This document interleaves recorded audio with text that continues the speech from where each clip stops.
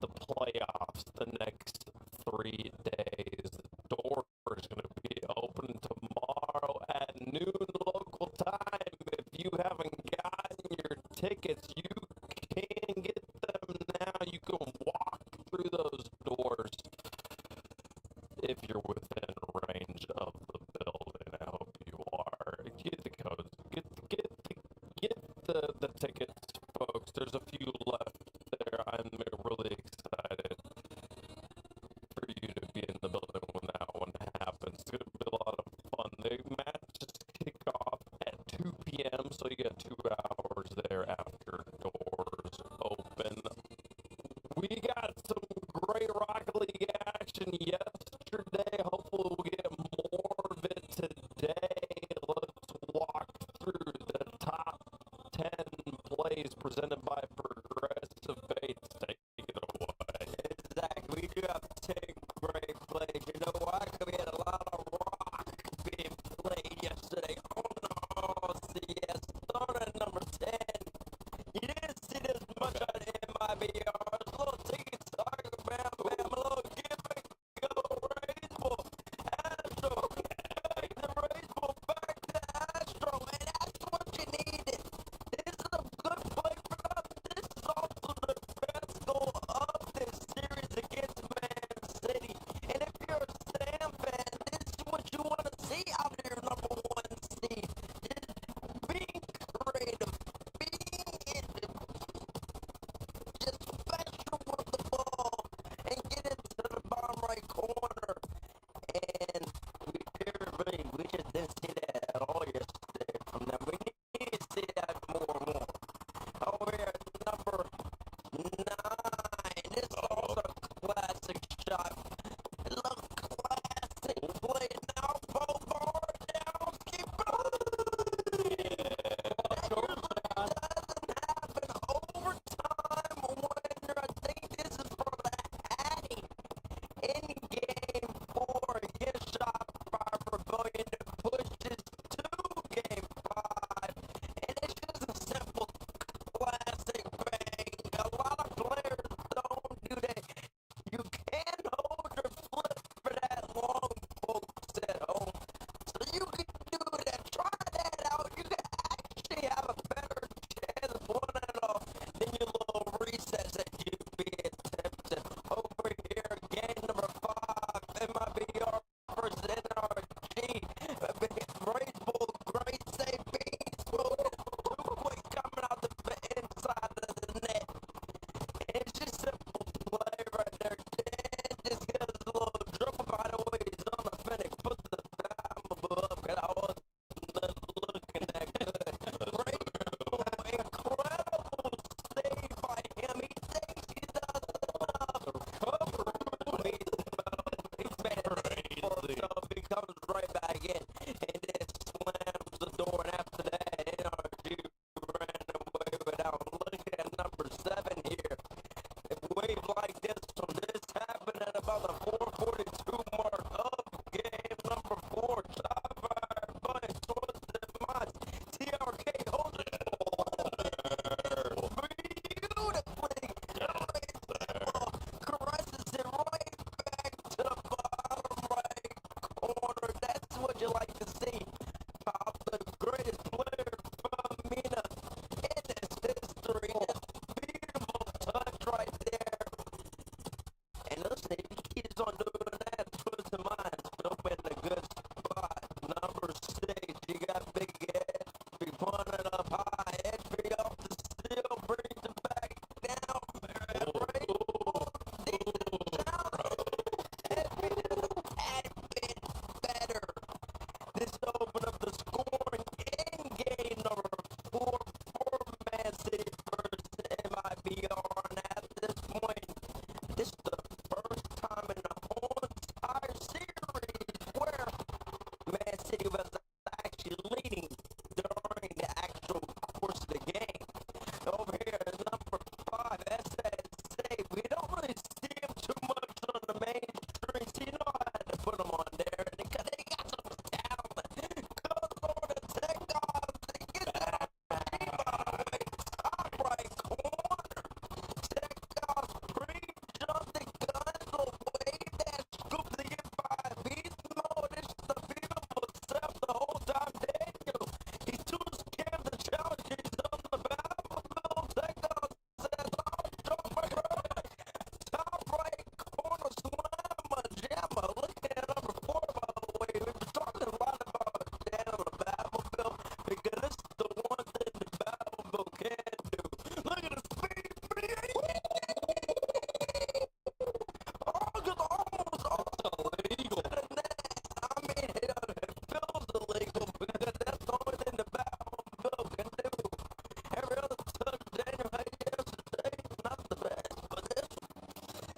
come back and still be top 10 in the NNA, maybe even top 15 in the world. Gets a double reset right by R8. And this one, R8 was leading a comeback as she was up 3-0 in game number 3.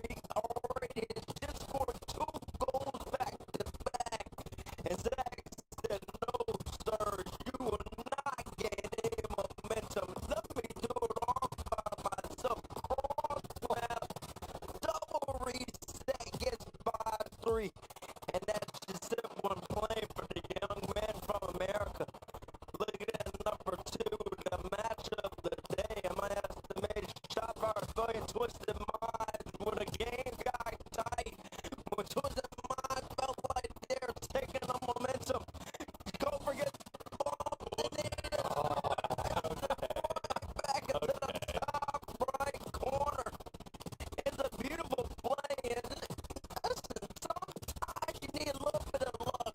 Put yourself in position. Take your time. At that point, just let the ball come and sit right on top of you. And that's the top right corner. And then number 1. Atto, I was talking to him yesterday. He said, Beast Boy hit the shot. You call me the best in the world.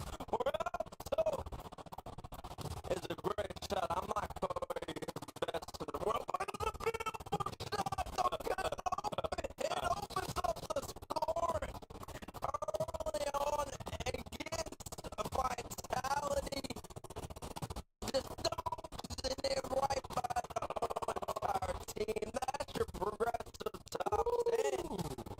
It's great plays from all the young men. And everyone's got to be afraid because Atto, he's back. He's like he split oneself, and that was fantastic goal. That was great.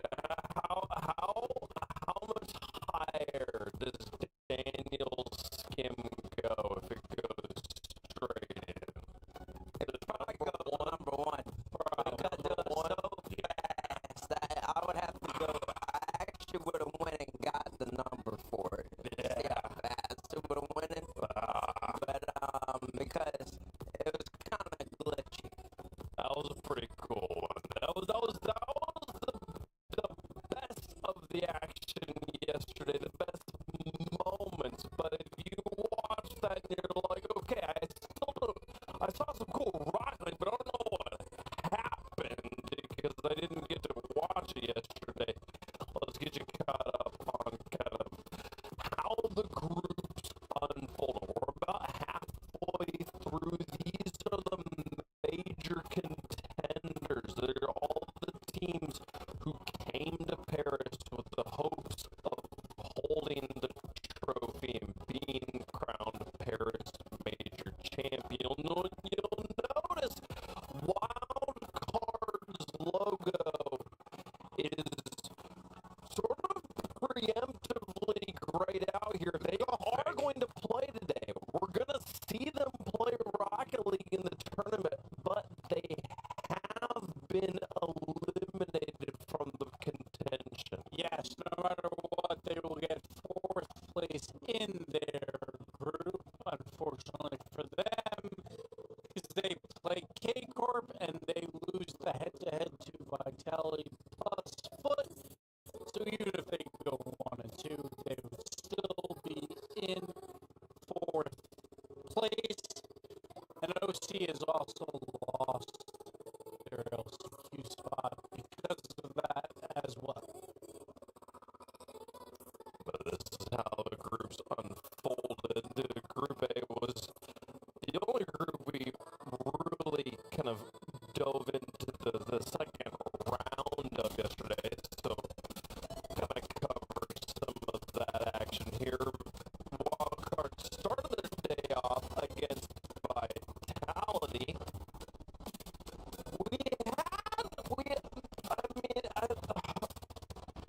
It's fair to say we had any hopes. Here's Shogun. I mean, Vitality's just looked so good.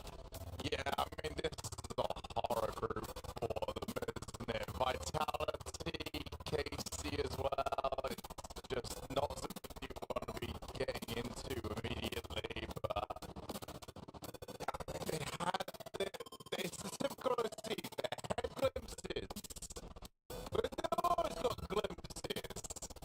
Yeah. When we ever get more than that vitality, I mean, they will be more than happy with their performance, but that does also now mean that Wildcard are set up.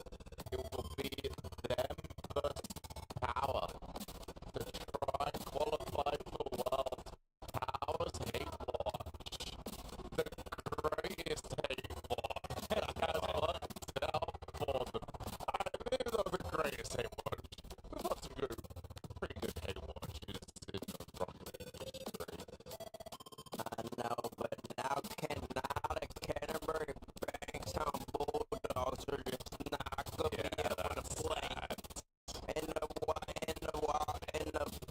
potential, what is that, the last chance qualifier. It's unfortunate, because you kind of want to see him, but in this match in particular, Casey, Vitality, Casey came in EU number 4, C Gibbs, talk about that.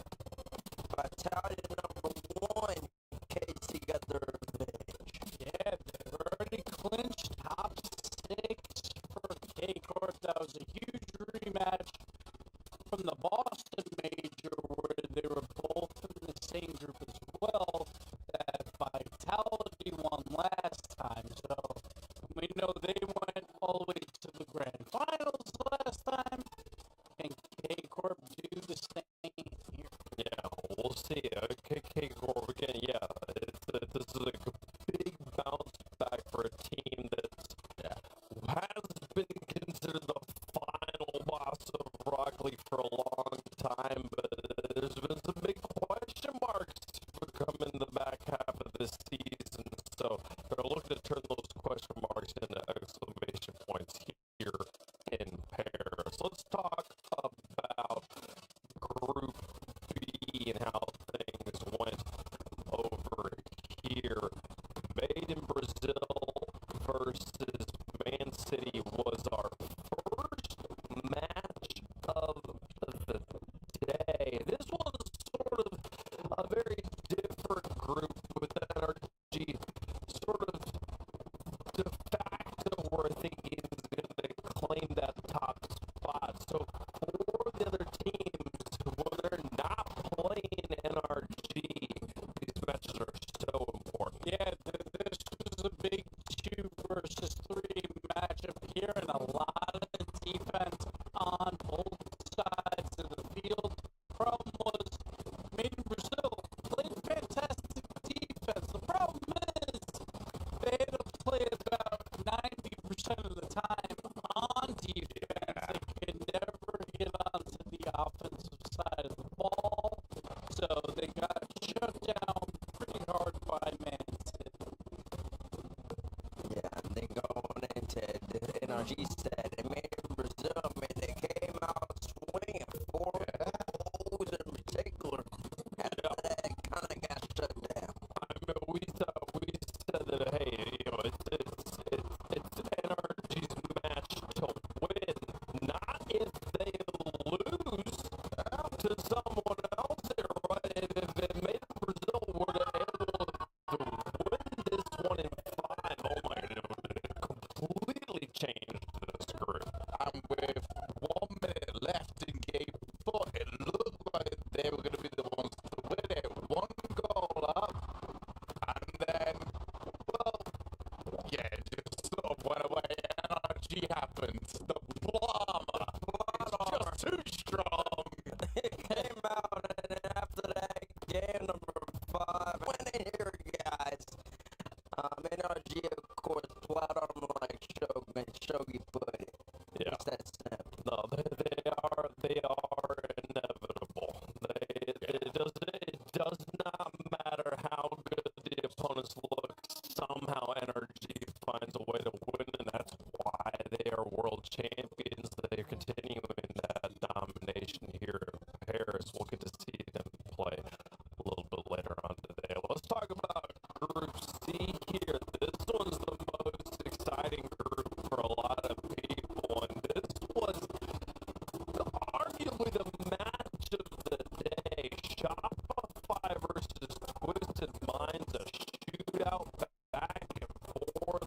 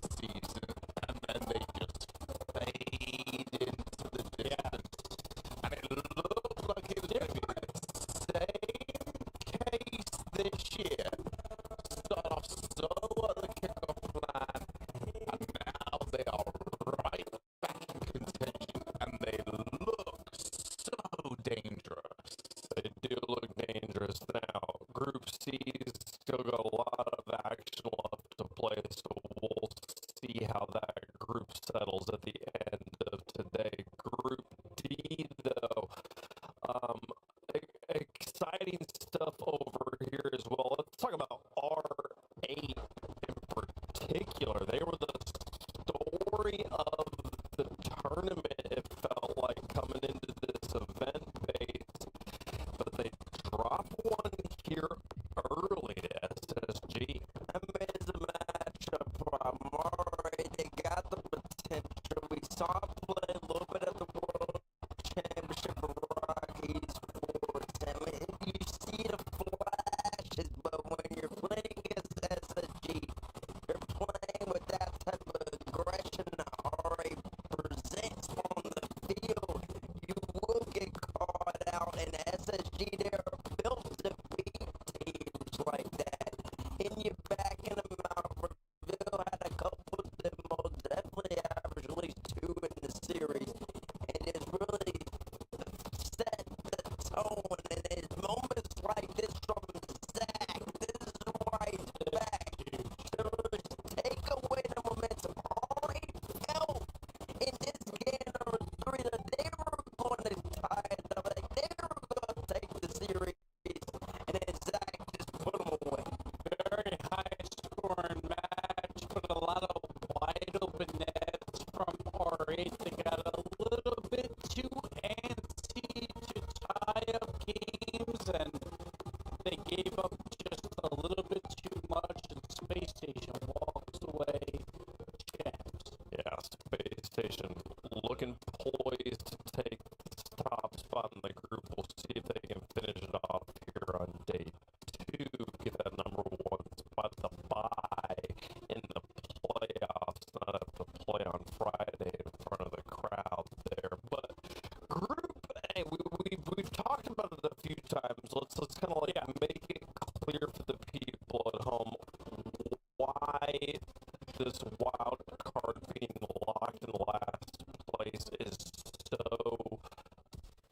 so impactful for their region. Yeah, so again, for tiebreaker purposes, it goes to head-to-head. Wild card, the only team they can beat is K Corp, but they will never be tied with them. They'll be at 1 and 2, so they are eliminated in 4th place, and that is also why K Corp is in 1st place, because they win the head-to-head versus both the 1 and 1s. But wild card being in 4th means they lose their LCQ spot, and we'll bring up those numbers here in a second.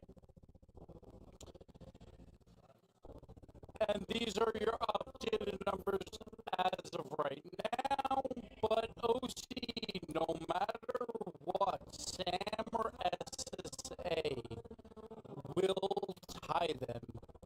They're both in Group B. Whoever comes in 3rd there will get to that 4th place spot tied at 9 points.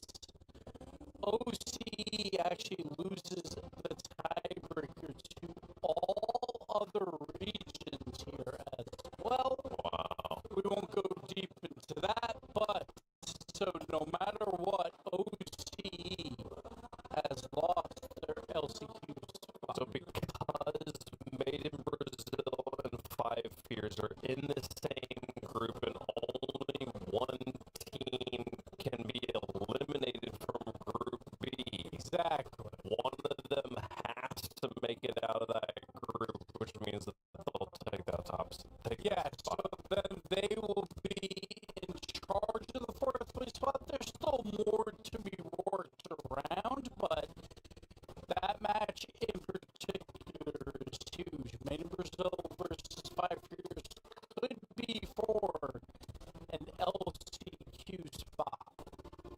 Okay, cool. Well, let's folks, we've been talking about a lot of fun things here on the show, some maybe not as fun things for OC fans in this particular situation, but let's talk about a thing that's good for all of you though. The Ratatouille bundle is in the shop right now. You can go and get the Anyone Can Cook Goal Explosion. This is the Let Them Cook moment. Let's talk about Shopify's physical play yesterday, mates. I mean, Shopify, we talked about it. It's just that they're playing so consistent and they're really just making it to where they're making it so tough for it. That's a great 50. Cofer in particular really leading the charge in those avenues. Dribbles right here, taking space, being physical by MK gets up, but it's simply not going to be quick enough. And if they're playing at this type of level, they really do have a great chance of winning this event. This is the best, honestly, I've ever seen a first killer team playing all three phases of the game. And just physical right there, trusting one another. It's going to be tough to beat. It was a very difficult group, and Twisted Minds were the favorites, slight favorites over all the other teams in that group, but now a rebellion's in charge. First killer still looking for that first major win. Is this the squad to do it with? We're going to one way to find out to continue to play here in Paris. We've had some crazy days yesterday, some good gameplay. If we had to put some spotlights on some players here, Gibbs, who were the players of the day on day one? Well, you have to look at K-Corp first, and you gotta look at the captain. You gotta look at Batira. He is looking so good. K-Corp has already qualified top 6, the only team so far to do that, and a lot of that is because of Batira's play. Setting up his teammates, getting them confident. That is what Batira does. He's been Mr. Consistent on this team for what feels like 5 years at this point, but plays like this, the pass play down to Hato, get him confident, and this team is a different beast. That's exactly what Uppeteer does. Look at that brilliant catch into a flip goal. Such a great mechanical player that gets overlooked at times. And it took them some time as well because they were looking at a sweep to the very start of the day. They were really looking for, but he switched on and the team looked great. He felt very good yesterday. Who was the spotlight for you, Sherman? Oh, well, I'm going to stick with Europe on this one. I've got to go for my boy Seiko over on Man City. And it all comes down to me to one big moment because this is a team that was struggling in their series against MIBR. Everyone is struggling against MIBR. That's not necessarily a new thing. But right here, you've got OTs, you've got him trying to get these demos. He's just finding ways to make a difference. But this is the play that unlocked this in for me. The 0 seconds, great outlash, launch forward, get over to it. That's not enough for this guy. Let's go and win that overtime as well. Clean as you like, Seiko. The story of the season right now over in Europe. His re-emergence, his entire season, the trades, doesn't care, does he? He walks up and he's too busy trash talking CJ. Didn't even want to talk about the series itself. He's got his priorities right. He's got him right indeed, Joe, because when you get traded like, oh, he can't perform, even though he did perform in Boston, but they still let him go. He's clearly won that trade. Man City's won that trade. Yep. He's been playing sensational the whole entire season. You know he's hungry to get back on that stage, get that win again here. Is Europe going to sweep the players of the day here, Bates? Who you got? Oh, no, they're not going to sweep the No? players of the day because, No. of course, the winner of the Twisted Mind Shot for Rebellion, at least one of these players has to be on there. And if not, it's the greatest player to ever play in day ones in all CS history. My goodness, I don't think there's a guy that can match this guy on day number one. And they couldn't match him yesterday. He opens up the score, but it's just a simple clang. I mean, I'm loving how players are just shooting the ball off the ground. Ground shooting is coming back. It's a lost art, and that's what you need. And then when you combine that with the great recoveries, a little chain dash, you get the TRK off the wall, setting his team up to be great. And then once again, he also can play defense too. Monkey Moon, LJ buys the time. FK says, don't worry, I'll cover everything else. And at this point, game number 5, I got to make the plays. You versus me, Monkey Moon. Mano me, mano. Who's going to win this one? FK sets him up. Easy low 50, dribbles it, tied up yet again. SR needs to make another play. FK beats one, sets up LJ. LJ's been quiet, gives him a chance. LJ makes the play. Monkey Moon there. FK slams the door. 2 big goals in game number 5 to win it, leading his team to victory. First goal's looking great. Honestly, other than that final clip there, I feel like you could have almost. I think you may argue you could put almost any of those FK clips into the top 10.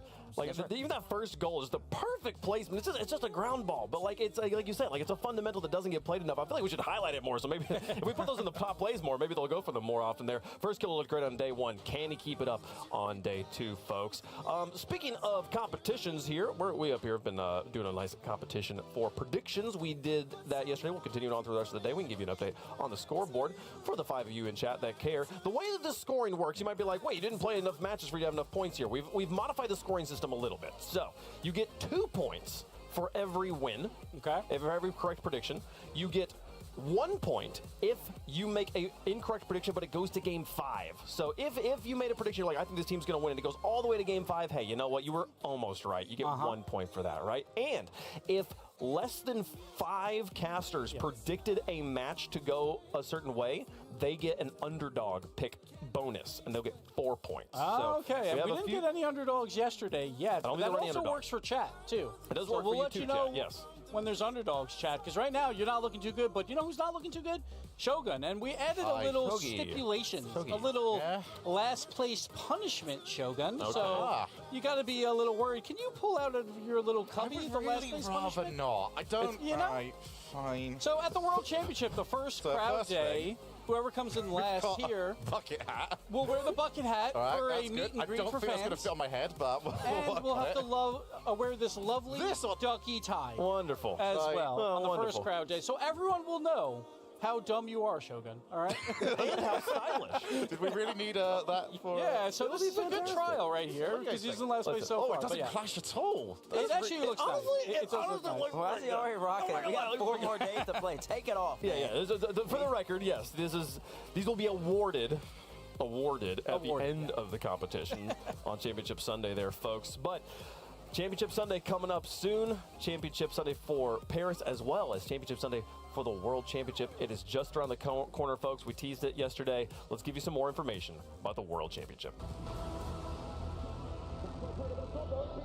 Only 40 nothing. Argument again with a breaker rotation. Brings Drowley into the play.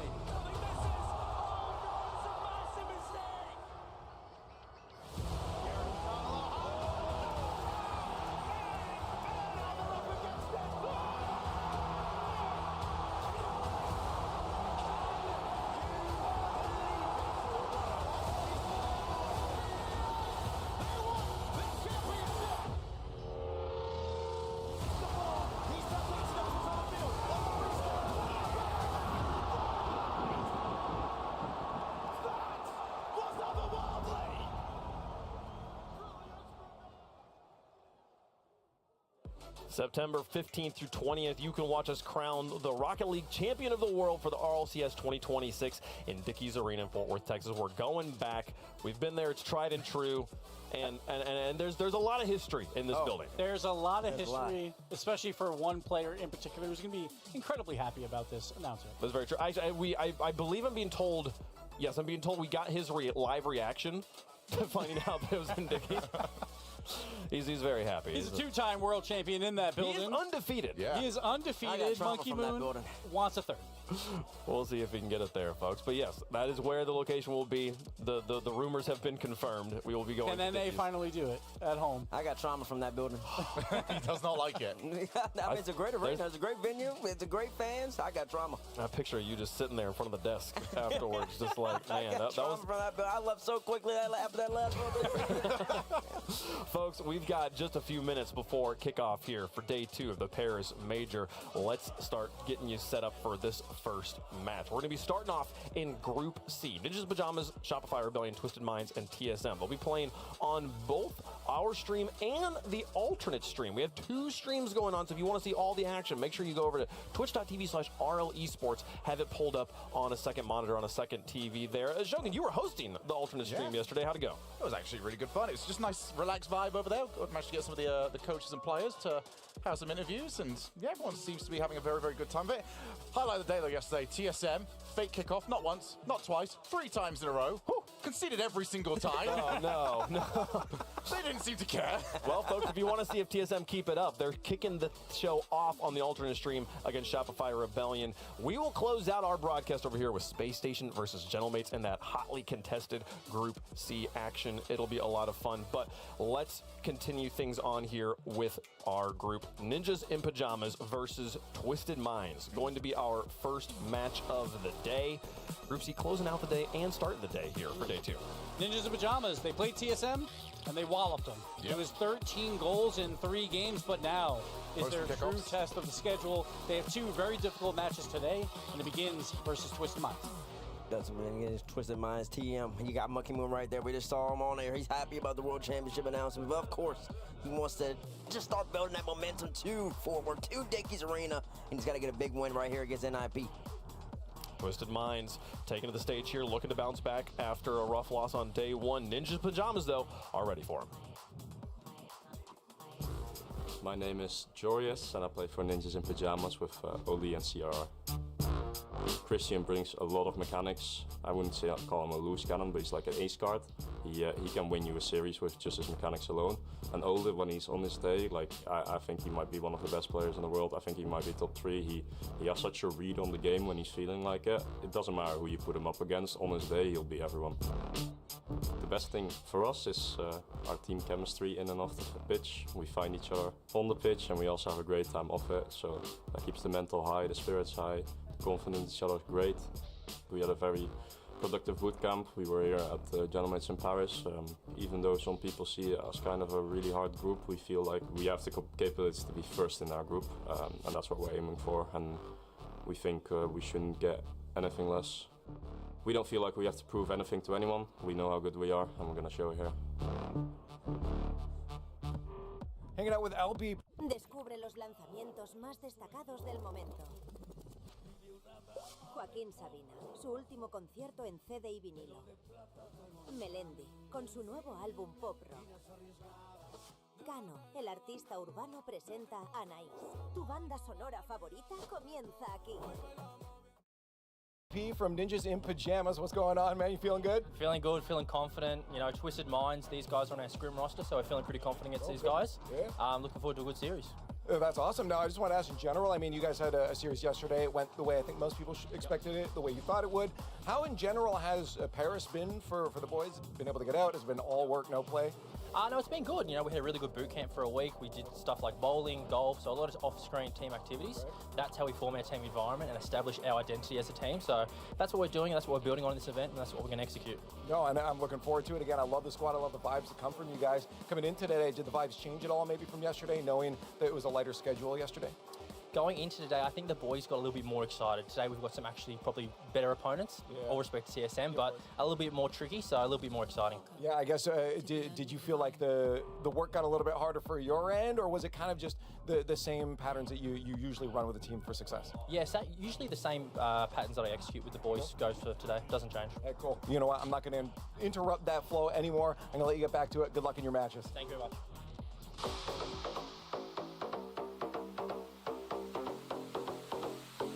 It's been a hard journey, so we were seed 1, but we won the last 2 regionals, so we are happy about it. We did like top 12 at the Boston Major, so it's bad. obviously, even if we had Vitality and Current Cup in the group. We have to win against a great team, so we were focusing on playing our games. We have to play our gameplay, so we practice a lot, like maybe 7 hours a day. Sometimes, like when I play ranked, I just feel like they maybe think I'm the GOAT, so they respect me. I don't think about it. I just try to stay humble as much as I can. Even if it's maybe easier than the Boston Major, we still have to stay serious and play at 100% all the time. Yeah, I just want to still win. Major, worlds, regional, everything. So yeah, that's my goal. At the Paris Major, Twisted Minds will show at the world who's the best.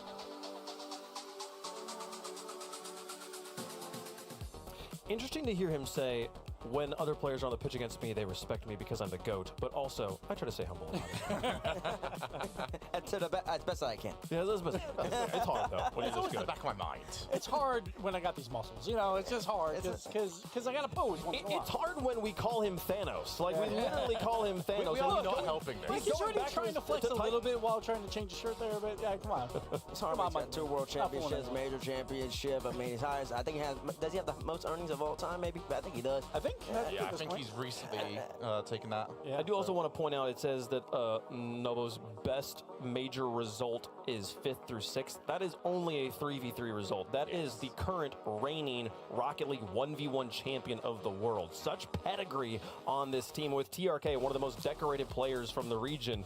You'd think Twisted Minds has got all the pieces they need to win here in Paris. Yeah, and they're used to bouncing back. I mean, this was not an easy split for anybody over in Minas. Stallions and R8 coming ahead and getting a grand finals at the very beginning. You would have thought, all right, maybe Twisted and Falcons. A lot of people thought Twisted were going to lose out because Falcons are surely they're going to bounce back here. But no, I mean, back against the wall. All right, we'll just go and win 2 of these in a row. No problems whatsoever. So, Yeah. Twisted Minds, they have already got experience of this. They lost yesterday. They won't be thinking about it. They had a lot of Game 5 losses across the 2 majors so far, and they've only played 1 series in Paris. So can they find a way to win it before Champions Field, or can they find a way to finally clutch up on that most important map, folks? Let us know who you think is going to win, and we'll make our picks up here on the desk. I was provided with a Ninjas in Pajamas Steve wearing a Ninjas in Pajamas jersey for the person who wants to predict Ninjas in Pajamas here. So Shogun, since you get to start the picks, you get to have Steve. Do you predict Ninjas in Pajamas? That's really nice, but no, I don't think I'm going to. You're picking I'm going for Twisted This Minds. is starting to sway me, but It is? But Monkey Moon just heard where the world championship is. He's going to be electric in the series. Yes, because Monkey Moon I'm going going- into a world championship. I know that's normally not the We're not best, in but Dickies it's going yet. to change here. I'm going Twisted Minds, so sorry, Steve. Here you go. Okay. Sorry. Oh. Bates? In this matchup, I mean, He's loud. I He didn't realize- screamed. Anyways, NIP, they're a great team. I think they're the most consistent team in Europe, but I think Twisted Minds yesterday showed a class that was truly exceptional. Is that Shopfire Rebellion was just that much better in that set. So give me Twisted Minds. I do think they have a really good chance of making a deep run in Pyre. So. Steve, I'm so sorry. So sorry. You didn't ask for that. Also, I'm so sorry. I'm picking Twisted Minds. Let's see if the coin, does the coin get to have Steve here? Twisted Minds on one side, Ninjas in Pajamas in the other, and it comes up Twisted Minds. Steve, I'm so sorry. Unfortunate. Nobody went Ninjas in Pajamas here. Chat could. I'm sorry. Chat possibly could. No, not Steve even either, chat's got apparently. Steve. Sorry, Not even Steve, chat's the got Ninjas in Steve. Pajamas Gator. We need somebody I to can't have squeeze Steve's him no back. more. Do the boys on Ninjas in Pajamas have Steve here? We're about to find out, folks. Day 1 was electric. Day 2, hoping to live up to the expectations here, folks. Let's kick it off in style. It's Ninjas in Pajamas versus the Twisted Minds to kick off Day 2 of the Paris Major. Steve is literally the only believer in Ninjas in Pajamas. Now it's time for Nip to make believers out of everybody and make an example out of Twisted Minds in what amounts Daz to a must-win here. Game 1 brought to you by Progressive as we kick it off. Steve didn't deserve that. Steve did not deserve that. Wave. We might need to have a conversation afterwards. That was unbelievable. That being said, though, maybe NIP can turn a few heads. Right now, this Twisted Mind squad has just been so dominating in their own region. It's hard to really kind of count them out. Obviously, you know, you expected a little bit more from them going up against Rebellion yesterday, but it's still a great series. And they look like favorites here, unless NIP can change that narrative. We'll see how things start off. Two players in this series who each scored 7 goals for their respective squads yesterday. Granted, one against much stiffer competition. Loose ball in the air here. She's going to be missed high and wide off the corner of the frame. Novo with 7 in his series yesterday. Oli led all of Ninjas in Pajamas with 7. Granted, many were off the kickoff. They were outstanding on the kickoff against TSM in their opening round match. Things have settled down significantly for both squads here early in game 1. Yeah, but so far Twisted Mind's kind of controlling the pressure here. They're doing a good job of keeping the ball in this blue half. As Monkey Moon gonna slot one in. TRK with the assist here. You watch again that speed. Jorius with that heavy touch, you can't follow it. TRK plays it perfectly past him. There's no one covering the net there. There was just so much pressure from Twisted Minds in that opening round salvo. Now they strike gold here with the first goal. Anytime a ball comes cleanly off that back wall, you're just asking to concede a goal. Yori is trying to get a quick answer. Descubre los lanzamientos más destacados del momento. Joaquín Sabina, su último concierto en CD y vinilo. Melendi, con su nuevo álbum Pop Rock. Cano, el artista urbano, presenta Anaís. Tu banda sonora favorita comienza aquí. Back. Nothing brewing there, and now it's going to be Monkey Moon looking to add the pressure on now for Twisted Minds. Much better defensively yesterday than they had been in their previous LAN performance. That was their weak point in Boston. Oh, a little bit of a double commit there. That was also one in Boston. Oli's trying to wants to cut this, but it'll be a free ball for Monkey Moon. Not a lot of boost here, just plays the beat. Wants to get out. CRR looking to follow this up, but I mean, the hit's a little too heavy. So he ends up chasing it down. Wants to turn, keep this in. Nice chance there for a pass, but Jorius, the pre-jump just a little off. Not enough boost, of course, correct there. And IP trying to find each other in the midfield, but this offense not too. The execution is just lacking, a little slow here. They'll have to try again. Pre-jumps, high risk, high reward. Here's TRK though. Met by Oli. Where's the counterattack? It comes in the form of a shot from Jory. It's easily dismissed by Monkey Moon. Here goes the 1v1 world champion. Denied by Jorius. And the follow-up there from Monkey Moon. Didn't have any pace behind it at all. Yeah, but you see, again, just that level of speed when it comes to getting close to the ball here. NIP getting some beats out, but a lot of these 50s are coming through. Whenever NIP are on the ball, they don't necessarily have too much boost to do much with it. They're expending all their resources to just get contact, and that's not going to be enough here against Twisted Minds. Execution just has to be a little bit better, because look at the physicality, forcing the error, and TRK will get credit with the goal. But this is really like just an off-ball play. Look at Noble just getting that bump out, and CRR had to go high. He just couldn't get that follow-up touch he needed to get the save. Give CRR all the credit in the world. He just about got back, but not enough. Now Monkey Moon looking for a third for TM. Won't find anything towards the center that time. But they have done a great job, Daz, of just kind of controlling game 1 here and forcing Ninjas in Pajamas on their back foot the entirety of this game. Finally breaking out here in an opportunity with the ball jumping out cleanly off the corner. But even though 2 go, it works out perfectly for Twisted Minds. I mean, this is really going to be up to NIP to kind of turn this around as another shot goes through just high. Won't go in, but still the pressure here just mounting. And you can see Ninjas in Pajamas just struggling to really get just a foothold here. Just again, every time they get to the ball, that first man can at least make contact force of 50, but they never win it, and they never win it handedly. That second man coming out from Twisted Minds has always been so effective. Look at Monkey Moon here as third, just able to get a perfect cut. His timing has always been so well, and it works here, buys enough time for his team to get back. Jorius had a little bit of room there, but not enough to get past Twisted Minds once they get set on defense. Plenty of offense to go around for Ninjas in Pajamas in their first round yesterday. Ole adds to his impressive tally, his 8th goal of the event, and it's the first in the last minute here for NIP. And you can see Twisted Minds all in the corner. I think they wanted to kind of keep that possession close, trap the ball, but everybody shouldn't be there. And CRR, great read on the situation, hit the ball off the corner, and Ole just banked the shot. Maybe CRR can get another. He's going for the bump, and it'll go on Monkey Moon's hood. Great flick out. Boy, it looked like he had it all lined up. It looked like Ninjas in Pajamas are going to do it again off the kickoff. Now they're swarming around the Twisted Minds net, but a powerful clear from CRR gives them a glimmer of hope. That's another ball sent out towards midfield, and CRR tried to skim that one, coming back from the offensive end. The creativity's there, Daz, but they got very little time to work with. TRK able to get, just staying on top of it. He just takes it all by himself. Ole must have been so awkward there. But you see TRK, you got to know he doesn't have that much boost left. Ole just didn't want to cut in time.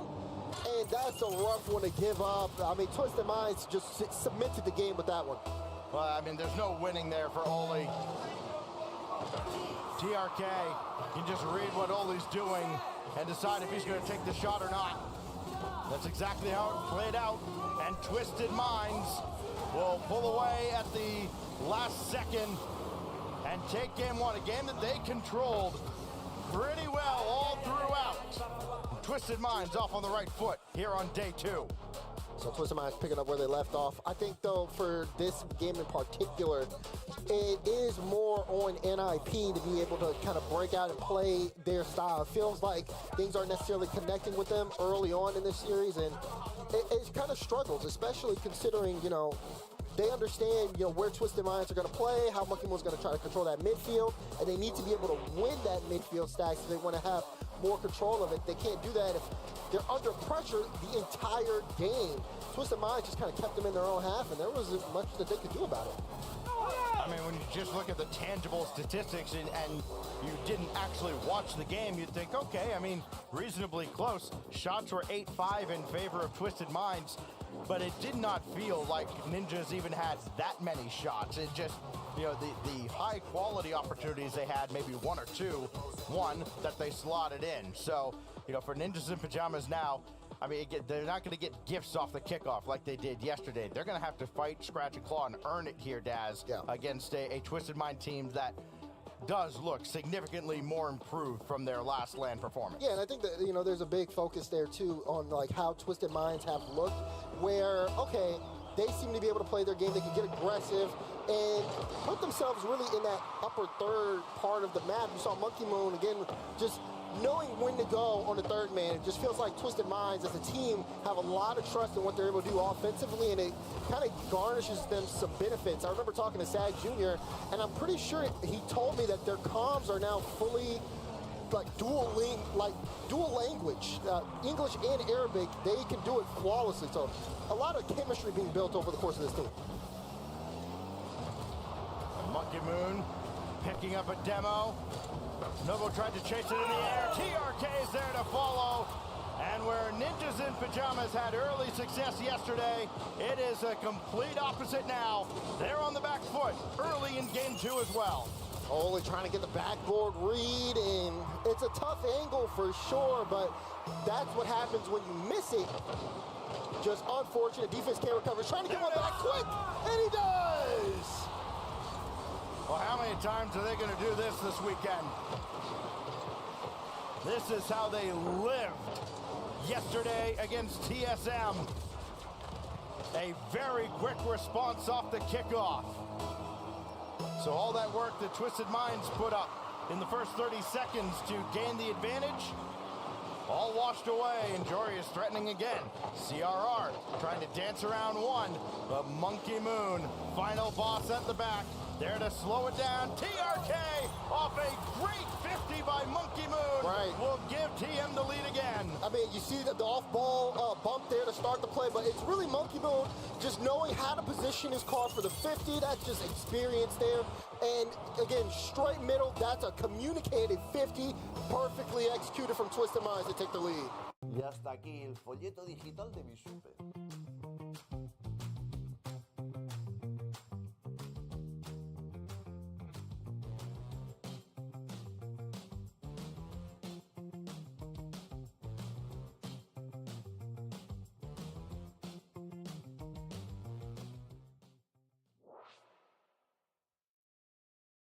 Descubre los lanzamientos más destacados del momento.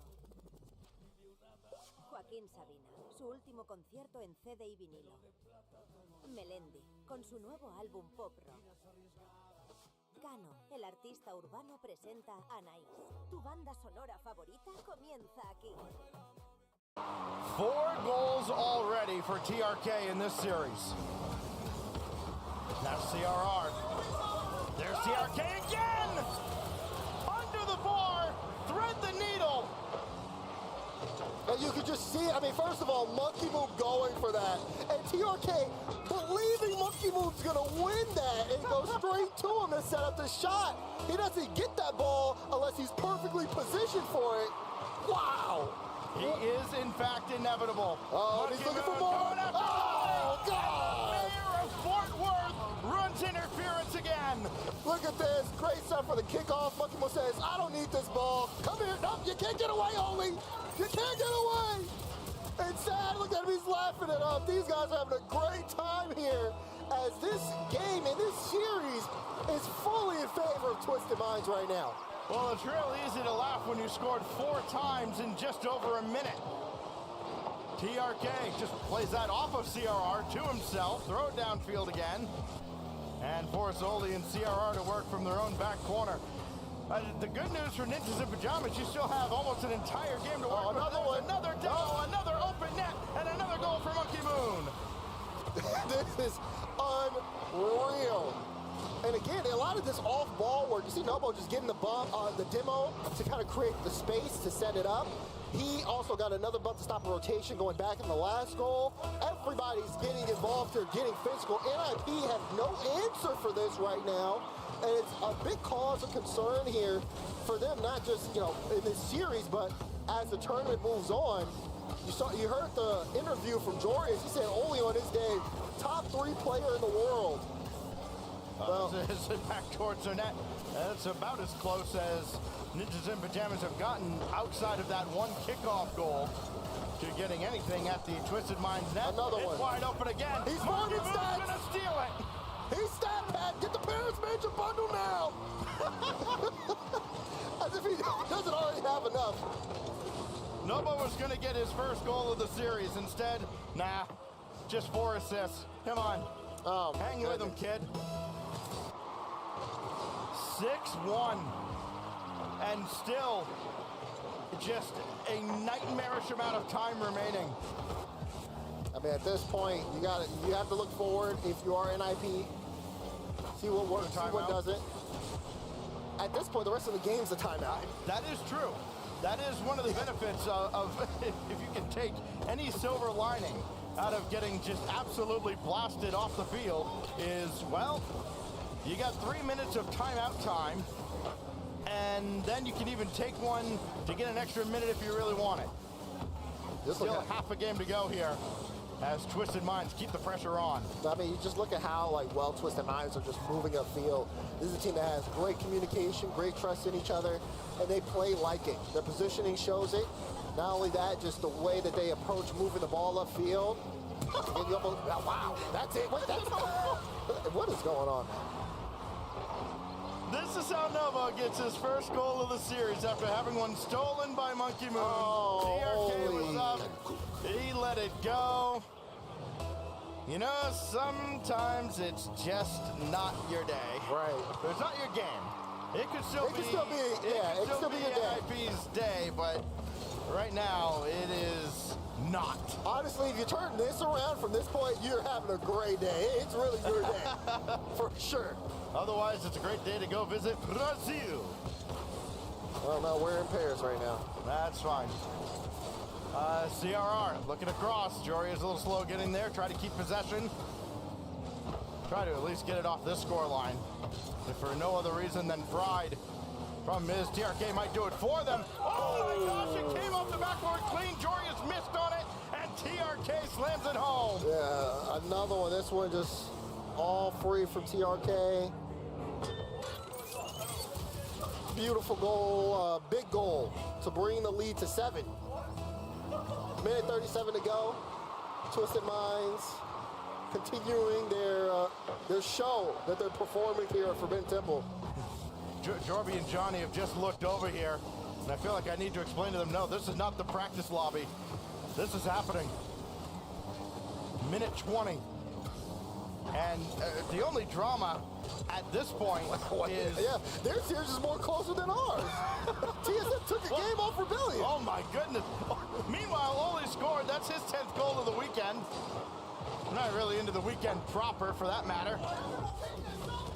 8 to BU. Ole from Jorius. Okay. This is a wild start to the day here. It is. Very odd. But why not? Yeah, just get another one. Just get another one. Yeah. At this point, he's actually shooting 100%. Can you believe that? He's 2 for 2. Somebody got to be waking up D-Rec right now like, yo, dude, open up the record book. I'm sure something is happening within this series.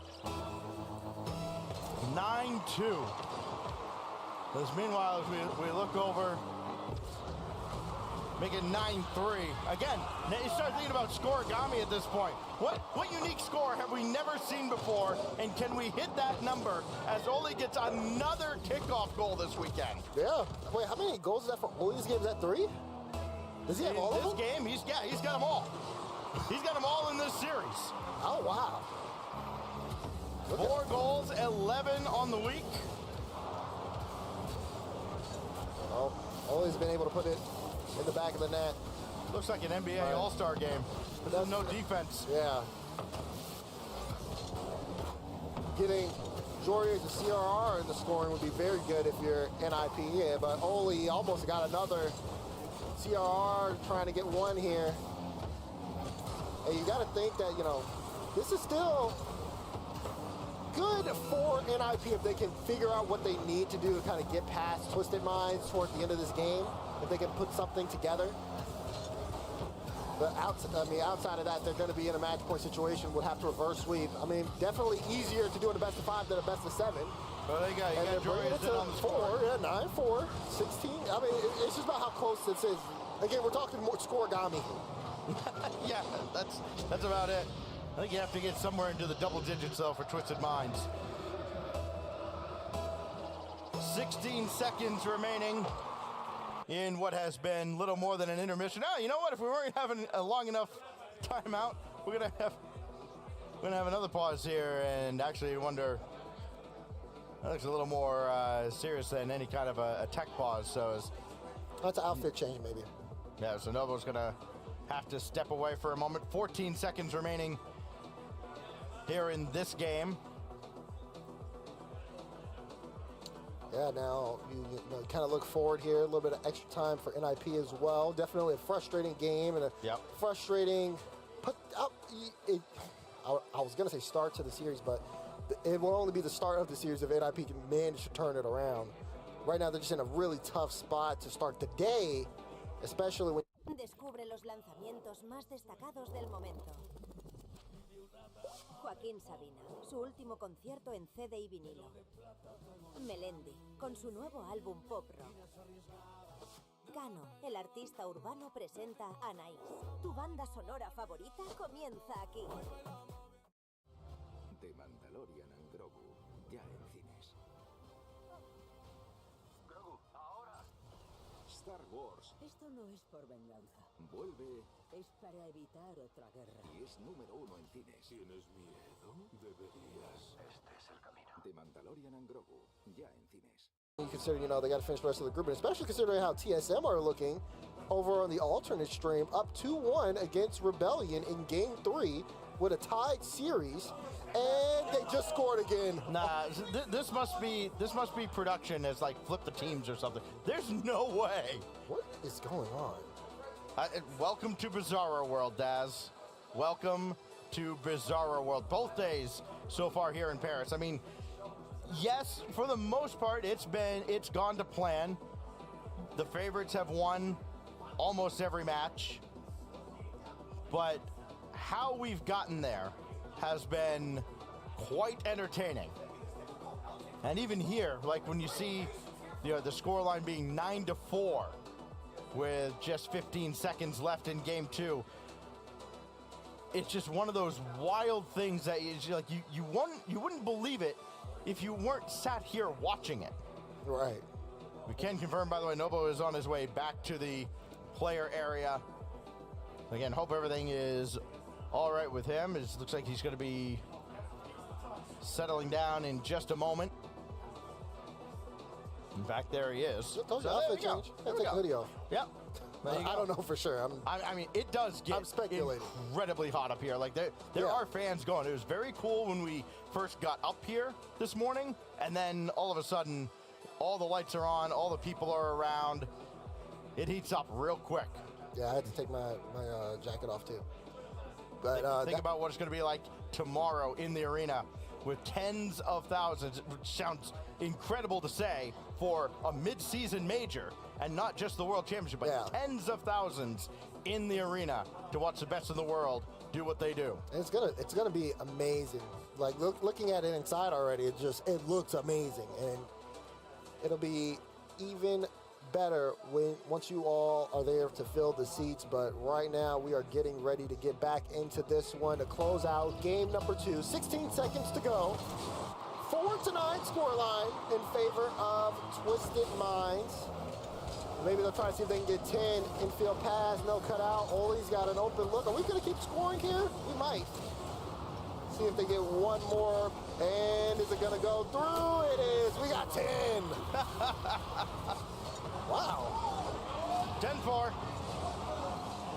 How long has it been since you've seen a 10-goal scoreline in the RLCS? You personally?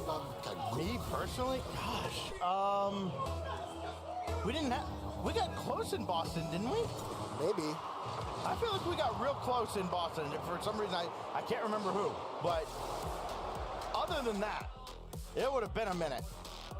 10-4. Noble gets 3 near the end. TRK puts up absolutely God mode numbers. 5 goals from 4 shots. 5 goals. I love this game. Monkey Move shot 100%, 2 for 2, 5 assists. Yeah. There were 0 saves on the side of NIP.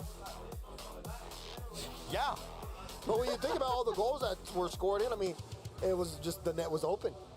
That's the big thing here. See those numbers? Or whoever was in the net couldn't even get the save because they got bumped. Yeah.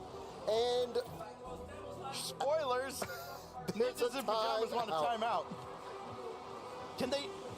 Can Twisted Minds also gift them their timeout? We saw Sathu take a timeout up 2-0.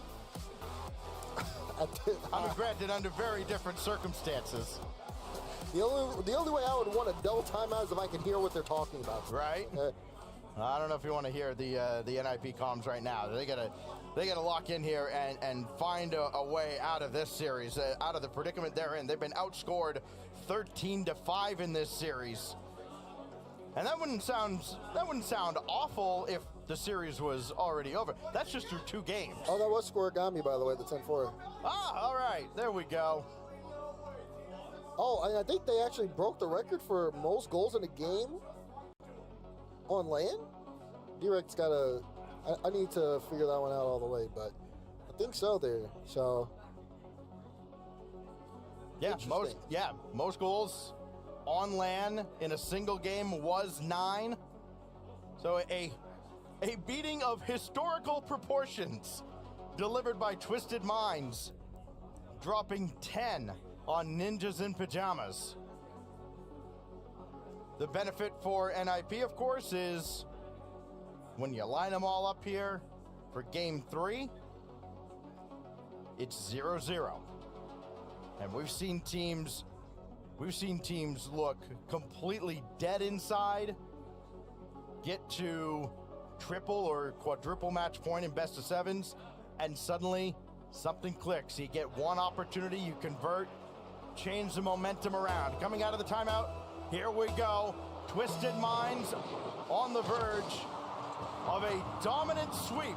But first they have to survive the kickoff where Ninjas in Pajamas have thrived, and that continued even in that last game. Yeah, this is going to be big here because now you're looking for the adjustment. You've had time, you've had more time than most to be able to at least talk this over. Now, what can you bring to the table? Nothing. You can't bring in anything because Monkey Moon's inevitable. Well, we told him he's going back to his home to win another championship, and he's like, all right, well, I guess I'll start trying again. Monkey Moon's got 4 goals in this series, and that just looks like a kind of pedestrian number compared to what TRK has added. Wow, what a legend. Oh, look, he's going up for this, too. He was last back there. No hesitation. He's going to leave it. Try to get out. Pass upfield. CR gets cut out. They got to stop the bleeding here. They got to get something on the board here soon for NIP. It just feels like they cannot get their play style moving the way they want to. Pass again. That shot's just off. CR was looking for the top corner. Wants to follow it. There's a demo on the play. NIP doing a much better job of kind of controlling the ball. Now he's got to build that consistency. Can't let these beats come through. Can't let those shots go through. CR just barely made it in time. Right place, right time. NIP's going to need a lot more of that. CRR through the corner. Beaten handily by Novo. Now Oli. Good 50 to get that deep into the corner. CRR can chase it further. Monkey Moon not able to get out of the zone very cleanly. But a powerful clear there. That's forced an awkward flip from Oli. And now a free ball off the backboard. Almost twice. Would have back Twisted Minds to score 9 times out of 10 there. That's the one, and Ninjas in Pajamas will get it back. CRR perseveres. This is the only downside for that trust that you see out of Twisted Minds. Because Novo just leaves it. He's expecting Monkey Moon to have a free ball and a clear. But Monkey Moon last back. Even though the team has trusted him to make the play, if he doesn't, then that's the risk that comes with it. NIP, great pressure there on just squeezing the space from Twisted Minds and getting a goal and being rewarded for it. Jory is now going to work as Ninjas in Pajamas have renewed life. Descubre los lanzamientos más destacados del momento. Joaquín Sabina, su último concierto en CD y vinilo. Melendi, con su nuevo álbum pop rock. Cano, el artista urbano, presenta Anaís. Tu banda sonora favorita comienza aquí. Novo right towards CRR. He'll dish it off to the right to Monkey Moon.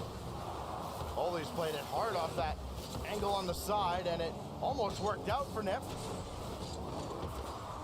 Novo up there very quickly to win that ball. Monkey Moon, excellent first touch. That forces CRR into action. STRK will leave it now for Novo, and almost got that win off Jorius on the back wall. TRK trying to control that one. Right now, Twisted, halfway through this game. Been pressured a bit.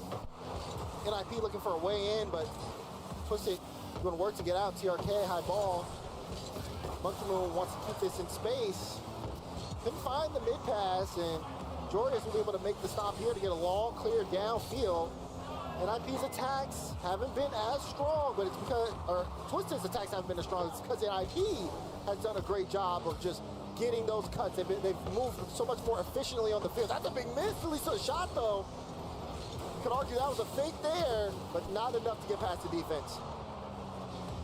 Demo downfield, trying to open things up for Ninjas in Pajamas, but Jory's effort only leads to TRK coming back for more. Great adjustment. He's been unusually silent here in this game after putting on an offensive clinic in the first 10 minutes. Yeah, I mean, Jory is great.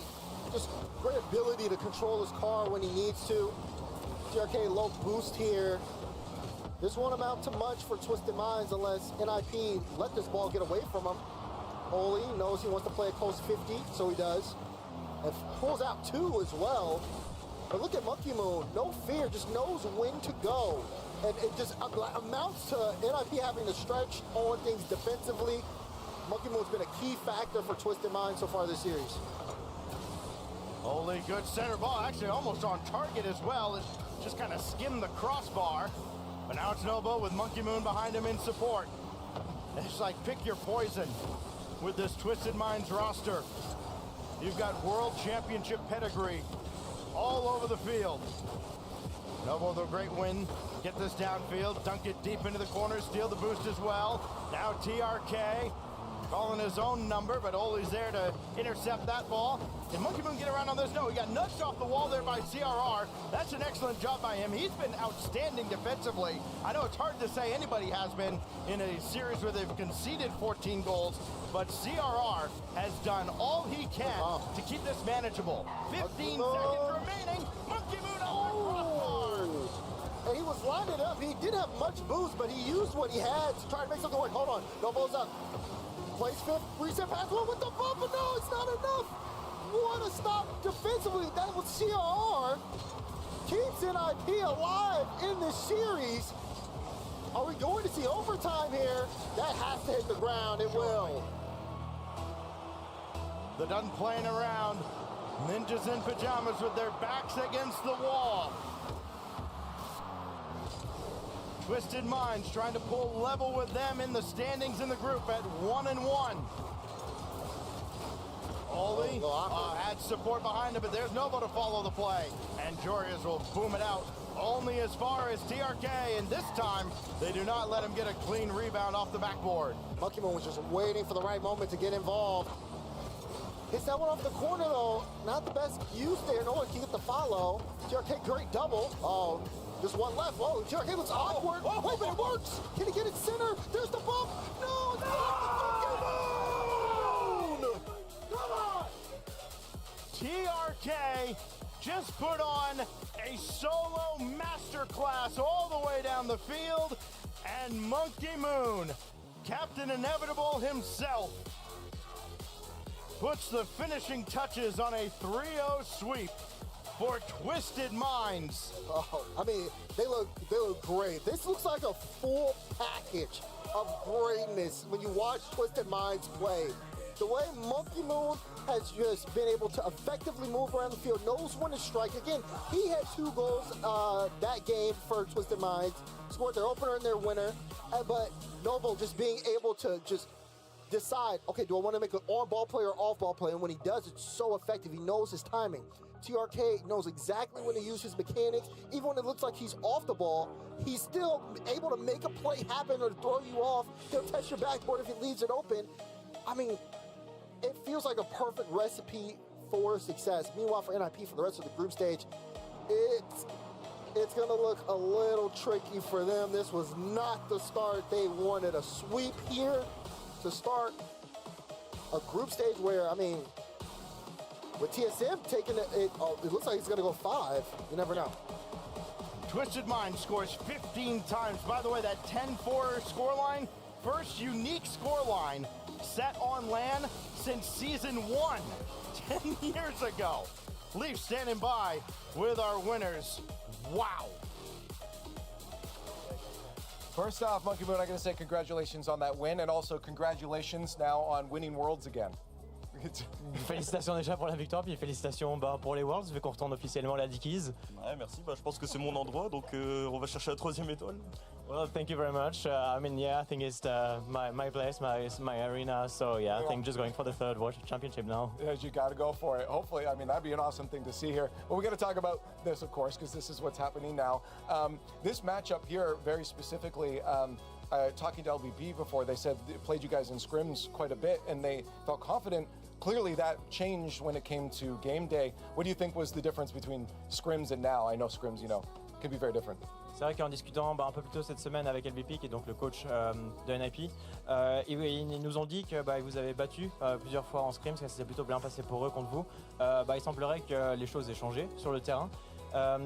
comment est-ce que tu dirais, comment est-ce que tu expliquerais peut-être cette différence entre les scrims que vous avez pu avoir avec eux et comment ça se passe en match officiel quoi? Je pense que quand je scrim contre eux, souvent je suis avec TRK et Nobu, mais eux ils sont en Arabie Saoudite, donc ils ont du ping.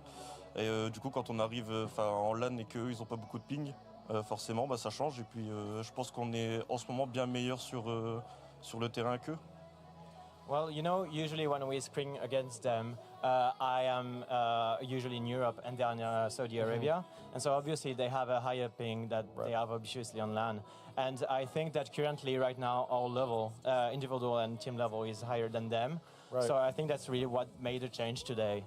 Well, I want to ask about that level too, because I talked to Sad Jr. yesterday and he said, there were difficulties trying to connect different languages together in that and the play styles. Do you feel like it's at its peak now for yourself? Do you feel like the team is exactly where it needs to be? C'est vrai qu'en discutant aussi bien sûr avec Sad Junior entre autres, il y avait peut-être un peu cette difficulté au départ de vous rejoindre différents langages, différentes langues, et puis aussi bien sûr des régions différentes, donc peut-être des fois des pings différents. Est-ce que tu as l'impression que maintenant vous êtes tranquillement en train d'arriver peut-être à ce niveau, à ce pic de performance de ce que vous pouvez pas atteindre en équipe? Pour l'instant, je dirais pas qu'on a notre pic. Je pense qu'on s'en rapproche vraiment de plus en plus. Mais c'est sûr que maintenant, on est, je trouve, très très fort. Je pense que ça s'est vu sur le split 2 avec les 2 régionaux qu'on a gagnés. Et moi, individuellement aussi, je me suis beaucoup amélioré. Je pense que j'en avais besoin, surtout pour l'équipe. Donc moi, je me sens bien. Et puis l'équipe, si on joue comme ça jusqu'à la fin, on pourrait peut-être aller chercher le titre. Well, yeah, I don't think we reached the peak yet, but we're very close to it. It's clear that we're improving a lot, and I think people still saw that during the second split, since we won 2 regionals, obviously, and even individually, I definitely stepped up. I think I needed that, and I think the team needed that as well.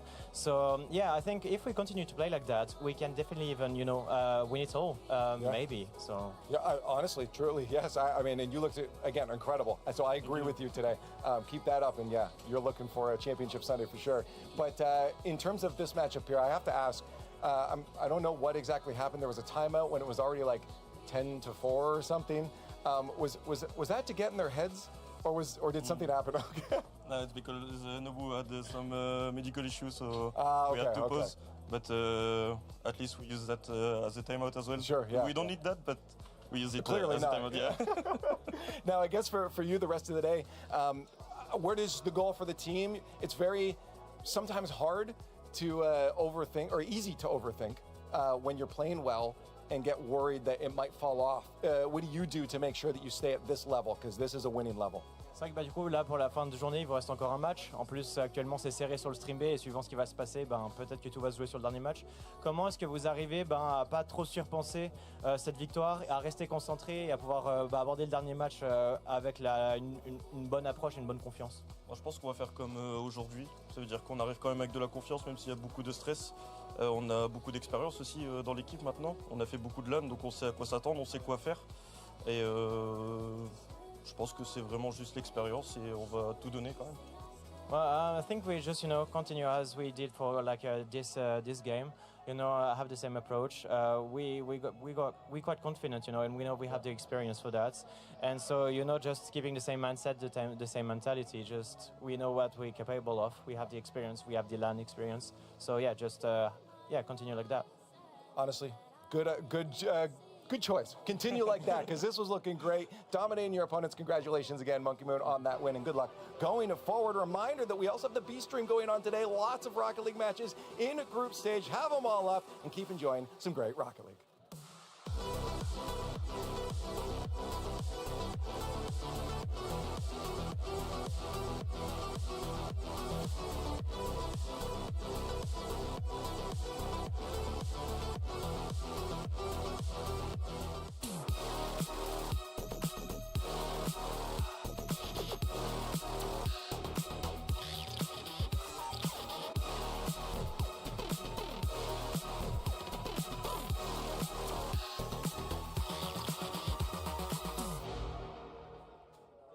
I want to try an experiment.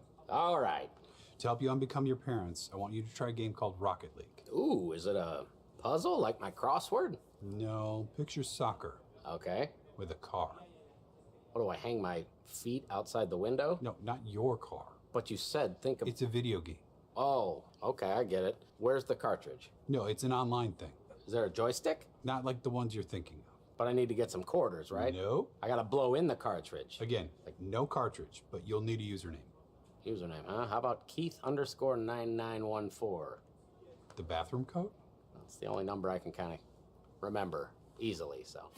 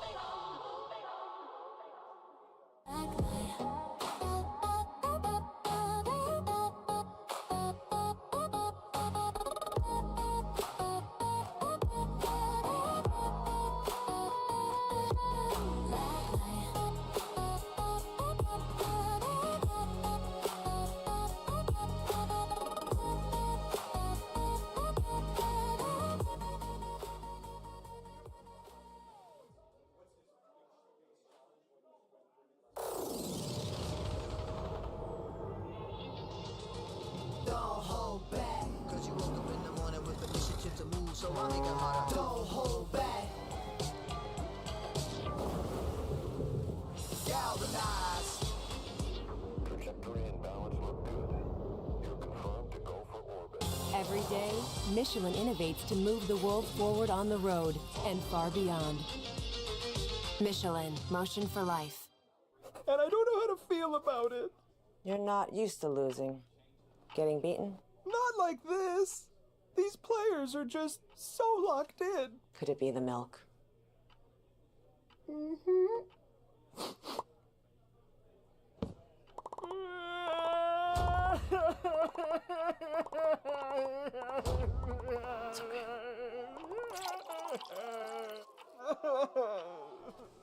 Stay there.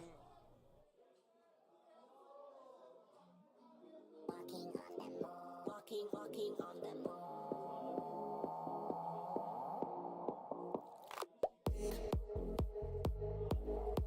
One moment to escape. Walking on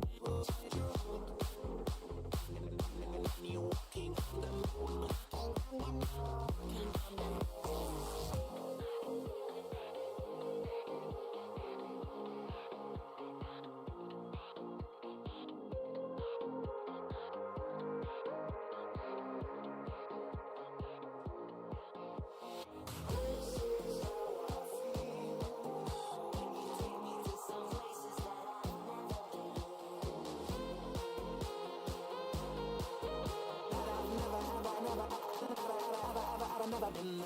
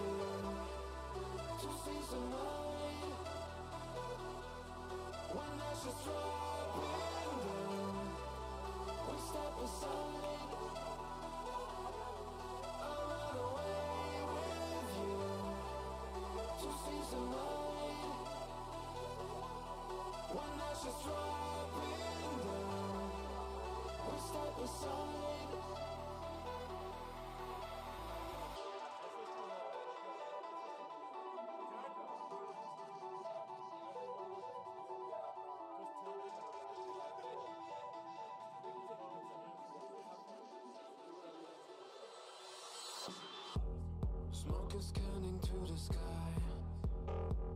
You can't believe your senses.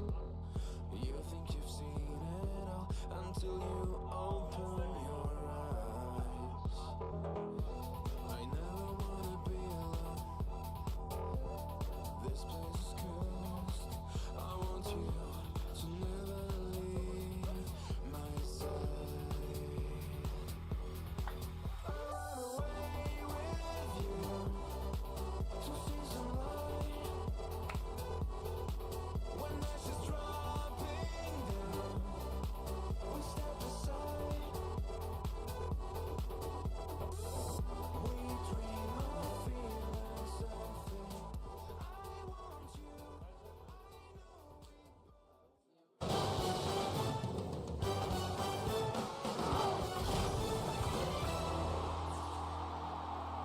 We could not have started day 2 off with 2 more different series. An absolute barn burn of a blowout. TSM annihilating the Ninjas in Pajamas. Meanwhile, Shopify Rebellion put to the brink by APAC. TSM losing on a heartbreaking buzzer beater. And if that's what we're starting day 2 off with, I am so excited to see what else we get. We handed the scripts to the wrong streams at this point. It was supposed to be the opposite. Shout out to TSM battling a Rebellion there. Yeah. So incredibly close. Came down to 0 seconds, game 5. But also for Twisted Minds. We talked about how difficult this group was for the top 3. And Twisted Minds put up a 10 spot where we had to change the UI font because of how many goals they scored. Not only that 10-4 score line was the first scoreagami. If you're familiar with this concept, it's kind of a unique score line in a competitive setting. We have since season 1. The first scoreagami since on LAN since season 1. Wow. Somehow, all the score lines we've ever had at any LAN in RLCS all happened in that first RLCS major, which is only 2 days. The first World Championship. That's wild. Is crazy. 10 years ago. It's the first time since then. And then I think Stax mentioned it's the most goals by a team on LAN as well. It is. So 9 was the record prior to absolutely this. insane. Also, I don't know why I picked Ninjas in Pajamas. I thought there was a chance, but this was such a blowout from the very beginning. It didn't really feel like there was ever a chance. They did have that overtime game in the end, but finally it did. Like, I did not have much to point to positively for NIP because of how dominant Twisted Minds was. Listen, I know why you picked him, James. He wanted that upset. He wanted that underdog. He wanted that bonus. I thought this one was a good chance. You were wrong. Why you picked him and you were wrong. Twisted Minds yesterday, they played a great series, a really great series against Shopify Rebellion. That Shopify Rebellion truly was just that much better. They almost played perfect Rocket League. So going into today, I mean, it should be comfortable for Twisted Minds in this moment. NIP is a little sloppier. They have a consistent floor in EU, but when it comes to playing these truly great teams that can win the tournament in these type of matches, I think you see the difference. But it's still so wild to think because every day in Rocket League is brand new. We talk about Twisted Minds looked so good against Rebellion, and we saw Rebellion win that match, but then they had to go to Game 5 against TSM. So on any given day, it can be different. But Ninjas, today is the day that they are tested, and so far they have not looked good. And now they can't even win the group because of that 3-0 loss. There could be a 3-way tie for first, but they will lose out on head-to-head game differential no matter what. It's crazy looking at these match inside stats because even in some categories you see Ninja Pajamas winning. The only one that they are completely out of is time spent in the lead. They had no point led in that series. It felt close otherwise, but when it came down to actually scoring opportunities, completely outclassed here by Twisted Minds. Listen, in that round 3, Twisted Minds versus TSM. Twisted Minds, don't get comfortable because TSM, true. I think they're playing with free spirit at the moment. They're moving that ball left and right, making Shopify Rebellion work, keeping them uncomfortable, and if they can do that, TM, you could be in trouble. And not only that, like if TSM wins that and there's only 2 teams at 1 and 2, TSM would move on and Twisted Minds would be out of the tournament. So they still have to do what they need to do in round 3. It's going to be close, but again, like if there is a 3-way tie at the top, Twisted Minds automatically will get it because of their game differential so far. It's pretty fun too. This being a global competition, there's broadcasts in multiple languages happening in this space right now, and kind of in this same space in front of us, we have the French broadcast, we have the Arabic broadcast, we have the German broadcast in front of us, and Catalysm was putting up some numbers for TSM there. Catalysm, the only German player here, according to the German broadcast here, and they were popping off every time he scored. So cool to see the way that the world gets to celebrate Rocket League all together here at these majors. Oh yeah, it's a huge celebration, and this is going to be a huge event as well. If you are in the area, if there's a way to get out here, you have to. I mean, this will be the biggest crowd we've ever seen. Yeah. And I'll be honest, when I was in Lyon and commentating that K-Corp Team Falcons match, it was probably the most magical moment that I've ever had casting in front of a crowd. So it is truly going to be insane. I'm just glad you had a great cast, man. Listen, that's good. Now we know he loves the cast as K-Corp Falcons. And listen, James, he's been satisfied. He's been satisfied. He's feeling that little tied him over for a while. Except for his picks, but we don't talk about that. I was near the top. Now you're near the bottom. I might be challenging Shogi for that tie. We'll see. That's a stylish tie. You know? It was. Here's how the groups look right now. One more round to play there for Group C. We'll play that a little bit later. later on today. Groups D, B, and A still need to be concluded, and we're going to start heading over towards Group D next. So 2 different matches going to be happening simultaneously here. Again, we got 2 more rounds to go. R8 Esports going to be taking on the Gentlemates, and Furia taking on Space Station. I believe the Furia Space Station match, they're getting ready for that one right now over on the alternate stream, folks. Drops are on all weekend long. Make sure you have both streams here pulled up so you can get that Drop Rush decal. Beautiful thing from Mr. Brainwash. The alternate stream is twitch.tv/RL Esports. They have their own little desk as well, having a good time over there, kind of as a different flavor. They're gonna be heading into that Furia versus Space Station matchup. Here in the mainstream, though, quite a few more matches before we close out day number 2. Let's start talking about the next one. The story, the next chapter for R8 Esports is right now. Yesterday's story was a bit of a stumble. Not this way they wanted to start here on day number 1, but again, such new players here in the Rocket League LAN space. Every single match is going to be a notable increase in their experience. But this one, going up against the Gentlemates, the reigning major champions, going to be a huge one. Notable increase in difficulty as well. Boston major champions in the mates. Everyone considers them favorites to win this tournament. So can R8 pull off the ultimate upset here, or will the Gentlemates take control of this group? Well, they came in with high hopes. The first team to take a spot away from Falcons at a major for MENA here. R8 Esports are ready. أنا زيزونكس مدرب منظمة أريت ولاعبيني محمد وعبد الله وغازي ومنظمة أريت منظمة كويسة. شعور مرة جميل إنك تتأهل ميجر لأن الميجر صعب بالمينا لأنه 2 سبوت وفي أفريقيا مرة كثير فالكون تويستد ستالينز فشعور مرة جميل والحمد لله إن تأهلنا ولكن إن شاء الله بإذن الله نقدر نجيب الميجر. يمكن كل الأفريقيا كويسة لازم تشد حيلك لكن يمكن الفريق اللي بيكون أصعب كارمنكار. طبعا بيكون هجومنا قوي لأن ما راح يخاف غازي ولا محمد لأن في وراهم عبد الله فمهما سوى غلط يقدر يعوض عبد الله فبيكون هجومنا مرة قوي. بنفس الوقت إذا غلطوا وجت الكرة ببابنا يقدر يرجعون ويساعدون عبد الله. يعني أنا أشوف تيم متكامل حابب يثبت نفسه وتشوفون إن شاء الله أن المينا مو بسهل. Hanging out here in the pit with our next matchup with R8. With the coach, I want to ask just a couple questions before we get into it. For you as the coach, having such new talent coming to one of the biggest Rocket League events ever, what have been the challenges for you getting them prepared? معنا حاليا الكوتش زونكس من فريق R8. المقدم حابب يسأل من ناحية التحديات اللي بتمر فيها أنت ككوتش الفريق مع تواجدك أو تواجد لاعبين جداد معك خصوصا في أكبر ميجر حاليا في تاريخ اللعبة عندنا يعني مثلا في الاستاد كبير جدا فهل تقدر تحكي لنا على التحديات اللي بتمر فيها إنه تجهز الفريق لينافسوا في البطولة؟ طبيعي في تحديات خاصة ضد الأفريقيا الكبيرة زي كارمن وإنرجي وسبيستيشن كلهم أفريقيا عالمية فنحللهم ونشوف وإن شاء الله نقدر نسويها ونجيب الميجر. Of course, there's a lot of challenges, especially when you're facing some of the biggest teams in the world. You're talking about Carmine, NRG, Vitality, SSG. Those are very big names and they're very experienced. But we try to do our best and analyze and break down every single game one by one. And at the end of the day, we're hoping to do our best and get the major. Well, now I'm curious what that is. Of course, everyone wants to win the major. Are there any smaller goals you've set up for the squad just to make sure you have milestones to hit along the way to that you can be happy no matter what the results? هلا من ناحيه الاهداف اكيد كل فريق حيكون الهدف تبعه انه يوصل للمركز الاول ويفوز بالميجر بس خلينا نقول هل في اهداف مصغره اهداف بسيطه حابب تحققها ان كان مثلا فريق حابب تفوز عليه حابب توصل مثلا المركز الاول بالمجموعه هل في اهداف صغيره حاططها في بالك اي طبعا هدفنا الاول ان ستيب باي ستيب اللي نخلص من المجموعه ان شاء الله نطلع فيها السيد الاول اذا فزنا على جنتل وفيوريا نقدر نوصل السيد 1 ان شاء الله لكن اذا ما قدرنا نعوضها بسيد 2. At the moment, I'd say the main goal is trying to see if we can get seed 1. Hopefully, we'll be able to take down Gentlemates and then Furia from there, and we'll see how it goes. Basically, just step by step. But if we're not able to make it first seed, we'll do whatever we can with the second seed then. Hey, well, either way, good luck in your matches, but it is time to take a look at your opponents.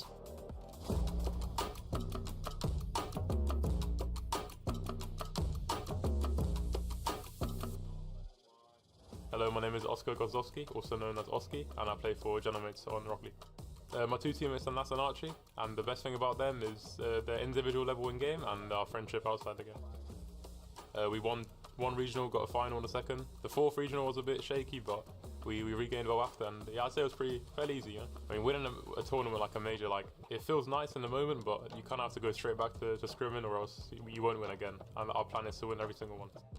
The way we approach the game, I'd say it's probably a consistent form of playing the game, like inside the game, but then we're also like very close outside the game. And I think those two combined makes it like a very well harmonized team. To be honest, I think most of my career I've been on teams where I've been quite close to my teammates, but I can't imagine like not being as close as we are now, because it really helps you in game, because you're able to trust them more. Because when you're working with people who aren't really like as close to you, it doesn't feel as good as when you're playing with people who are like super close friends to you. You know. Well, coming into Paris it's kind of surreal. Like for me, it's going to be the best event so far, like in the history of the game and the history of my career. But I'd say like I can't wait, to be honest. Like having a French crowd behind us and like me is really a feeling that I didn't really think I'd be having, but I can't wait. One thing I'm looking to prove as well as a team is that we're able to do it back to back. I think doing it once is the easy part, but like doing it twice, that's when it really like solidifies greatness, in my opinion. On the other side here with Coach Snasky from Gentlemates. I just got to ask right now, vibe check, how you feeling? Good. How's the squad been feeling? Good. What are they going to need to beat you? Milk. What's 2 + 2? 4. How old are you? Oh, that's a tough one here. I got an easier one. Come here, I got an easier one. What comes after 6? Hey, do you just want to play some Rocket League? Yes. Okay, let's do that. Let's play some Rocket League.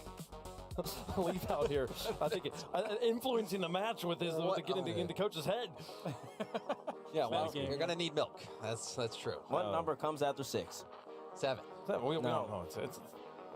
Wait, what is it? What is it? 8. What? Anyway, let's move on and let's talk about Oski, one of the best players on the Gentlemates, I would say. Split one MVP online, and then obviously we saw what happened at the LAN. And really, at LAN, I thought he was the best player, I thought, for his team going into the final. Obviously, Nas took over that final, but Oski was so important to get him to that point. Well, and talk about that a little bit more for me, because I feel like a lot of people coming out of Boston, when they think about the Gentlemates, they're like, oh yeah, Nas, he's so good, and that's the reason they won. Like, yeah, it was the last impression that you're left with, obviously, is the grand final. And you know, that's the biggest point to play. So, you know, you have to give credit to Nas, but you got to get to the grand final for Nas to even have a performance like that. And I think Oski was the one who got them over the line. He was playing so phenomenally well. You saw that pancake shot that he had as well. Like, he was on fire, couldn't be stopped. So speedy, so consistent, so mechanical. And so, you know, it's hard. It's funny that he says the one is the easy one. Tell that to every other player. Get one is pretty Look at the number of players that have won one, and now look at the number of players that won two back to back. That's true, but there's a lot that would be happy with just one. I mean, but that's the mark of greatness. Exactly. Oski feels like he wants to be one of the greatest players to touch the game. Winning is the floor. I got to be able to go back to back like Jordan. Like that's what really defines. And I think for me, like seeing Oski really bust onto the scene, having to get special permission, him and Atto, to play on Team Liquid before they were even 15. That was back when 15 was, they had to get special permission to play in the RLCS. They looked like they were special players, like they future potentially leads. I think Oski has proven that he has really, I think, fulfilled the prophecy, so to speak, by winning a major, and now he is one of those players that is going to be fighting for greatness. I think he has that in him. Still very young, still playing incredible rock. But, you know, he gets one more. He's on the way. Absolutely. No. And can he get it done right now? Folks, let us know who you think is going to win in the fan vote. We'll make our picks on the desk. James, you picking Oski? I'm picking Oski and Gentlemates here. I think they're the favorite. But hard to imagine them going down here. I like R8 Esports. I do. I just don't like him as much as Mates. I think R8 has a chance to make a top 8 still. Okay. I still think there is a road, but it doesn't begin here. I have the Mates. Okay. I think it'll be high scoring. I actually love both these teams, the way they play. I think Gentlemates just has more experience, and I think that's what this matchup comes down to. They are the reigning defending major champions right now, and that does carry some weight here. And also, the Gentlemates, just as an organization, so underpicked. I feel like it's about time that we were like, yeah, we're just going to assume that they're going to win these matches here. I also have Gentlemates on this one. We'll see if they can get it done. This is going to be a fantastic warm-up for R8, though, who have Furia coming up next. Do they get it? Also, we got the fun. It's for a different event, but the Mates had a logo they put out recently that actually includes the word Paris on it, so we put that on the coin there for the fun, because we're here in Paris.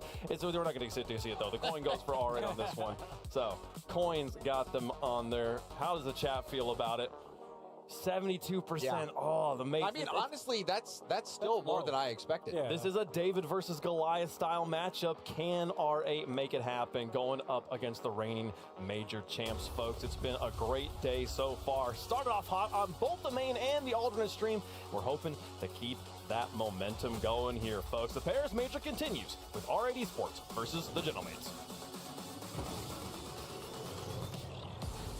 Group D about halfway through here, and we come to Paris to see Rate take on Mate. I am Stumpy, he is Cole, and this is going to be basically to decide are Gentlemates going through in that #1 spot. I love the whole Rate v Mate thing, but I think it is R8, unfortunately. So we're going to have to. I know, we're going to have to nip that one to the bud early doors. All that fun is squished by me. But hopefully we'll have plenty of fun over this next up to 5 games of Rocket League. We've heard so much about this R8 roster. They have been playing stunning Rocket League over there in MENA. They won Open 4, second on Opens 5 and 6, and of course they made it here instead of Falcons, but enough about them because Gentlemates, the big bad currently, already have a lead.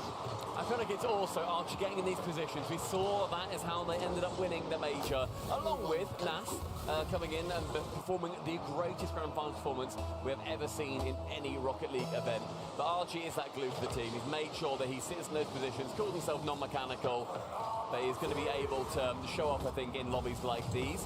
On the side of R8, however, Cole, they are no slouches. Over in MENA, they have been toppling the Falcons. Yeah, they have. It's an incredible story from R8. 2 of the players made the World Championships last year in the last chance qualifier, and then in comes Mohamed. They've been looking even better ever since, living up to their potential at the moment. A few scary moments defensively, so we'll see if Gentlemates are able to punish them there. And actually, Gentlemates are having all sorts of pressure so far in this one. Ghazi gets himself a couple of touches. And I think that's what R8 need. They need to get hold of this ball as soon as possible to feel as comfortable as possible. Yeah, comfortability, though, is going to be coming at a premium, especially when you play against Gentlemates.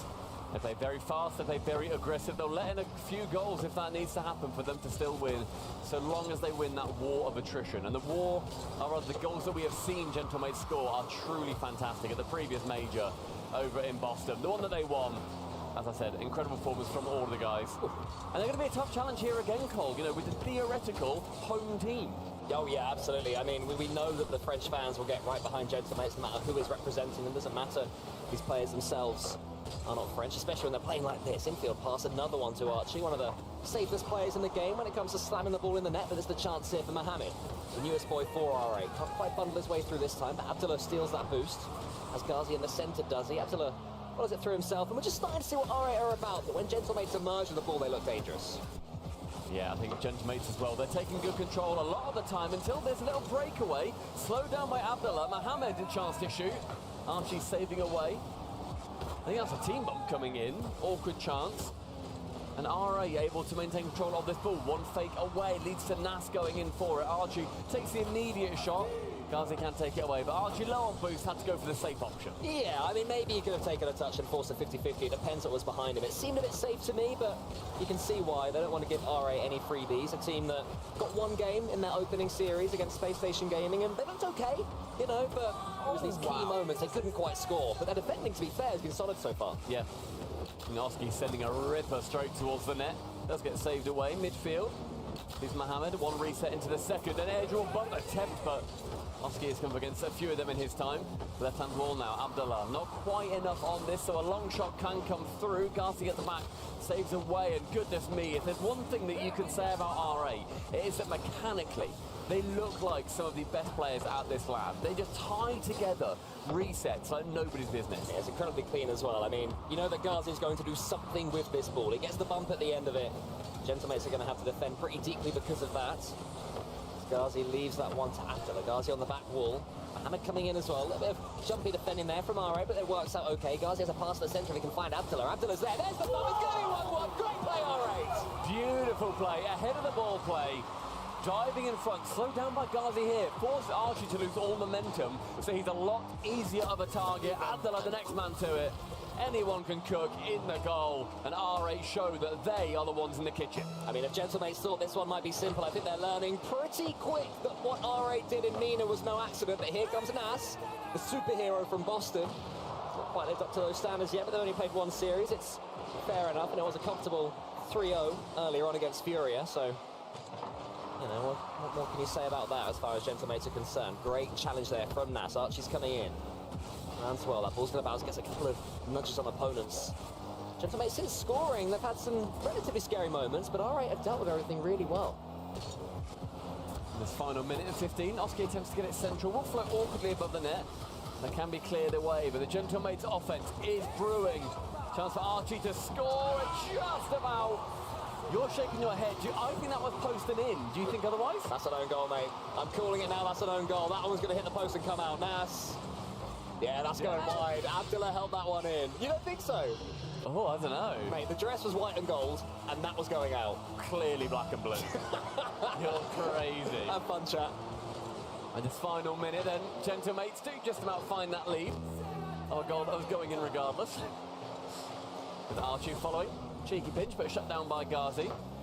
It's been a good first game for R8. Can they build on it, continuing here? Clear from Archie, right-hand wall. Round one, got the second. Lovely demo. Abdullah, open net at the end of it. Brilliant off-ball play yet again. And just to confirm, Abdullah did have to put that one away because that wasn't going in either. I don't know. Is at home. 2-2. And a fantastic Game 1 performance so far from R8. And Gentlemates, all the pressure's on them. You know, they keep getting this lead, they keep losing it. They all begin to get just a tad frustrated. You know, they're going to have it all their own way here, but it's worrying how often R8 are having control of the ball in the air. But Nas has control of his own, and he bounces it over Mohammed, but Ghazi was there. A reset there would have been devastating, couldn't be secured. Oski attempting to batter down the hatches.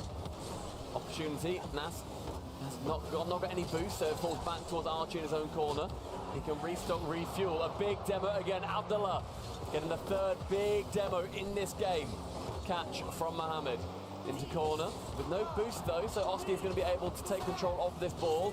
That's awkward. Archie pre-jumps. As this ball goes in the air, it's going to be R8 with the last comment. Yeah, Ghazi was hoping that boost would spawn there. Didn't quite happen, but they do keep their attack up. This one's going to be slammed to the ground by Nas. It's overtime. R8 would have taken that at the start. Fake kickoff from Gentlemates. I love doing these in Boston. Will it prove just as fruitful here? Tips over. Nobody really lets the ball get away from him. Ghazi, a reset, flicks it wonderfully round, gets a reset of Oski as well. I love that indicator. Nice catch from Nas, air dribbles over one, who's lurking downfield. Nobody really, a very high heat check will force Oski to burn some boost, but with nobody really challenging him, he can then just dispatch of the ball again. A touch back. And Abdullah, for his own backboard, has to pump it towards Ghazi. Yeah, these R8 kids are happy to play a risky game. It's awkward touches defensively, but it is effective when they finally get control of that ball, when they're surprising Gentlemates. They seem to keep doing, but Archie has been effective throughout this season for Gentlemates. Now he'd love one more shooting chance, but first he needs his teammates to defend. Nas does get that block, but it falls to Ghazi. All the clean touches right now, landing at the feet of the R8 players. Mohammed takes a touch in the air again, almost over Archie. Archie gets it as far as Abdullah, who shoots big save from Nas. He's got more work to do though, to the ceiling. Ghazi through to the backboard. Who's following? Nobody. The boost was low for R8. Now it's Archie. The counter-attack, the signature shot attempt does get shut down, but the pressure from mates will begin to build. Ooh, hello, Abdullah. Shut down nice from the ceiling into a very low musty. Yeah, that was manoeuvring there to get himself that reset. Nas does the same thing, gets past one. Key touch there from Ghazi. Archie shoots, it's wide. Can Oski get the shot on target again? No, he can't, it goes high. All they can do is continue the attack. Gentlemates having some pressure, but not that shooting chance they need. I get the feeling Archie should have shot that on target. I don't know if he thought he was going to get as clean of a shot as he ended up having. But definitely an opportunity gone and missing. 2 commit 2 now. Oski takes full charge. Reset. The right-hand wall does not beat Mohammed's. Now it's Nas's turn. He'll face off against Abdullah. Does beat him, and the pass. Nearly successful. A bit too much beams on there for Oski to get on the end of. You get the idea that if either team is able to score from nothing as Gentlemates, but the pressure right now is going to R8. They are having this ball in orange territory an awful lot, as Nas can only send it sideways. Ghazi has that read. It's going to be Mohammed! Saved Archie! Brilliant save. Incredible shot. And I feel like right now, either of these teams is going to need that bit of perfection to sneak past the defense. Still at the top of the series, it could have been that awkward defense from R8 that could let them down. So far, it absolutely has not.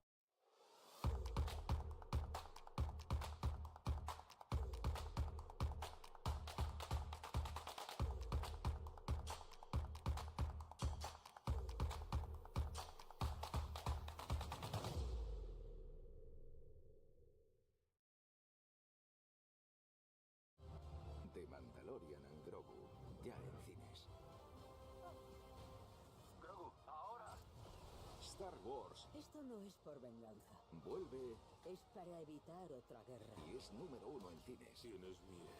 Deberías. Este es el camino. The Mandalorian and Grogu, ya en cines. And it's the first game that will mean a lot more to R8 if they take it. The amount of confidence they will feel, be insurmountable. What a statement game it would be in this series and in this tournament. Mohamed can he fake this one? He does towards Ghazi, but it was read by Nas. The attack continues of Abdullah into the corner. Archie's got full boost, keeps it low, but it's it accurately all the way back. Ghazi's going to have to go again. This one on a knife edge, Stumpy. He does beat Archie, then gets the dunk. Ghazi feels like the man to do it. The next up on the block. Oski fakes out, gives position straight over towards Mohamed. Doing this call now, got low boost, he can't commit too far on it. Archie wants to get a big bang there, does do so. But effectively, Nas cannot beat Ghazi. It was dust him to the ball, and that does not happen very often. 3 minutes into game 1 overtime. Beaten, chance, shot from Nas, but saved! I think it was going in anyway. It's the opposite this time, and it's surely not. And that is the post as well. Oski watches it all the way. Ghazi keeps the attack going. Nas has control of this ball. Gentlemates have to be aware here. They have to keep their nerve. They won in Boston, but they want more. That's what Oski said in the interview beforehand. Abdullah catches. Mohamed waiting. Slightly awkward moment here for R8. Mohamed, he's up, gets another flip reset. So consistent, something that they're all being read. Pass the central, does get red. As R8 continue this attack, it has been very little in favour of the mates here for the last 30 seconds or so. Attempted bomb right above the bar yet again. R8 looking more likely to score. The Gentlemates have got such danger on the counter-attack. They wouldn't have been expecting to have to counter-attack, but that's where we're at. The clearance from Nas only goes as far as Mohamed. Ghazi is waiting to see what Archie will do. It's a couple of lovely touches there from Archie. Strings along. Some clean hits. That gets a dunk at the end of it. Great play from the Englishman. This one's going to go high. Is there going to be a shooting chance for Nas? Nearly. It's a little bit too far away from it. The save is fruitful. Chance, Oski, double. It's on target. Nas actually jumps for it, so Oski's the third man. A very brave dive in.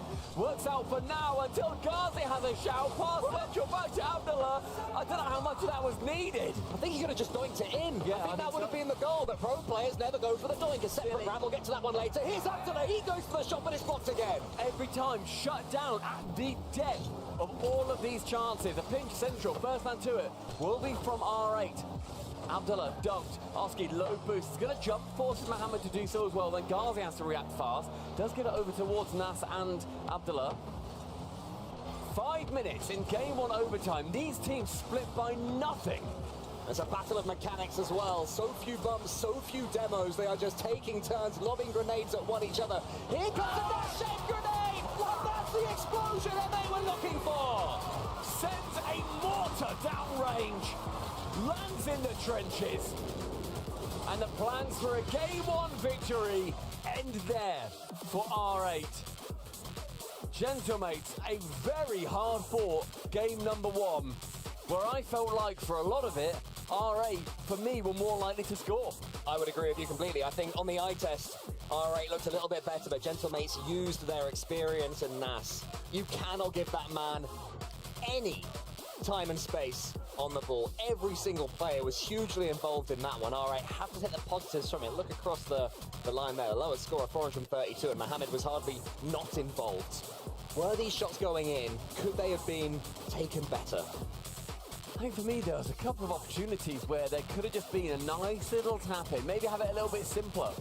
I don't blame the players for thinking that they need a bit more. Those goals so well crafted for R8.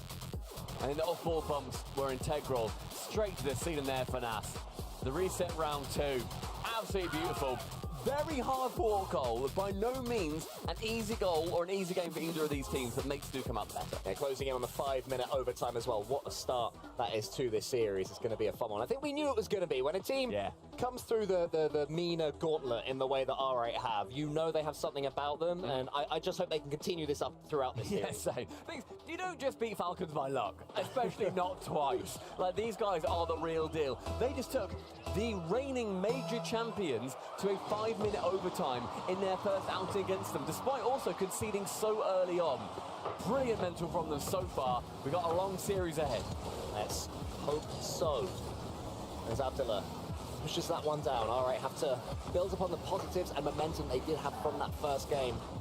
Gentlemates, I feel now, are going to try and be as controlled as they possibly can. That game was a bit frenetic, a bit chaotic. Questionable decisions from both teams at times, they both made own saves. The Gentlemates will just be thinking, okay, let's be a bit more chill here. We've got the control if we are able to take it. Pass central, does get shut down by 2 defenders from R8. And I think their defense so far has been astonishing. Maybe a couple of chances so far that I've seen for mates that maybe could have been slotted, that one Archie shot in particular. But mechanically, they are having to pull out every single trick in the book to get anything past R8's back line. Dilla takes control from his own backboard and sends it forwards. If he had 100 boost, maybe he could have done similarly to what Nas did in that first game. Quite to be there, a slightly nervier second game, and I think Gentlemates are happy with that. They don't mind it at all if it's cagey. Another relatively early goal for Gentlemates. And the demo, Oski is returning the favour straight back to Abdullah, who was bumping them and demoing in that previous game to lock in their goal. A little bit of revenge as Gentlemates again go ahead by that one. Abdullah fakes up the kickoff, and it's a good one there for R8. Ghazi gets control of it. He didn't do anything with it. We're still waiting to see the real R8 wonder goal. I feel they've got them in them. So far, the best goal we've seen has been Nasser's overtime winner, and it was a clean flick reset. Mohamed, control of this one. Can he wrangle as he goes forwards? Ghazi has to get something on this one because Nasser's coming in. Yeah, that was low boost and risky, but it was the right decision in the end. Yeah, you saw the foreign defender for R8 starting to rush back again, being like, Ghazi, mate, if you miss this, it's going to be very hard for me to do my job next. Thankfully, Ghazi did make contact. He's been very fast in the air. A massive threat against the mates. Abdullah, who was identified in the interview beforehand with their coach as being the secure third man, the one they turn to for security. He is there, and now he can begin to put R8 back on the front foot. Gentlemates having to do some defending here. Oski actually gets a lovely clearance as far as Archie. Slams it out wide, then gets a fake. Great play there from Gentlemates at their best. Dancing around the pitch, finding each other. Archie fakes this one, has no intent of shooting. Mohamed has full eyes on him. Ghazi just has to sit and watch with the best seats in the house as Oscar slots it bottom right. And I saw a big old smile from Nas as well, which is always a scary thing when an assassin bares his teeth. You better run! Again, off the kickoff. Their kickoff strategies have been a lot better. The fake out Oski into the immediate new Gentlemates kickoff, as it has been dubbed, with various apparently chat videos that I've heard. he calls go new Gentlemates, and I love that kickoff. It's very cool. Don't know if he's got a better name for it, but 3-0 so far, not even halfway through the game. This one's starting to run away somewhat. I quite like the new Stumpy Goblin kickoff, where the ball slams in over your car, bounces into our goal. That's my favourite. 2016 kickoff will never die. Here is Oski, lovely touch here from him. Into a flip reset as well. As Archie following this one could be a bit of a special goal here from Gentlemates, who, in the blink of a couple of eyes, have made this game look pretty comfortable, he said, ... Gentlemates are laughing. Nas makes no contact here. He just completely misflips. He dives into it at just the completely wrong time. It's because I mentioned the Stumpy Goblin kickoff. He was showcasing to everyone what it looks like. I mean, that is a very silly play from Nas. They laugh, don't mind it, but R8 suddenly may well have a confident maker.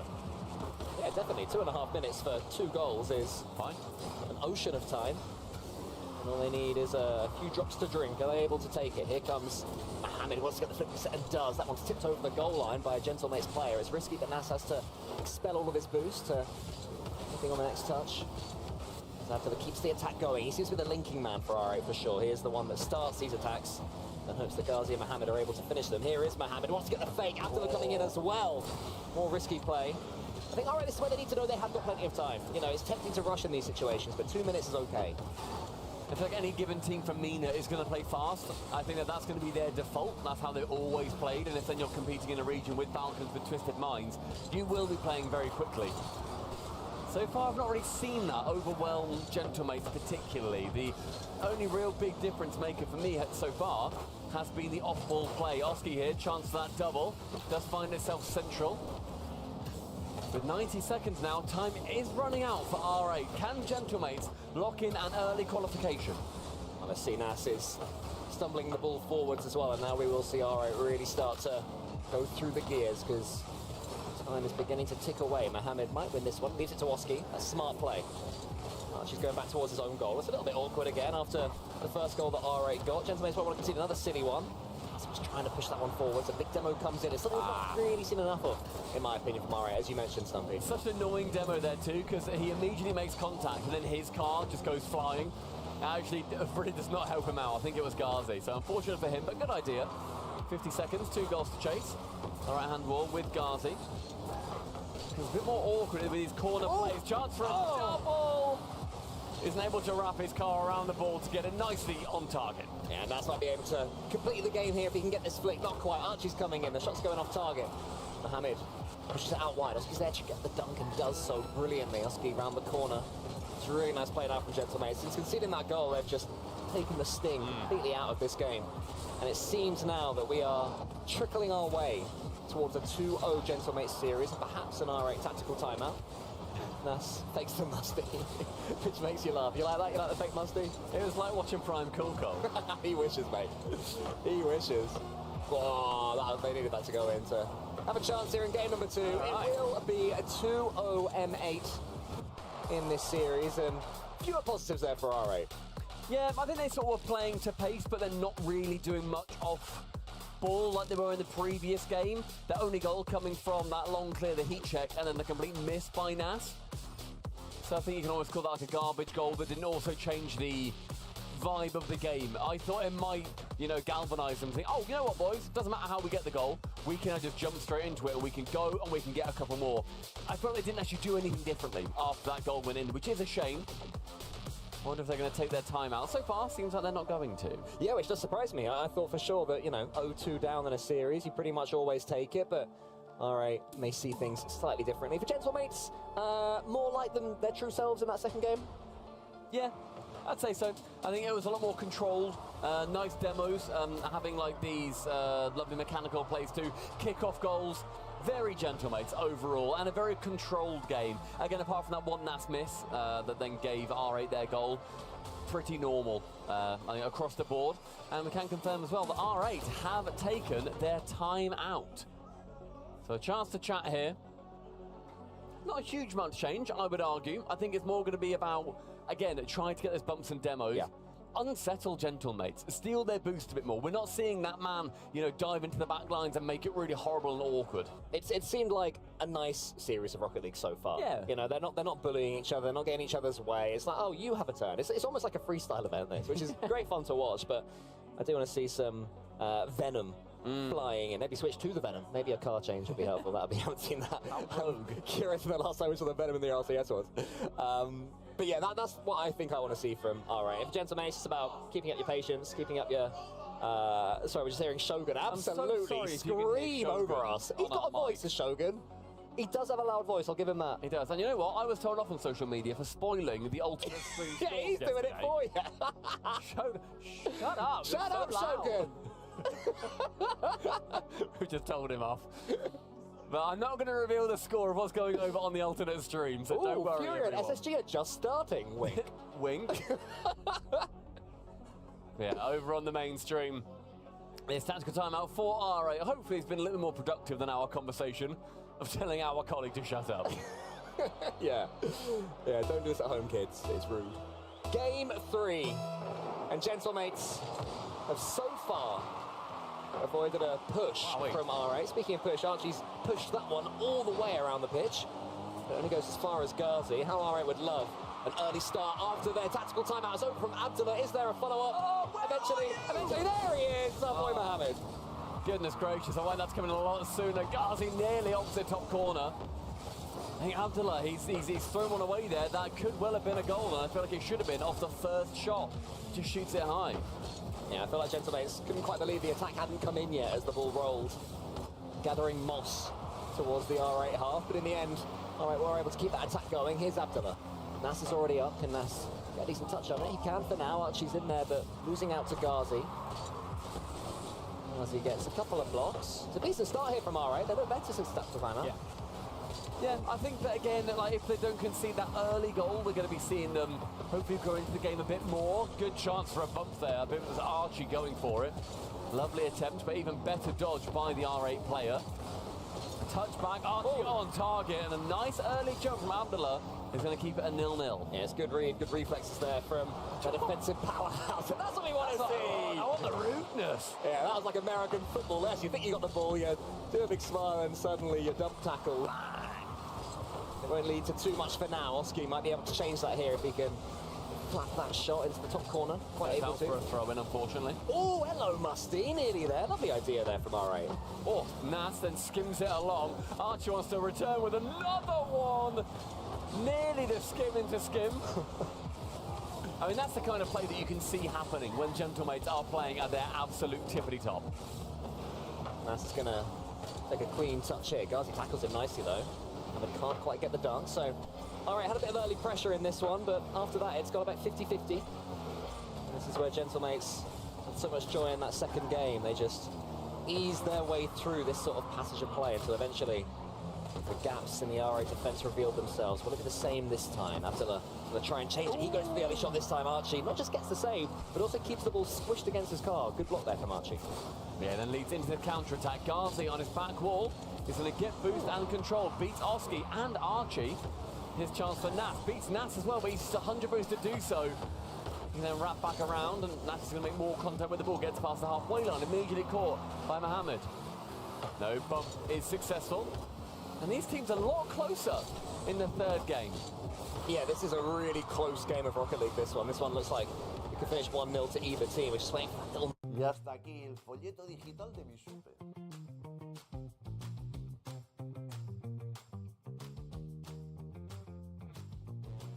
Moment where the player is able to break through the defence, because the defence is deep as well from R8. They're having that third man sit back, covering the backboard, because they know when they come forwards, they're able to chain these flick resets together and really cause some damage. But had thought about going in, but didn't in the end. Archie's flick is only as far as Mohammed, and R8 content to keep the ball in the centre of the pitch again. No, it wasn't too gone. Oski blended in with the floor. Couldn't see him. Nas, a great pass to the ceiling. Oski takes it low, nearly bamboozles every defender. And we're seeing these more ingenious, more unique plays come through from the mates. Up high, beaten out by Mohammed, caught out by Oski in the midfield, and this is just passing the ball back and forth. So far, R8 have had a couple of chances to score, but Gentlemates have kept them at bay and vice versa. Mohammed gets that ball forward. He wants to follow it up himself again. He does. He's waiting for this one. It's a tight old game 3 here. Will there be heartbreak for R8? Are Gentlemates able to continue spoiling the Neenan party? Abdullah uses his 15 boost just to tee up Mohammed. It's a nice play from him.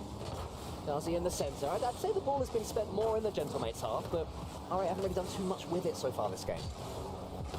Archie takes control of this ball. Nice low touch, but couldn't tell him why to keep control of it or maybe pass it instead. Up high again with Nastel. Has his flip, use it to beat one. Archie's next to it, chance for a double. Fakes it, Oski shoots! Final 50, Gentlemates break the deadlock. Yeah, just in the last 20 seconds, Gentlemates finally had that ball in the blue half, and they had boost, and they were able to string some passes together. And it's not going to be missed. And now R8 have to go full attack, dog. Are they able to do it? 45 left. They lose the kickoff. Oski has a chance here to kill it. He goes to the ceiling. He's got the reset. Is he going to use it? Yes, he is! Large Oscar shows up and towers over Eiffel.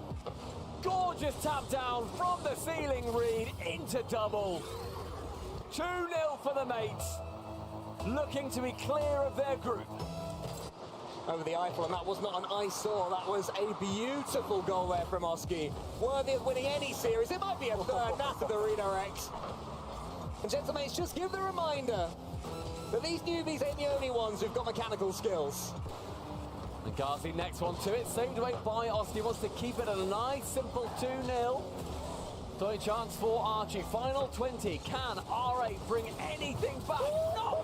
If Oski has anything to say. We had Nas in Boston, and maybe, just maybe, Paris is looking like the domain of the Oscar. He is looking mecky out there. Another 3-0 game so far.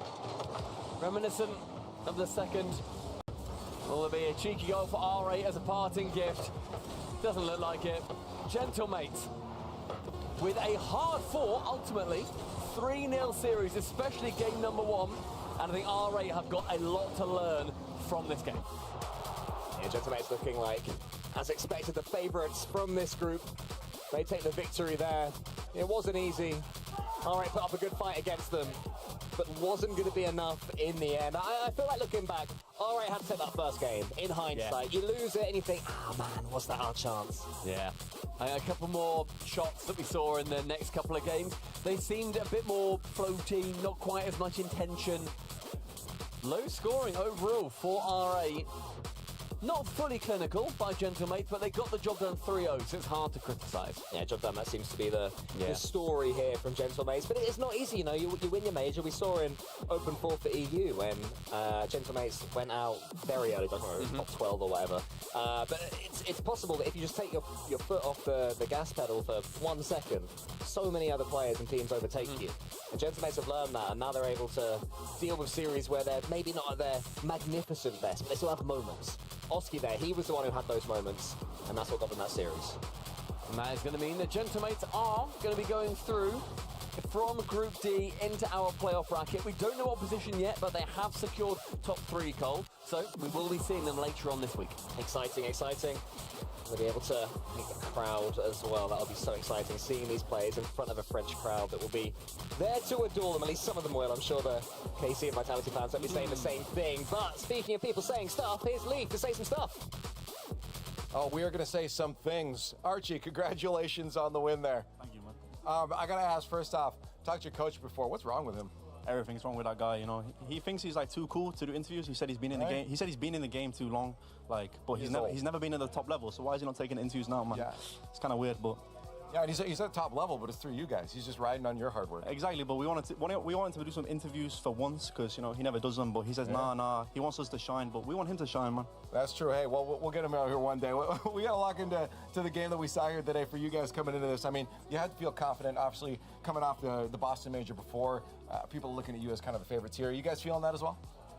I mean, we don't really care about being the favorites, but we obviously know we're strong. When we play our game, we think we can beat everyone. Yeah. So, I mean, this group, like, definitely has the hardest teams, I think. Like, I think it's definitely the hardest one to go first seed.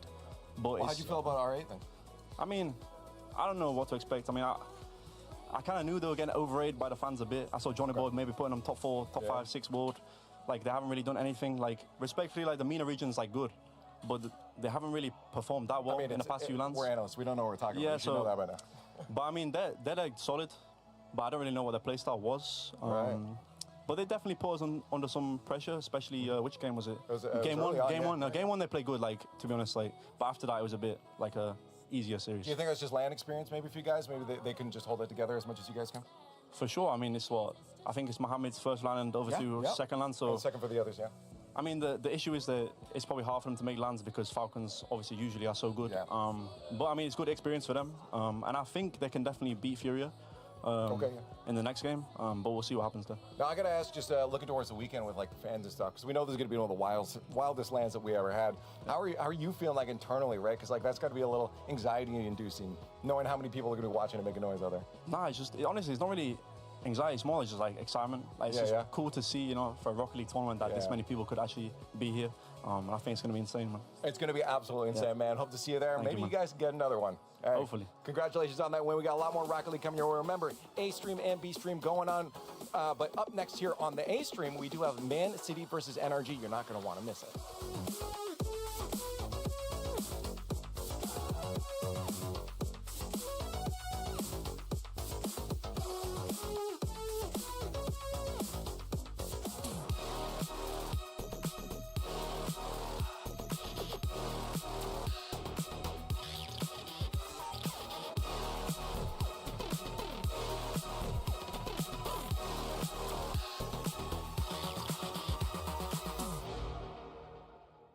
Looks like you're backing up a bit here. Okay, Luann?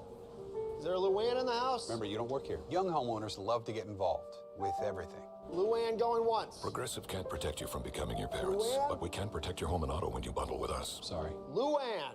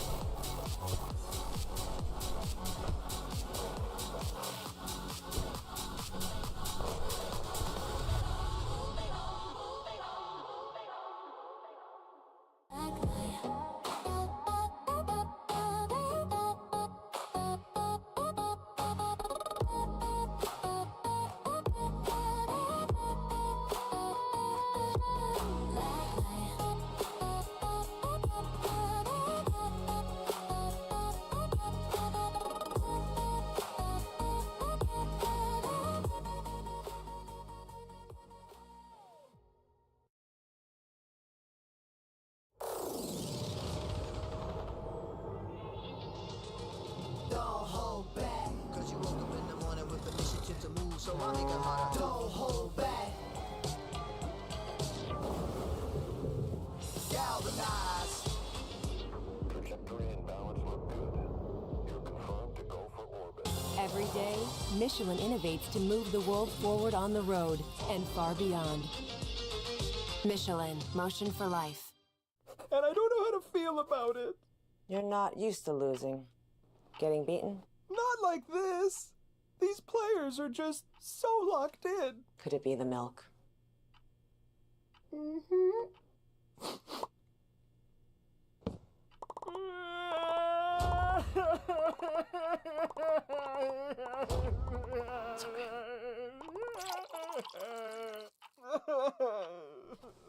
Stay there. Okay, Lost, welcome in. What's on the back ball? All right, reveal. Oh, the bump. Well, okay, reveal got bumped by one player, bumped by a teammate who wants to get in to try and cover from the fact that he was bumped. Yeah, none of that's worked whatsoever for them. Final minute. Furia made this a lot more possible than they did before. Lost no boost, it's gonna have to fumble down. Yan was lurking and waiting and gets the bump on one. Swift up next in the challenge. No centers given, it's just a shot off wide. Just know that they've got to hit it perfectly if they're going to try and get past the space station defender. Reveal on the wall. Diaz, well, guess where he's going? Yan, you're in trouble. He realized that, decided to go a little bit earlier than usual. 30 seconds. Don't own goal that, Yan. Gets away with that quite nicely. The final 20 approaching, both members of Furia in their side, but Reveal's gonna play it in the air. You see Diaz trying to open up some space. He goes for the 1v1 on it. It's a quick follow. Almost red, almost there, but not quite. Yan looking to try and create one more opportunity. It's not lost. It's not his teammate either. Swift wasn't around. Bit of hesitation, but Furia, one final chance. Yan, he's being chased for it. Reveal, will he go for the sidewall skim? No, he plays it straight down. Space Station, undefeated in the group. Such a great look to this team. And even when they've got... And I think fellas, that's us. that is just lovely to see, isn't it? Oh, we are. We are on the stream. What's going on? Welcome, everybody, to Paris. We are here from Paris live. Daniel. There is no crowd. Daniel does not know you, Logan. I'm not gonna lie, I was waving at the camera and Tom was like, hey. Yeah, we're here in Paris. There's no crowd yet, but the energy is still wild. It's nuts. Dude, well, the players are 10 feet away Literally from us right. behind the wall, so... Yeah, players Beautiful. walking past. You just feel the aura from the players walking around. Who's the most? Who's got it? Who's got it the most? Dude, the whole KC team. They travel as all one together. unit. They have their jackets. Yes, They're always looking good. They're like They're on the getting the same food together. They're getting the same shuttles together. They're walking around like in step. They literally have the same bathroom schedule. Like they go as a group to the bathroom. Dude, I remember in Copenhagen one time, we were warming up to play Vitality in like round 5 of Swiss, and we were like hard sweating in ranked 2s lobbies. We look out the window, Vitality has like a team of 10 playing soccer tennis. Like outside, lost. We play, it's over. Rudoson's like dropping the tennis balls. They're like, it's over. Yeah. But there's something in the air here. There is even absolutely seeing the something in the air. stadium, like everyone's hyped for this event. Like this is, it feels different. It does. It feels more than a major. I think that is crazy, isn't it? This isn't Worlds. Worlds did get announced, though. It did. Dickies Arena. Back and forth. Round Moon is smiling. He is. From ear to ear. He like just starts, from this moment on, he just starts peaking. Did you see Twisted Minds? Yeah, they look good. Yeah. What if they don't lose a game from Literally now on? the entire time We when said the whole that. event. Might happen. You wouldn't hate it. Wouldn't hate it at all. Don't mind it. I wouldn't mind either. it. Monkey three-peat. GOAT conversations. Is he the GOAT? No, he's the GOAT right now. Already. Surely. You think? Yeah, I think right so. now. Yeah. Yeah. Really? Why? Who are you saying? I don't know. Are you on Turbo? Like K-Dot probably. K-Dop. K-Dop's a good shout if you want to talk That's not about what like you guys all think. time, like I wanna hear everything included, including like content. I think K-Dop. I don't give I don't care He's about been content. streaming. He's been doing Well, everything mainstream. since. Run away. Run away. Good win. Good stuff. Good win, boys. guys. Good You know. stuff. Shout out the SSG fellas. Shout out the XP. SSG guys. Yeah, Love you're it. an SG content creator. Oh yeah, of course. Do you like that it's lovely. series? I loved it. I Yeah. loved it. We have SSG 2.0 up. We have Genomates 2.0 up. Yeah. In arguably the hardest group right? Absolutely. Arguably. And that SSG series was a pretty even series Yeah. too. Truly, it was close. Oh, It was yeah, very not even. too odd, So not too odd. I'm excited to see them for the rest of the tournament. We got them versus Gentlemates coming out. The winner of that's number 1 seed out of that 2-2-0 group, teams. too. So Gentlemates coming in kind of the favorites. Absolutely. Of this tournament. I think so, yeah. Have dropped a game, have they? I don't think they've dropped a Maybe game. one, but I don't think so. It doesn't count. Yeah. Might as well They're not the count, champs. does it? Yeah, I think, yeah. Can we get predictions? I That I know- series? Yeah. On that series. That's because that's an important, that's for top 6, right? I got mates in 4. Mates in 4? Yeah, mates SSG. Coconut. For the group? I Mates got. versus SSG. Circle back to me. Circle back to me. I'm Okay. thinking about it. Yeah. What are you going with? We all want to know If what you you're have going to with. take a guess, what do you think I would be choosing here? SSG and You 5. might be going to SSG. In a Game 5 thriller. Who scores the winner? It's Scribbles. He's back. You Zach. love- you love I Zach. love You playing love Scribbles. Zach, yeah. What's the KPH? 72. What kind of shot is it? Like what kind of goal He's is just it? gonna rip it like top right, and it's gonna go like He's gonna crossbar. rip it down. out. So that's it's how where okay, it's yeah, at. yeah, Okay. Okay, That's just a screamer. That it's just an absolute screamer. Rooney. I'm going with mates, unfortunately. We've got and how many? 4?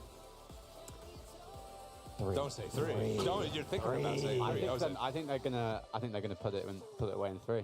No, no, you are not. Get away I'll from go- me. I'll go- What sorry, was that sorry, about?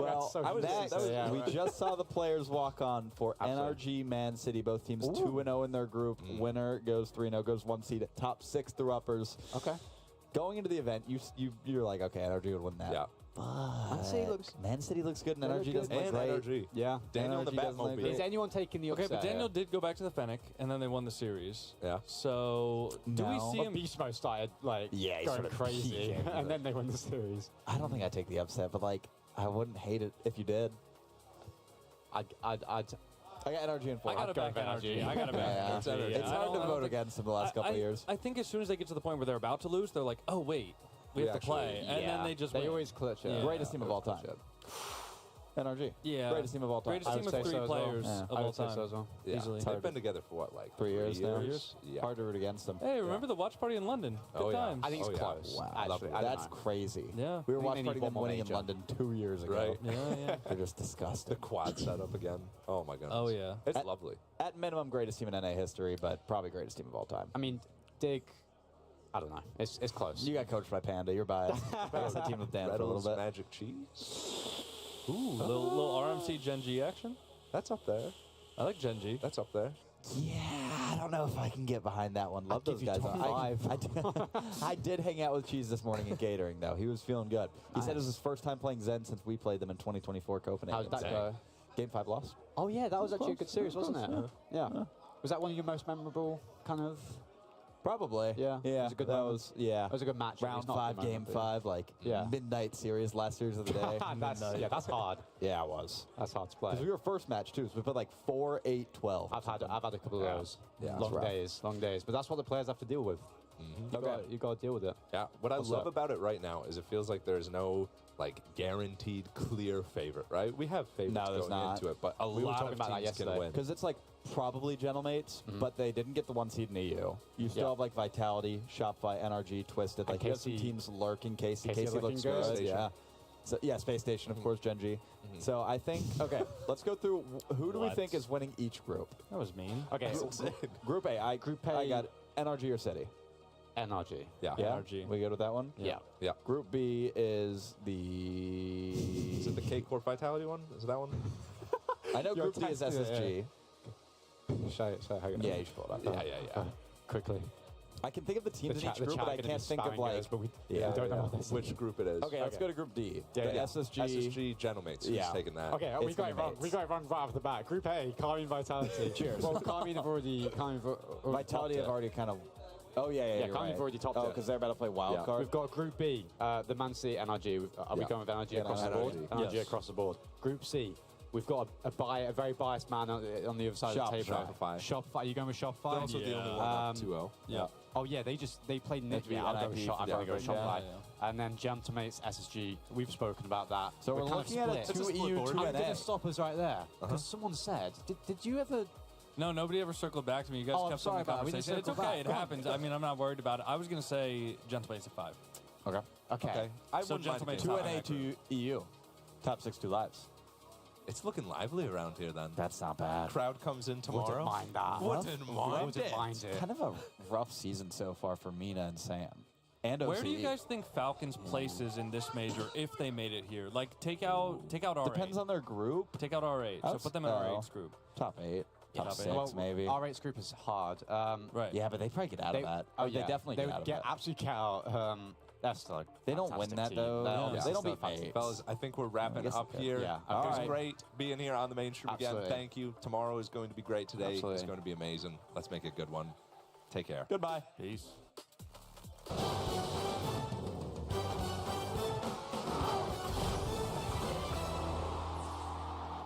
The action continues in Paris as the Gentlemates walk through R8 one more time. Furia gave it their best effort over on the alternate stream as well, but ultimately fell there as well. And the groups are starting to solidify here. Welcome back to the desk. How's your day been so far?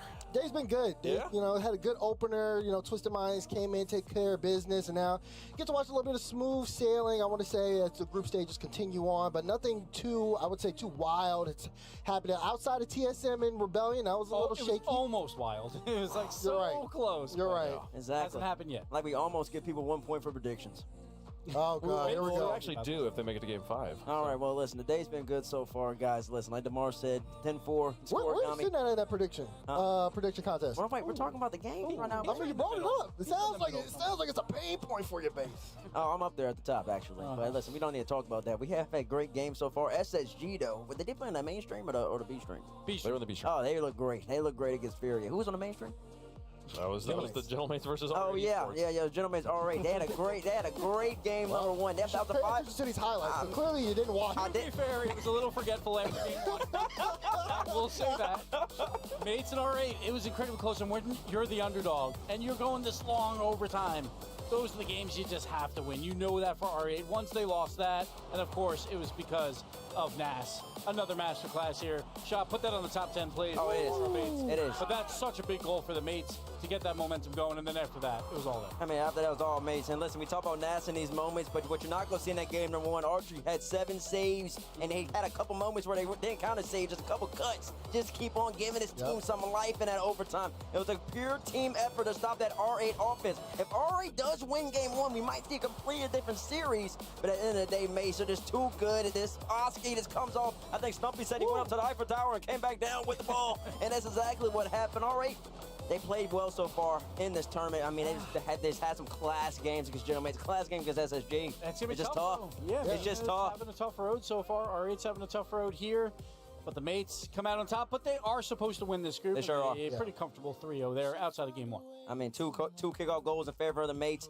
R8 notably no time spent ahead in the series, so they never felt once that they never had Gentlemates have to come back against them. They were always trying to make a comeback against Gentlemates, and that's a hard position to be in. They're a young team, though. I know they played Mina well, and they still have the chance, man. Like I said, Paris is a participation trophy, so all they got to do is play one more match and win that one, and then they'll be playing tomorrow.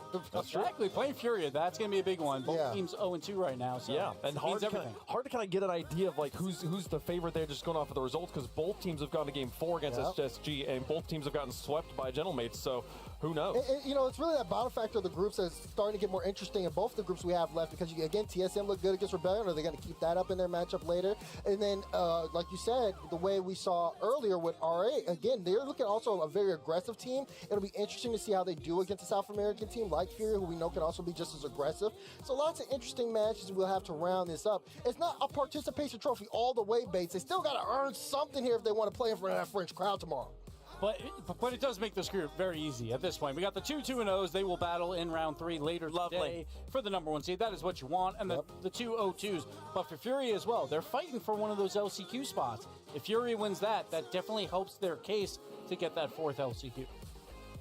Group D, though, going to be done for a little bit here. We'll give them a break. We'll come back and finish that group off a little later on here on day 2. The groups are continuing to solidify as we're looking ahead here. It's going to be Group B action next. And speaking of teams that are 2-0 and 0-2, That's kind of where we're heading here. Similar scoreline up there for Group B. So for Manchester City versus NRG, that is a first place finish. For Made in Brazil versus Five Fingers, that is a win and in to tomorrow.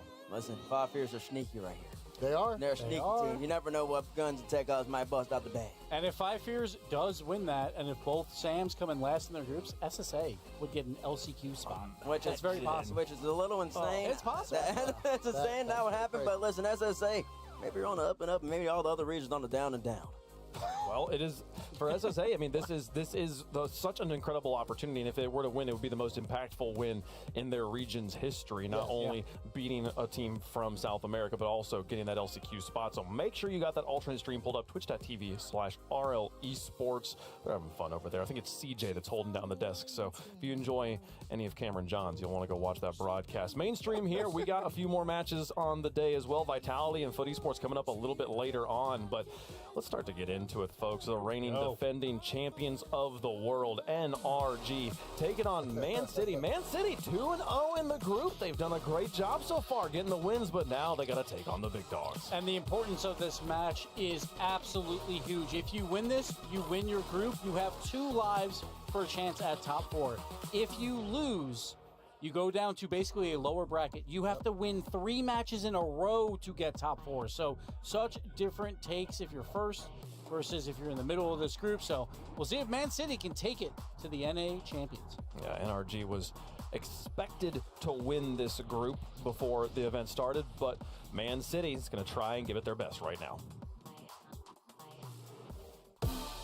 My name is HB, and I'm a professional Rocket League player for Manchester City Esports. We're representing Europe, and I'm playing with Seiko, Akko, and Noah as coach. I mean, Noah has a lot of experience, won a major, and he's been a top coach. He's been helping me a lot since we started working with him. And Akko is just a super talented player. Seiko is a newer addition, but we slotted really well in both on and off the field. Yeah, Seiko just brings a lot to the team. I'm a guy who likes to look at a lot of people's different predictions. I think a lot of people are honestly underestimating us and overestimating a lot of other teams, especially other regions, NA. And I think we're gonna surprise some people. I've always dreamed of making a major, and it feels amazing to be here, and also in front of this crowd. So I mean, I'm really excited. At the Paris Major, Man City Esports are here to prove that we can hang with the best. Down to the pit with Noah here from Man City. We talked to you the other day, but it's a brand new day. I just want to get another look at what the vibes are like now going into it. Feels like it's smiles and fun, but there is a hard opponent across them. I mean, yeah, the vibes are still great. We're just enjoying our time here, and yeah, hopefully we'll get the win. Yeah, I mean, again, these guys. Oh, let's see your mechs. Show off your mechs, guys. Okay, he's done. He ran out. He's already out of juice. He's nervous. Look at him. Go on. He's camera shy. Come on, show us your mechs. Oh, there we go. Okay. Chat hates us right now, by the way. But yeah, no, it looks like you guys having fun. But of course, this is a hard opponent. So I'm wondering if you're approaching this match maybe a little bit differently than some of the others. I mean, we approach every match the same. We put the same amount of prep in. Treat these guys sort of as everyone else. We know that if we play our game, we can win. But obviously, we do respect them. But they're a very good team. This was one of the teams that I did want to play coming into the major because it's a good like benchmark test to kind of where we are for the rest of the tournament. Obviously, we're guaranteed the stage, which is nice, but we're not gonna take it lightly. We're here to get that top 6. Hey, well, hopefully you guys can get it done and you can lock in when it comes to the actual match here, because again, it is a tough opponent. So good luck, and we're gonna take a look at your opponents right now.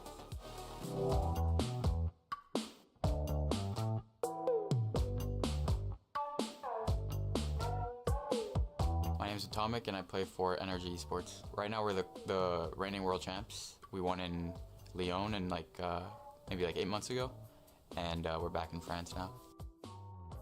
Every LAN we are just the entire time we're just messing around, honestly, and obviously when we practice we take it seriously, but we're way closer now than when we first teamed up. We didn't really know each other too well, but now we're always making jokes, literally hanging out the entire time, and it's always fun. Last split we actually started out in a more rough spot.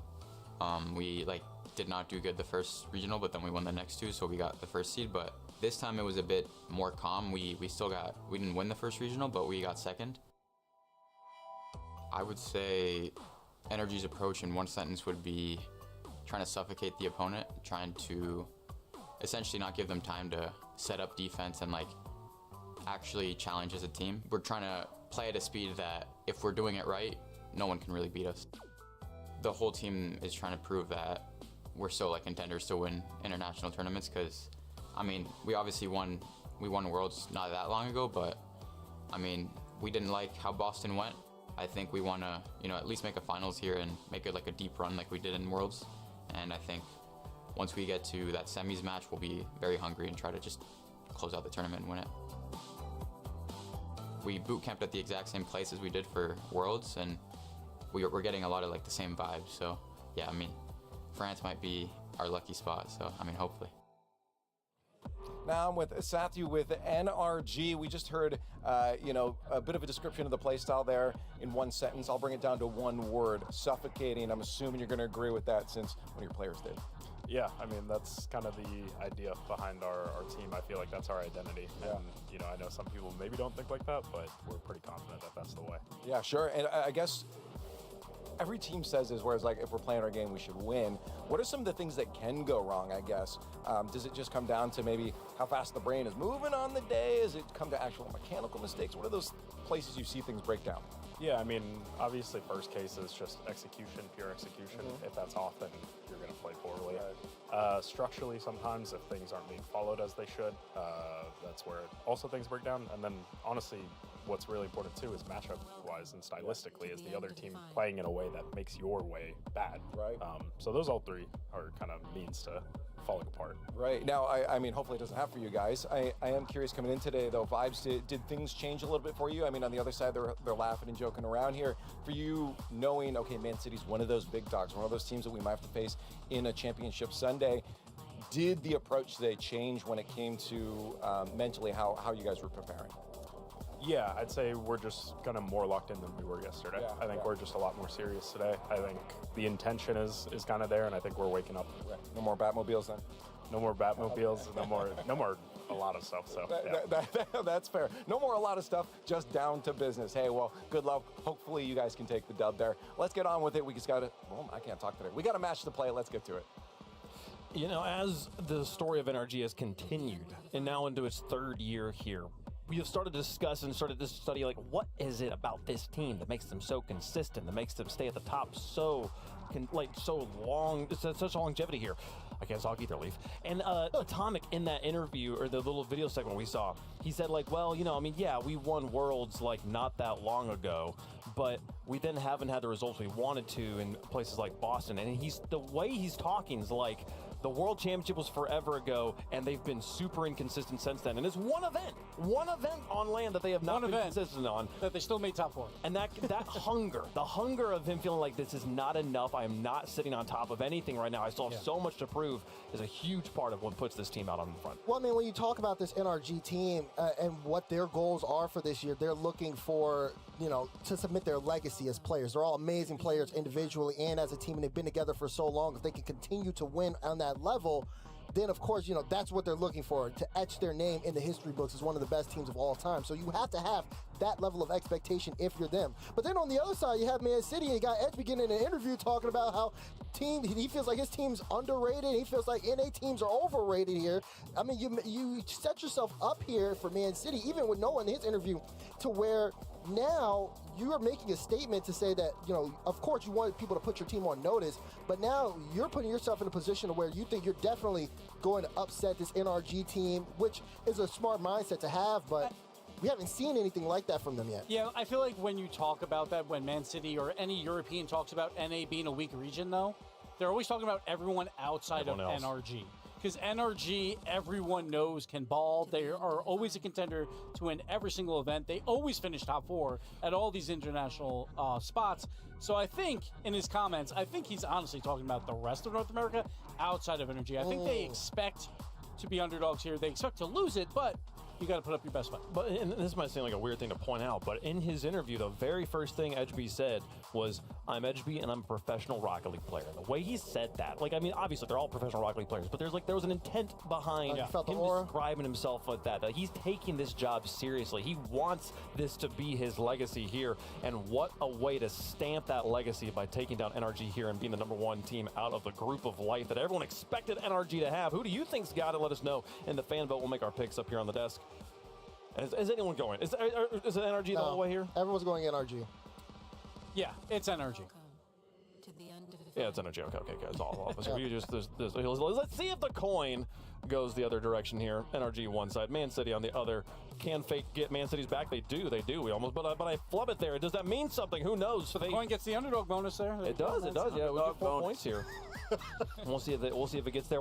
Is there a recipe for success here? You know this is the obvious question. So when it Man comes City to is going to be playing a lot of defense. Protect your corner boost. You have to protect your corner boost because you have to be able to counterattack. If NRG plays how they want to play, they're going to take your corner boost, and even if they mess up somewhere, you can't counterattack because you're all going to be on no boost. So protect your back corner boost. How important is it to avoid Champions Field here for Man City?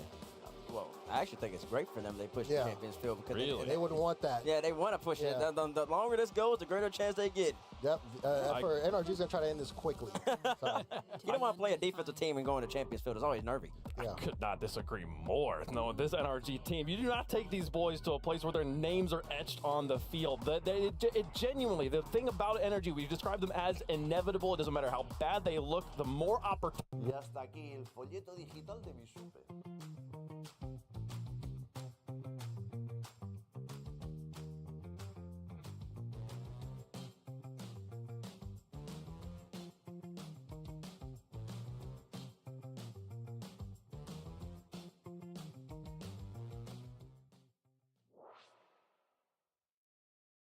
Opportunities you give them to win, the better chance they have of coming out on top. They've got to end this before Champions Field, in my feeling. NRG, the fan favorite, the desk favorite, the coin's got Man City. Is there something in the air here, folks? This is a big one. A David versus Goliath, but with massive implications.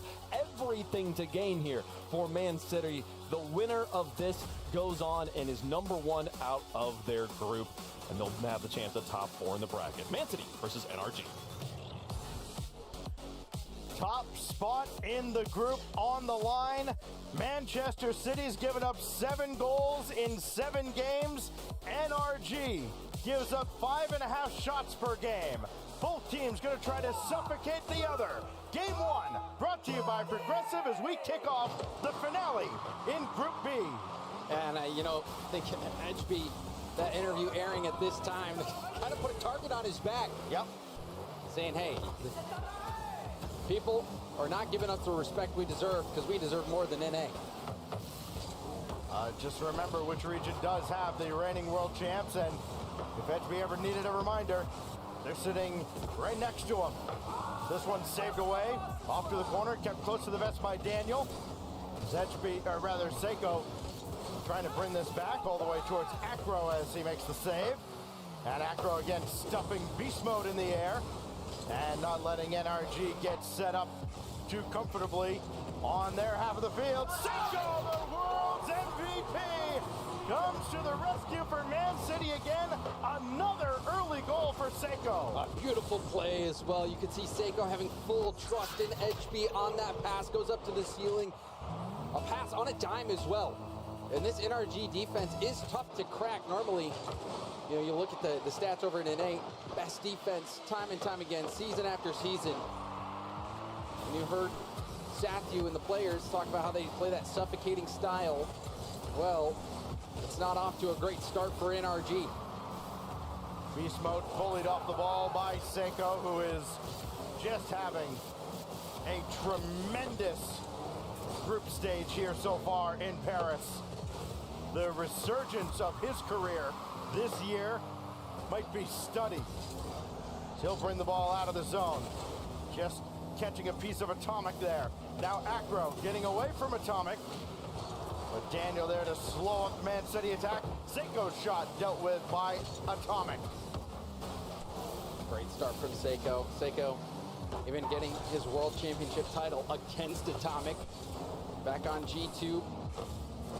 And where did that happen? At Dickey's Arena. Huh, interesting. A lot of history made there, Stacks. There sure has been, and there will be much more again. Would it be this time for Beast Mode? Can you imagine NRG running back-to-back? Of course, a lot of history to contend with. Acro stopped well before that could become a shot. And you're seeing Man City now just, again, trying to control things. That's a great shot, saved away by Acro, incredibly well read. Another opportunity for NRG. They've been few and far between, though, as Man City have mostly controlled the pace after getting the opener from Seiko. Well, you saw that brief moment there where they were successfully suffocating Man City. Kept them low on boost, but Man City held up to the pressure, still on it. NRG, one of the things they do best, one of the ways they're able to suffocate the other team is by adding those extra layers of misdirection. But oh, look at that! No misdirection needed. Telegraph shot to the top corner, but it was unstoppable. That's just a tremendous pass from HB, too. I mean, maybe he would have liked to put a little more zip on it, but he served up Acro perfectly. Well defended, but offense beats defense on that occasion. Man City continue to impress on both ends of the field as they've got now a 2-goal lead over the reigning world champs. Oh, redirect attempt. Running that beast mode. Loves playing that aggressive first man, and this dangerous as well. Up and over Seiko. Seiko, though, does land the bump. It's going to give Edgeby the ball. Got a flip reset, didn't get to do anything with it. Acro now to his own back wall, and there's no way anybody on his side could have read that he was going to win that ball through. Daniel waits for this to get right to the goal line. Again, just trying to play a very measured defensive pace here for NRG. Not panicking with the 2-goal deficit, but the opportunities presented to them have been minimal at best. Daniel take a big wide turn on this, put nothing behind the shot, and Seiko just booms it away. And Man City, I think, will be content to do that. I mean, we've seen NRG, again, trying to play a more possessive style on their defensive side. Far down and in, and it finally pays off for NRG. Far down from Atomic. Not a lot of boost to make the play. Just a simple shot on net. Places it so well. Edgeby thinking that he had that angle covered. And it was just a great shot from Atomic, who's got NRG a footing in this game, a chance for them to come back as well. And if you've watched a lot of NRG, you know they are good at those last minute, last second, 0-second efforts. Some people call it plot armor. Some people call it skill. That is the best, most accurate description you could have for NRG's ability to perform in this spot. Another Atomic will score with the demo down in front, and just like that. So much amazingness on this play. The demo, the flip reset, the pass, the shot, how it was approached by Atomic to not rush the shot.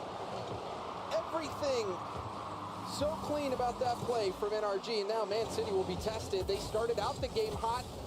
It looked like it was going to be all Man City. Now they find themselves playing defense. Playtime's over. You got to knock out the champs. You're not just going to get it handed to you, for sure. Acro, nothing in the tank at all. Needs Edgeby to come take over. Tried to get it down towards Seiko, and the demo in the air disrupts the entire play. This is boomed back towards the NRG net. Only as far as Daniel. Again, nobody's got any boost except on the side of Man City. Can they take advantage here with the closeout? Yes, they can! Edgeby, the hero! It was a skim touch. Tried for Atomic. If he makes contact on that ball, he gets it clear, doesn't make contact. It ends up being an open shot opportunity put away by Man City. Kickoff strat for NRG. It's a good one. Oh, and the pre-jump. It looked like Beast Mode had pre-jumped that pass. A little bit too much aggression from NRG, and Man City hold off. An exciting game one. They had a great start, let off the gas a little bit. You saw Atomic starting things with that bar down shot, and then the team effort, the demo, into the flip reset pass to Atomic. It looked like NRG was going to be surging back, but then that missed sidewall double. Not sure if Atomic had enough boost. Looked like maybe he did, but he was trying to go for the perfect skim touch. Ended up giving up that shot opportunity for Man City. They put it away. Team hat trick for them. Everyone contributing to that win. HB, Seiko, Acro all getting a goal. And it was a great start. Seiko getting things going with a wonderful team play. HB, that pass to Seiko was so good, but even the execution was brilliant. Yep. I think a very promising game one for Manchester City. Very promising game one, really for both these squads too. This is the kind of matchup that fascinates me maybe more than any other type, where you've got two teams that, yes, they have a reputation for playing very defensively. However, they want to frame it themselves, whether it's with smothering offense or just lockdown defense. But it's two teams that can play their style in any situation. They don't get flustered by the scoreline. I could watch these two teams play a game like that in a best of 15. Here we go now for Mitten Temple, as it's only 5 games here in the group stage, and almost a quick strike from Edgeby to kick it off. Well, at one point, to reinforce what Edgeby was saying, how, people probably underestimating them. Got to remember, NRG is the #1 seed out of North America. Man City, the 5th seed out of EU. And it just goes to show you how dominant, how strong this EU region is. They have Carmine to thank for being here. Seiko really has Carmine to thank for being here at both lands that he's played at. As Acro goes underneath, was there in support of Seiko, needed him. They'll run out of juice and did not get the last touch as he fell down. But more possession for Manchester City. This is about where they scored in game one. But NRG have held the line in the encore. Demo from Atomic, trying to get that suffocating attack going. There's the fake, you see, gets Edgeby going, gets the mid boost. Beautifully done from Atomic. Reset pass over is broken up by Seiko. But you can see that willingness from NRG to make that unexpected play to midfield. It's good stuff from Atomic. Good discipline from Daniel there too. It's a situation where a lot of times you might see NRG go for a pre-jump. Daniel realized the whole play was defended. There was no point. The risk was not worth the possible reward. As Atomic slowed down by Edgeby. Edgeby indirect off the ceiling, looking for Seiko. But Beast Mode's in the way, and they'll have to try and pass it back to Acro. Daniel's having none of that as he forces it across, and Edgeby makes sure to grab the corner boost. Good job from Manchester City defending both corner boosts from NRG. Going to make things difficult. Now Seiko will try to get this ball out. Does get a piece of that on the challenge, allowing Acro to be first to the ball. Flip reset past one defender, Beast Mode, looking for Daniel. Daniel denied as well. So all around, great effort so far for Manchester City. They haven't let NRG get much going. Really does feel like you're watching a mirror match here. And only 5 seconds separated game one from an overtime. Both teams had to work hard for each of the 5 goals scored in the opener. That's a good touch back to get this ball cleared away. Acro redirecting to the corner. He can chase it himself and hinder NRG. Shot on target from Seiko. Follow-up from Edgeby denied by a brick wall set up by NRG. Acro will dish this back off to the corner, and NRG will reset defensively. Oh, you saw the double commit from NRG. That forced Atomic to have to go for that boom just to buy time for his teammates to get back into rotation. NRG struggling to keep up so far. Then all Man City still scoreless, still tied. But Man City has had most of the possession. What can NRG do off this rebound set up by Daniel? Beast Mode did all he could. The defense of Seiko just far too great. When you look at the offense of these two squads, of course, Daniel had been all vibes mode with the Batmobile early on in the group stage. Leads NRG with 10 goals coming into this matchup. Seiko has already added to his double-digit tally. Acro looking to add one as well, and he does! With a double tap under the corner. Such a great shot. Gets it to the backboard, but then to put that top corner board down in that situation, giving the defender no chance. That shows great composure. Acro's done it with both of his goals. Remember the first goal he scored, the defense was there, and he just barely slipped it through the eye of the needle. Threading them today. Gonna win a lot of matchups when you can come up with those shots that ordinary players just can't under pressure. Coming up on the final minute now of game 2. Acro all the way back, and now NRG is gonna have to work incredibly difficultly now to, I know that's not a word, to crack this defensive shell. Seiko to the corner, got around one. And again, the task gets even tougher for NRG as they're forced all the way back to their own back line. NRG's been tested so far. They've been able to make comebacks happen, but this is a different caliber of opponent.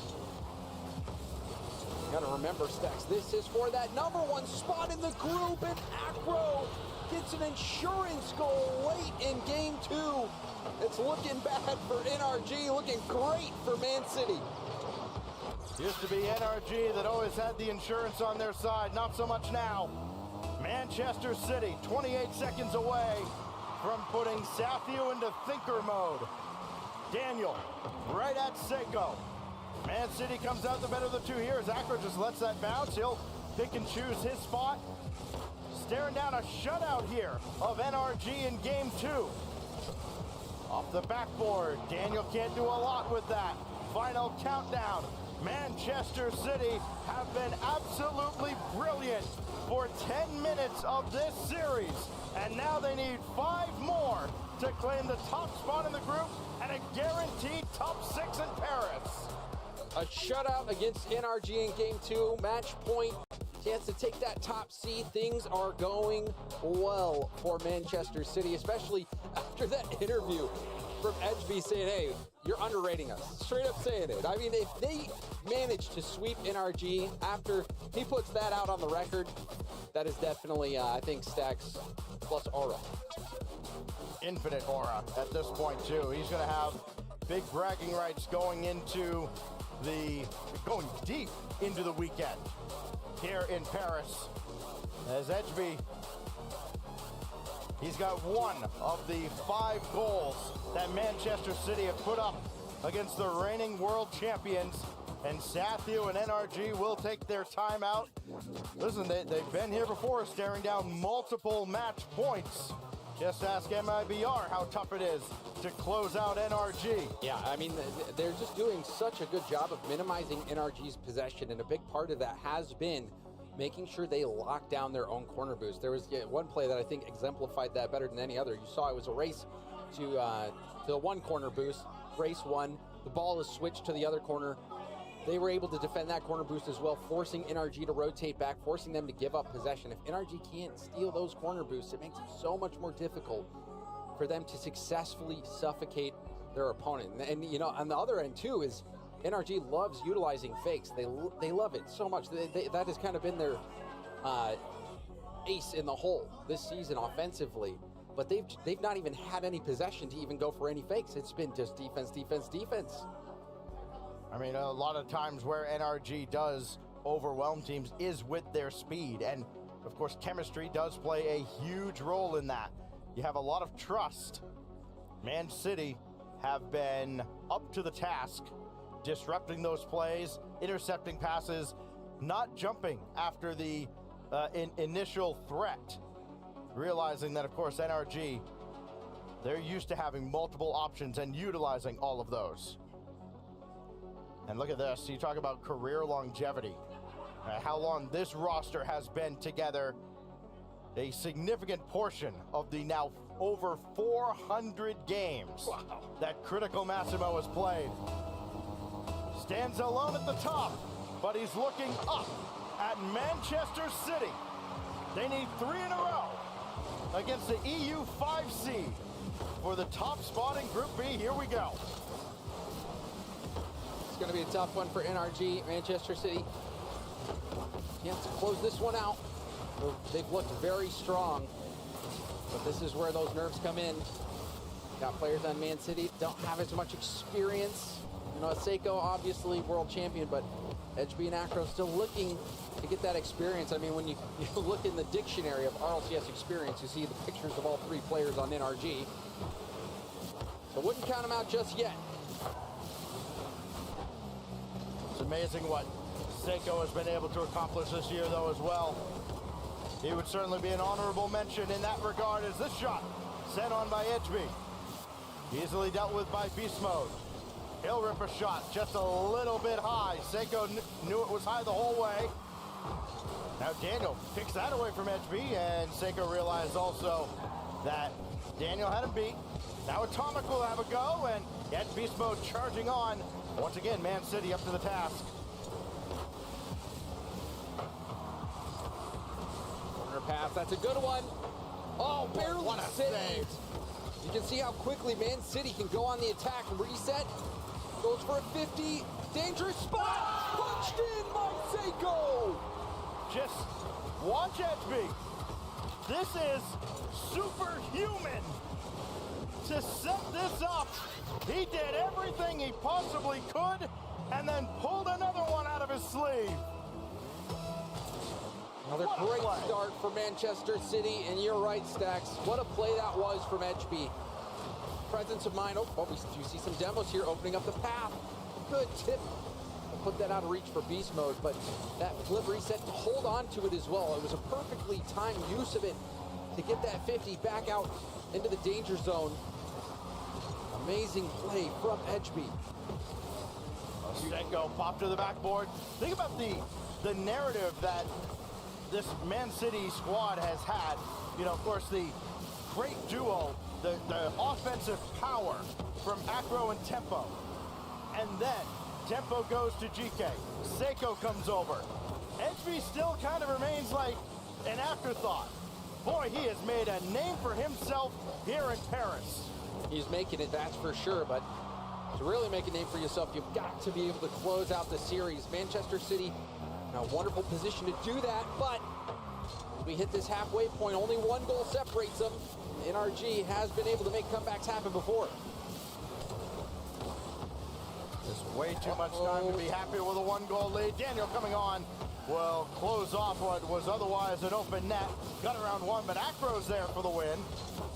And Beast Mode, one thing that we've seen out of NRG in this series, James, and we've almost never seen it before with Beast Mode working on low boost, is exactly that. They've seldom had any boost with which to work. Man City have absolutely controlled the entire field. Yep, even winning that mid boost there. Seen a lot of boom ball from NRG. They're just trying to get that space, trying to find that boost, but you're right, Stacks. Rarely have you seen that combination of NRG with possession plus boost. And both corner boosts and their own defensive end taken by Man City. That's why NRG wasn't able to starve them out. Seiko's got a full tank as he goes up to challenge. Now Atomic will throw one on net, just kind of a testing ball. Easily dealt with, a rare case where Man City doesn't have a ton of boost.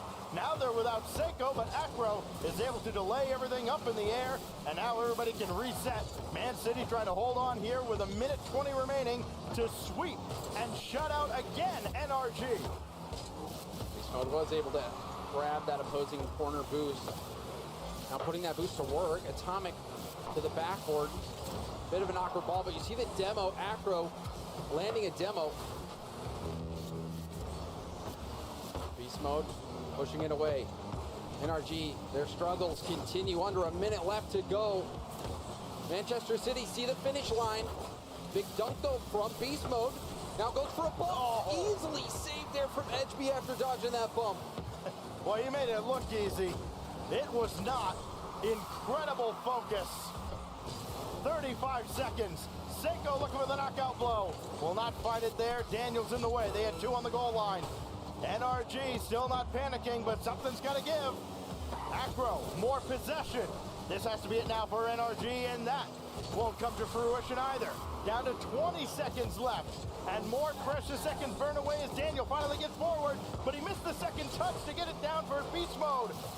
Now it's Daniel on the other side, down to 7 seconds. Edgeby will clear, indirect, right at Beast Mode. And one more clear should do it. Man City to top 6. Man City top out the group, and they sweep NRG to complete the job.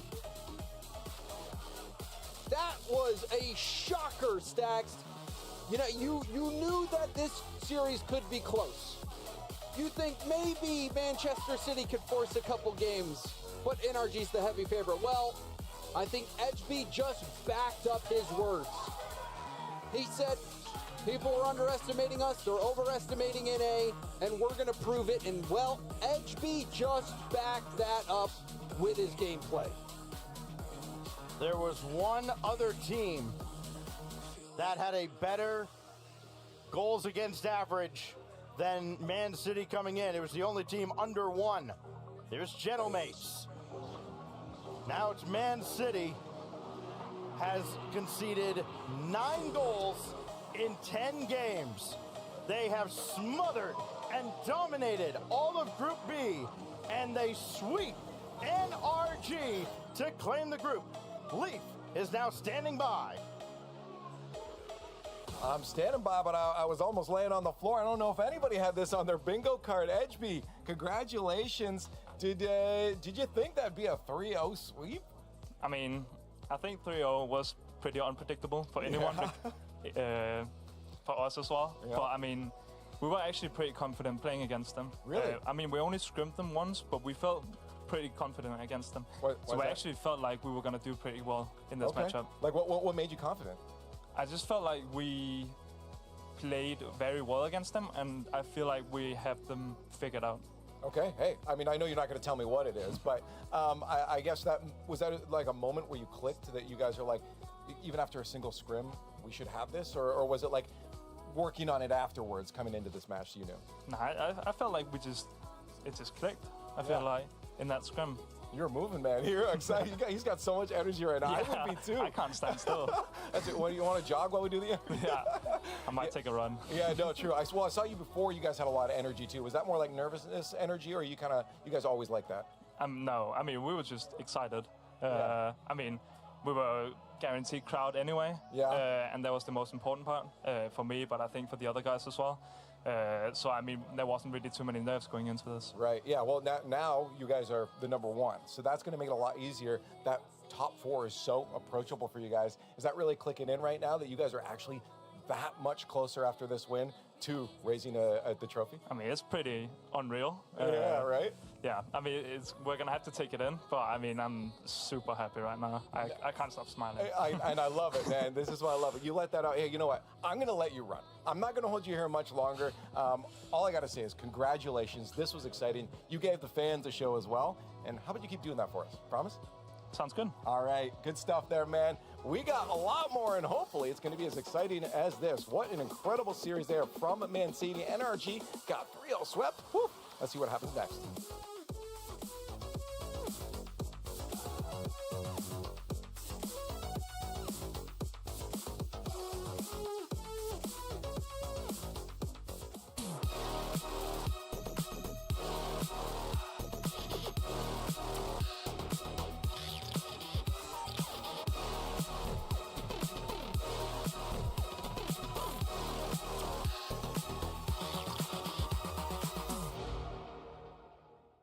Oh, now this guy's going that way. Now I'm getting the lay of the land. Valets can be a big test for a young homeowner turning into their parents. There's an overflow lot somewhere in the vicinity. If the that garage right? is full, they go to the auxiliary. He said if the garage is full, they'd go to the overflow lot. I heard him. I was right here. Let's just stand quietly.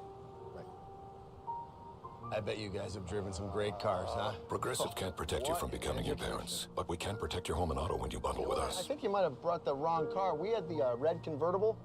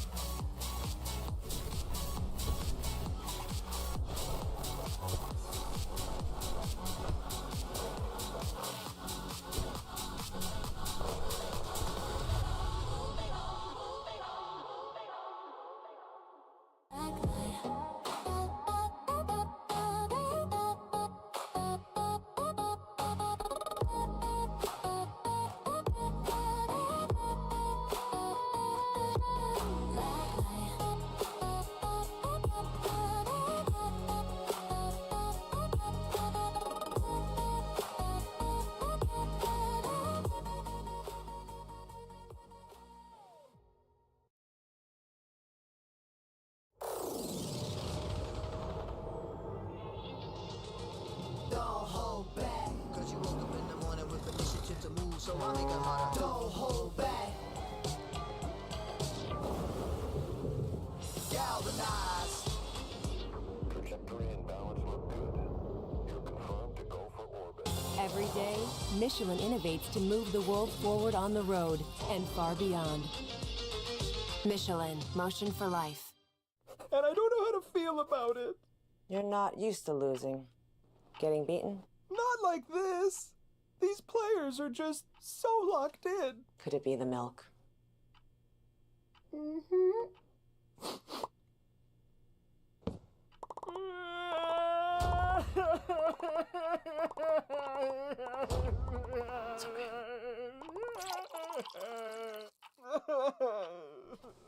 Stay there.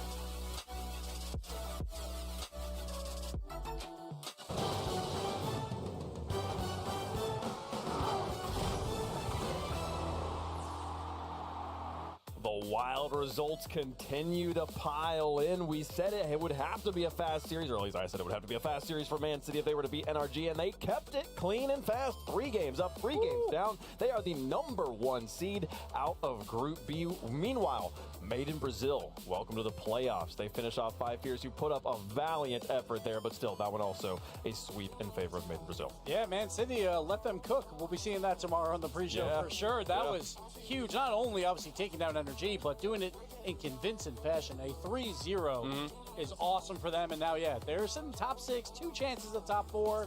Seiko from France. This is what the crowd wants. We need someone from France to make this grand final. I think also you saw all of Man City pop off. There was only 2 goals scored by NRG in that series, both in game #1. They held them completely scoreless for over 10 minutes. And they did it their way. Yeah. Played a lot of defense. We knew they were going to have to. They didn't give up too much boost in the corners, though, I felt like. It felt like the boost control was there. The energy did outpace them, but you always expected that. Man City kept it close enough. They kept a lot of boost in their tanks as well. Average amounts. Top 2 were Man City players. Energy just couldn't find a way around this defense after game 1. Yeah, they couldn't find a way, and their attack was lackluster. They had no threat. There was no suffocation to be found. It was very disappointing. Disappointing watching that. But over there on the other end, Man City, they're comfortable winning 1-0, and they are winning 1-0, and they do it their way. And Seiko, we didn't talk about it before the match, but he likes this matchup against NRG because I think that when NRG, formerly known as G2, that was an incredible reset backflip to set up Seiko. But I think they start playing too much boomer ball. And personally, Seiko, he knows how to stop boomer ball. And he's also beaten this NRG2 roster one time in the grand final back in Copenhagen, and he's beaten Tom in the grand final again, Tom after you, back in the World Championship in 2022. And that's the perfect recipe for a team that plays a lot of defense. When you clip on them twice in this series, that's all you need sometimes to win these very close games. Yeah, but you got 14 offensive demos for NRG, and you get 0 goals out of it. But you know what that means? You're not playing tight enough next to each other. Where is the follow? 14 to 3 demos, and you scored 0 goals in games 2 and games 3. That means the third man is nowhere to be found. You're not winning. The tightest we saw them play was when they all had to dive into the top corner to try and save Acro's shot, and none of them could do it. Acro still 14 slotted it demos through. to 3. You score 0 goals. That simply should not be possible. It should not be possible. And yet you lose. And Man City, though, credit to them, #1 seed now, coming out the group, and they're going to be playing the winner. Is it going to be Shopify? Rebellion, Shopify or Twisted Minds? Shopify or Twisted Minds will be #1 in the matchup. So that'll be interesting to see. EU5, and again, this is not normal. We don't have EU5s at these events normally anymore. And now, let's just go and win the group as well. So we might get We're about to have an EU6, 5 mate. Europeans again in top 8. We're going to have an EU6 as well. Who's the 6th seed? No, when it comes to LCQ, Oh, gosh. And watch this guy There's a lot of teams, teammates. a lot of talent over here in Europe. Group B is done. Locked up. Those teams are finished for now. 5 Fears, thank you for playing at the Paris Major. Their tournament ends here. Made in Brazil and NRG will have to play tomorrow. Man City, they get to take a little bit of a break. We'll see them on Saturday as they are through as the top seed. Let's move over to Group A and finish off the business there as well. We've got Carmine Corp up on top. They've actually already clinched that #1 spot. They'll do a show match with Wildcard Gaming. And hey, Barker were able to win that.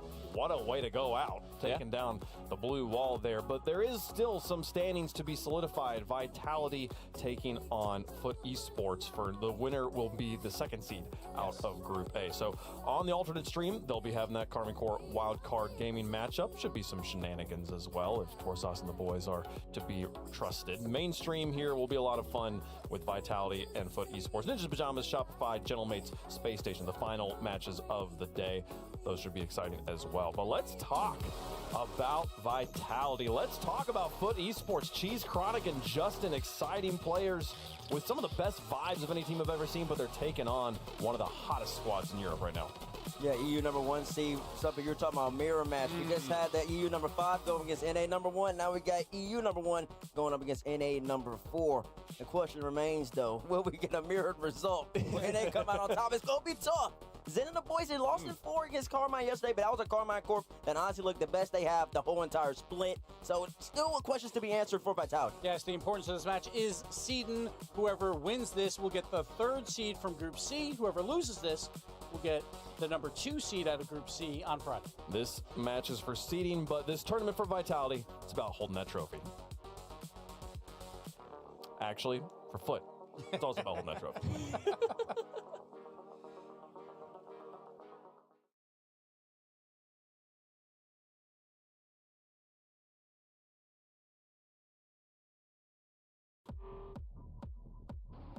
And my name is Adam Alexandra. I am the head coach for the team. For esports roster for this split is Justin. He hit the infamous shot on 0 seconds, so I feel like he's well known.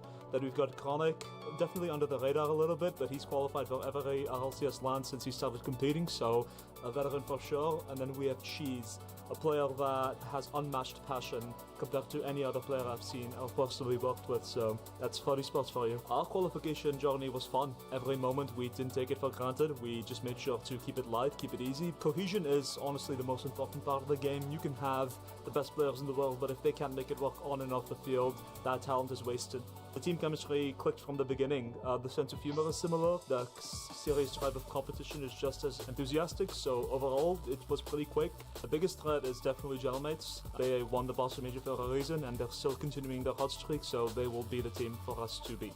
I hope the crowd comes and cheers us. I mean, I would give my career to the French people, my idols in K-Dog who really got me playing this game.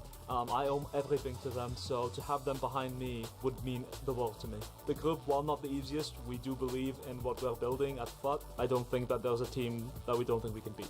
We are going to prove that NA, for the first time in a while, is a 14 region. We are just as lethal as any of the other teams that we're sending, and we have full ability to take it all the way. I'm here with Foot and Adam Baguette, and overall, I just want to get the thoughts on the team coming into this next matchup here. Vitality, obviously a pretty difficult opponent on the side. We see a huddle going on right now. Does that intimidate you? Not at all. I'm gonna be honest. I mean, listen, huddles, they're nice, they're great, but I believe in my players and the ideas we got going, so we don't need a huddle.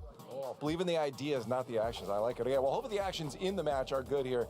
Coming in today, was there different prep? I feel like most teams are just like, play our game, or did you guys actually look at this matchup?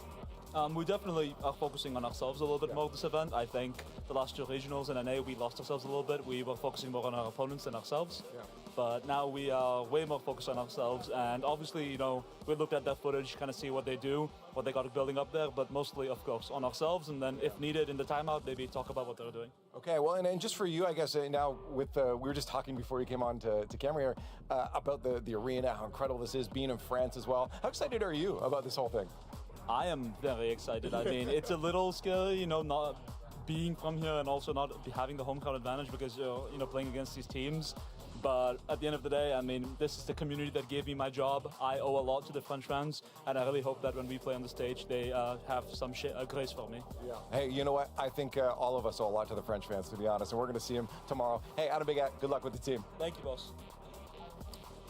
He says that they're focused on themselves this event, and in the little video, so the team cohesion is the most important thing in Rocket League. Did you agree with that? I think mechanical skill is probably a little bit higher, but I think cohesion does definitely help. But the problem is on the other side, it's Zen, right? It's like, it's very difficult. Vitality is obviously gelling. Everyone wants team cohesion. Everyone wants that, but you still have to back it up with the plays. And we'll see if Foot has enough to take on Vitality. They say North America plays a 4-team region now. Well, we just saw EU5 take down NA1, Stumpy, so let's see. It's going to be very hard. I think that I like the idea of, look, we're going to focus on ourselves. If we raise our own floor, then we've then got less things to work on overall. We're not going to try and spec into any one team in particular. We do have, I don't know, it's, you're talking about the mechanical skill being the most important thing, and that's what Zen brings to the table, but team cohesion being an important thing. Bates, that's also what Zen brings to the table. He bends these teams to his will by the way he calms in these games. He talks the whole match, telling the other players where they need to be and what they need to do, saying this is what is happening. You will conform to this play style. And it's how they have won so many events. Yeah, Zen's IGL. He's also the best player on the field.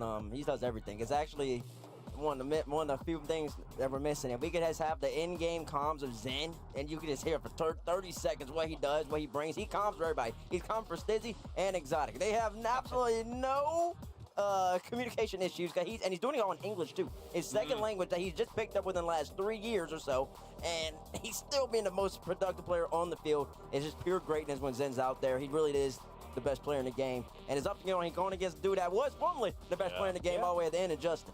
I'm surprised Zen's not in the middle chair then, being that in-game leader. But at the same time, wherever Zen wants to sit, you let him sit there, right? Yeah. Zen can do You're not moving whatever out the he way. wants, right? So, and whatever dinner he wants, you get Zen that dinner.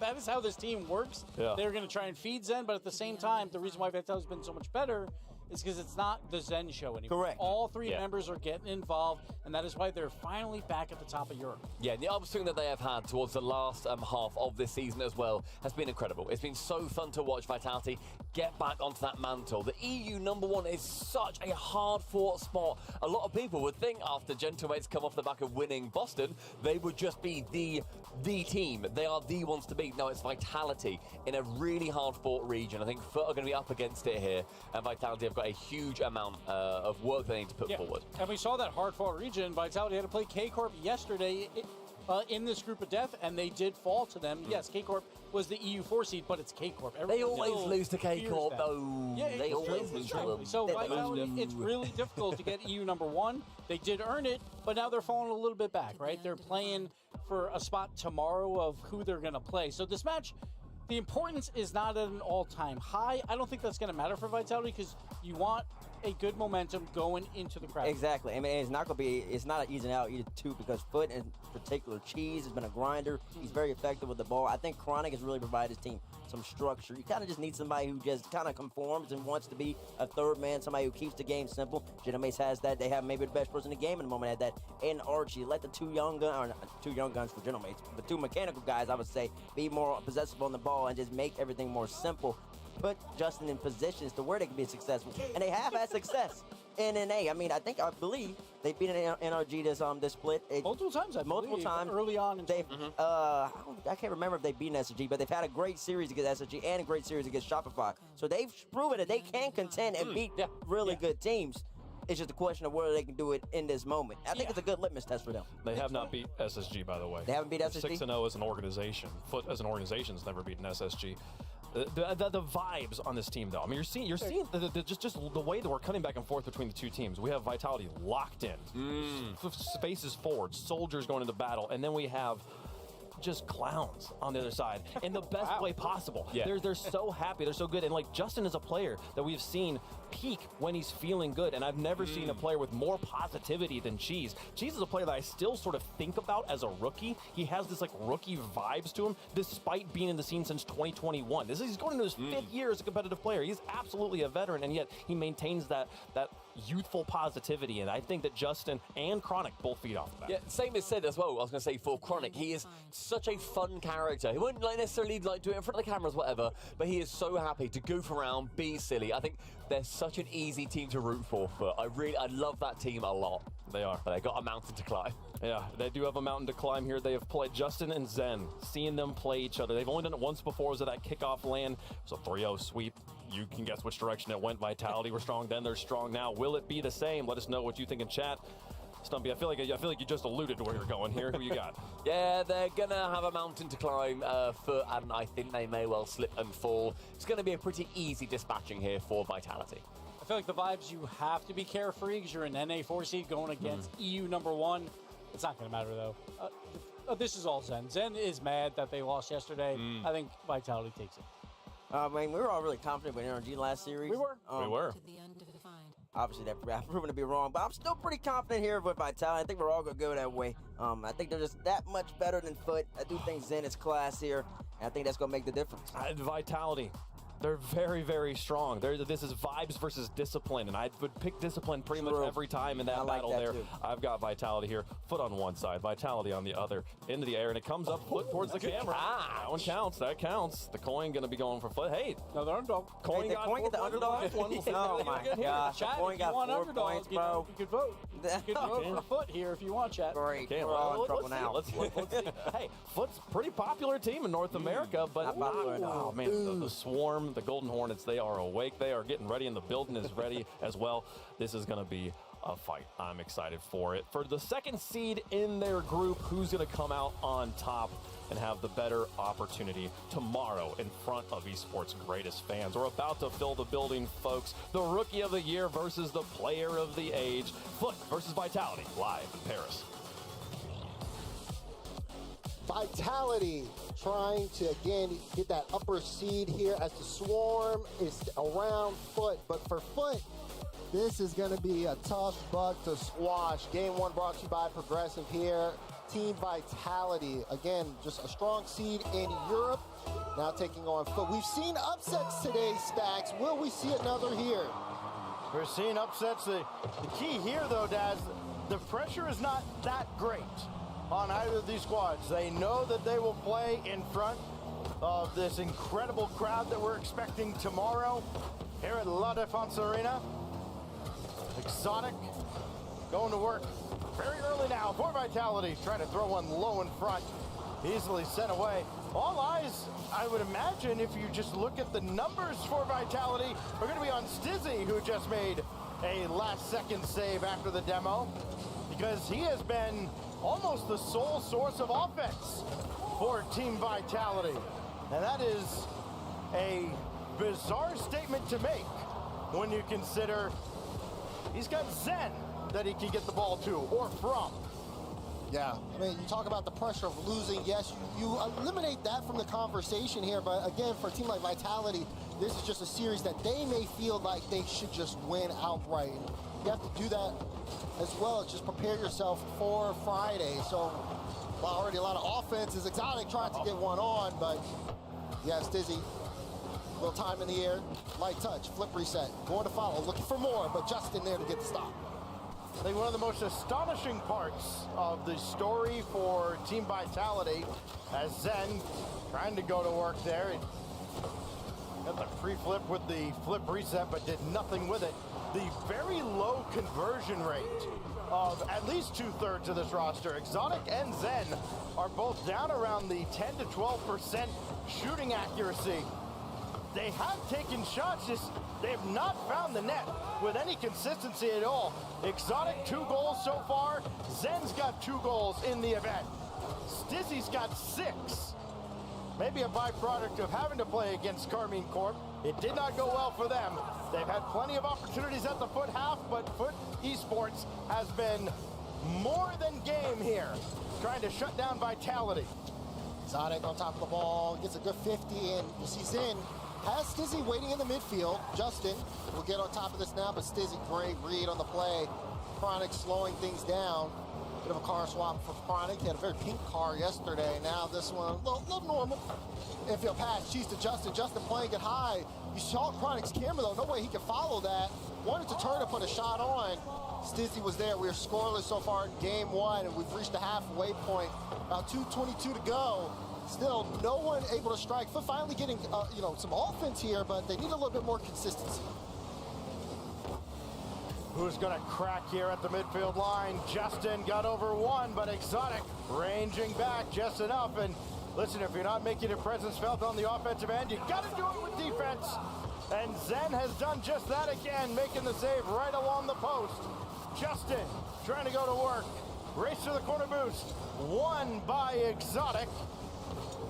But that, you would have thought, might have slowed down Foot Esports, and that now that they weren't able to starve out Vitality. No, they just keep bringing it right back in. Vitality very slow to clear the zone. Now they finally do. Stizzy with the boost steal, and that could set up TV. Exotic to Zen. Zen trying to drop it down, but straight to Justin, who clears it to Chronic. Chronic a little bit of room in the air. Can he create here? Did get the flip, but just too late. Stizzy was on top of it. Now Vitality with a chance to move upfield. Get the ball to Zen with space here. Stizzy trying to set up a play. Let's get a bump there, Zen, but it's blocked out by Chronic. Foot, no stranger to making defensive stops in chaotic moments. Able to handle that for now. Ball still on their half. Getting to be crunch time now. Final minute of game 1. And another shot sent away. This time Stizzy tried to crack through the defense. Chronic took his time. That rings off the crossbar from Zen. And the shooting percentage continues to drop. It hasn't always been shots getting saved as. They've been missing just off the frame. Yeah, this is still, if you're watching Vitality, I mean, there was a time in that play Stizzy turned up to go for a bump to try to see if he could separate a lane, put him in a 1v2 situation. Vitality, no strangers. They have a lot of trust in each other. They try to make those extra plays, and Zin pushes that forward.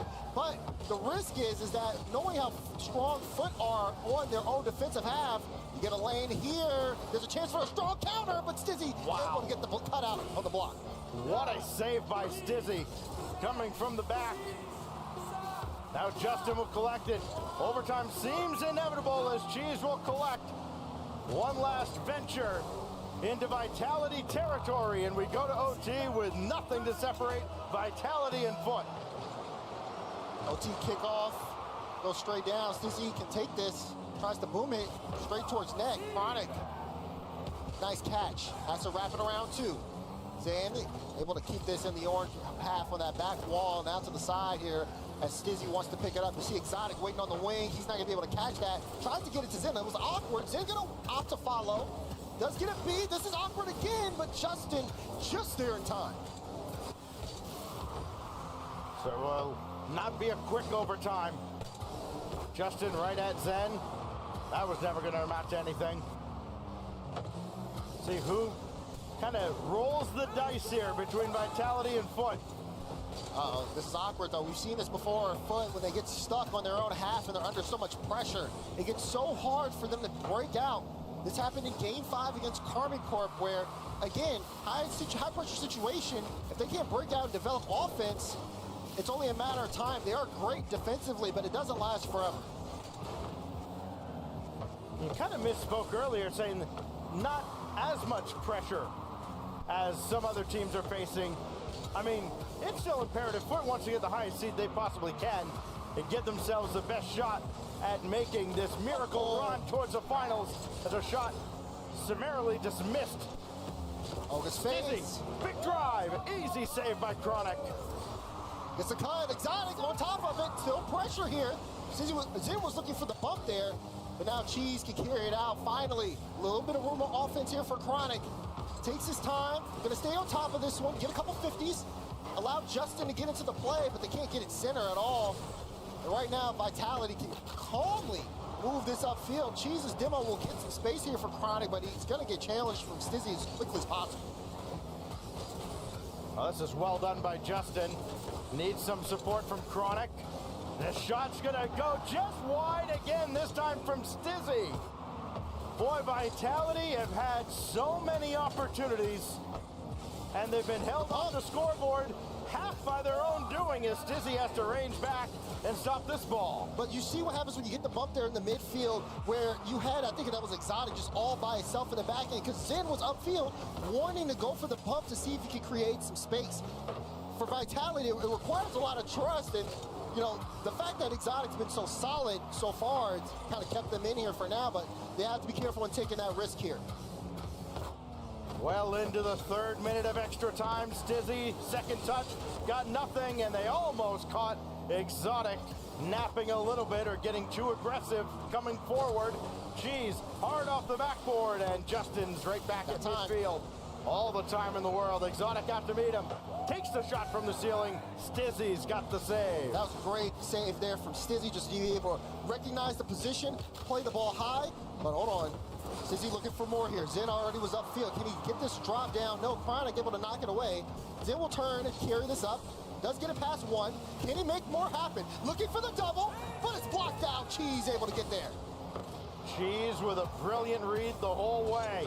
Foot doesn't have a lot of boost collectively. Chronic's got the lion's share of it, but it's Cheese who's the first line of defense. And he does stuff Vitality, sends him right back once they came. Back to the corner, and a big clear by Justin, with Cheese getting the redirect downfield, and Stizzy there to stop Justin. Like that from Cheese, trying to see if he can get that skim redirect, but you still have to be careful here. Just feels like something in the air here, especially when I look at Zin on top of the ball. Great catch. Oh, goodness. He's setting up something here. Zin, almost to the top left. That was incredible. Follow-up shot. Exactly. He didn't have boost. We couldn't put power behind it. It was a great effort for Vitality. But again, scoreless game as we hit the 4-minute mark here. Zin off the ceiling. Looking for the follow-up touch. Goes straight down. See, Exotic for the double. It's down. But no, it's blocked away. There's a lid on the net. Chronic using what little boost he had left. The boost steal out of Stizzy, but nobody pressures them. They all retreat back, even though they had got a boost steal, and they had to know that Foot had to be pretty low on boost. Now they got the steal in the corner, Zen, but Cheese is there to deny him. And again, Foot escape, perhaps unscathed. The Stizzy is met by Chronic. Everybody's got boost now for Foot, or they've got at least enough to make another stand. Oh, Cheese! Oh, what a save for Justin! That's gotta be it, it is! Stizzy, top corner! You can see the pressure surmounting. The touches were getting too far away from Foot. And this one, Cheese let it go. Just a lapse there for a quick moment. Pressure broke the defense down, and Stizzy with the follow-up.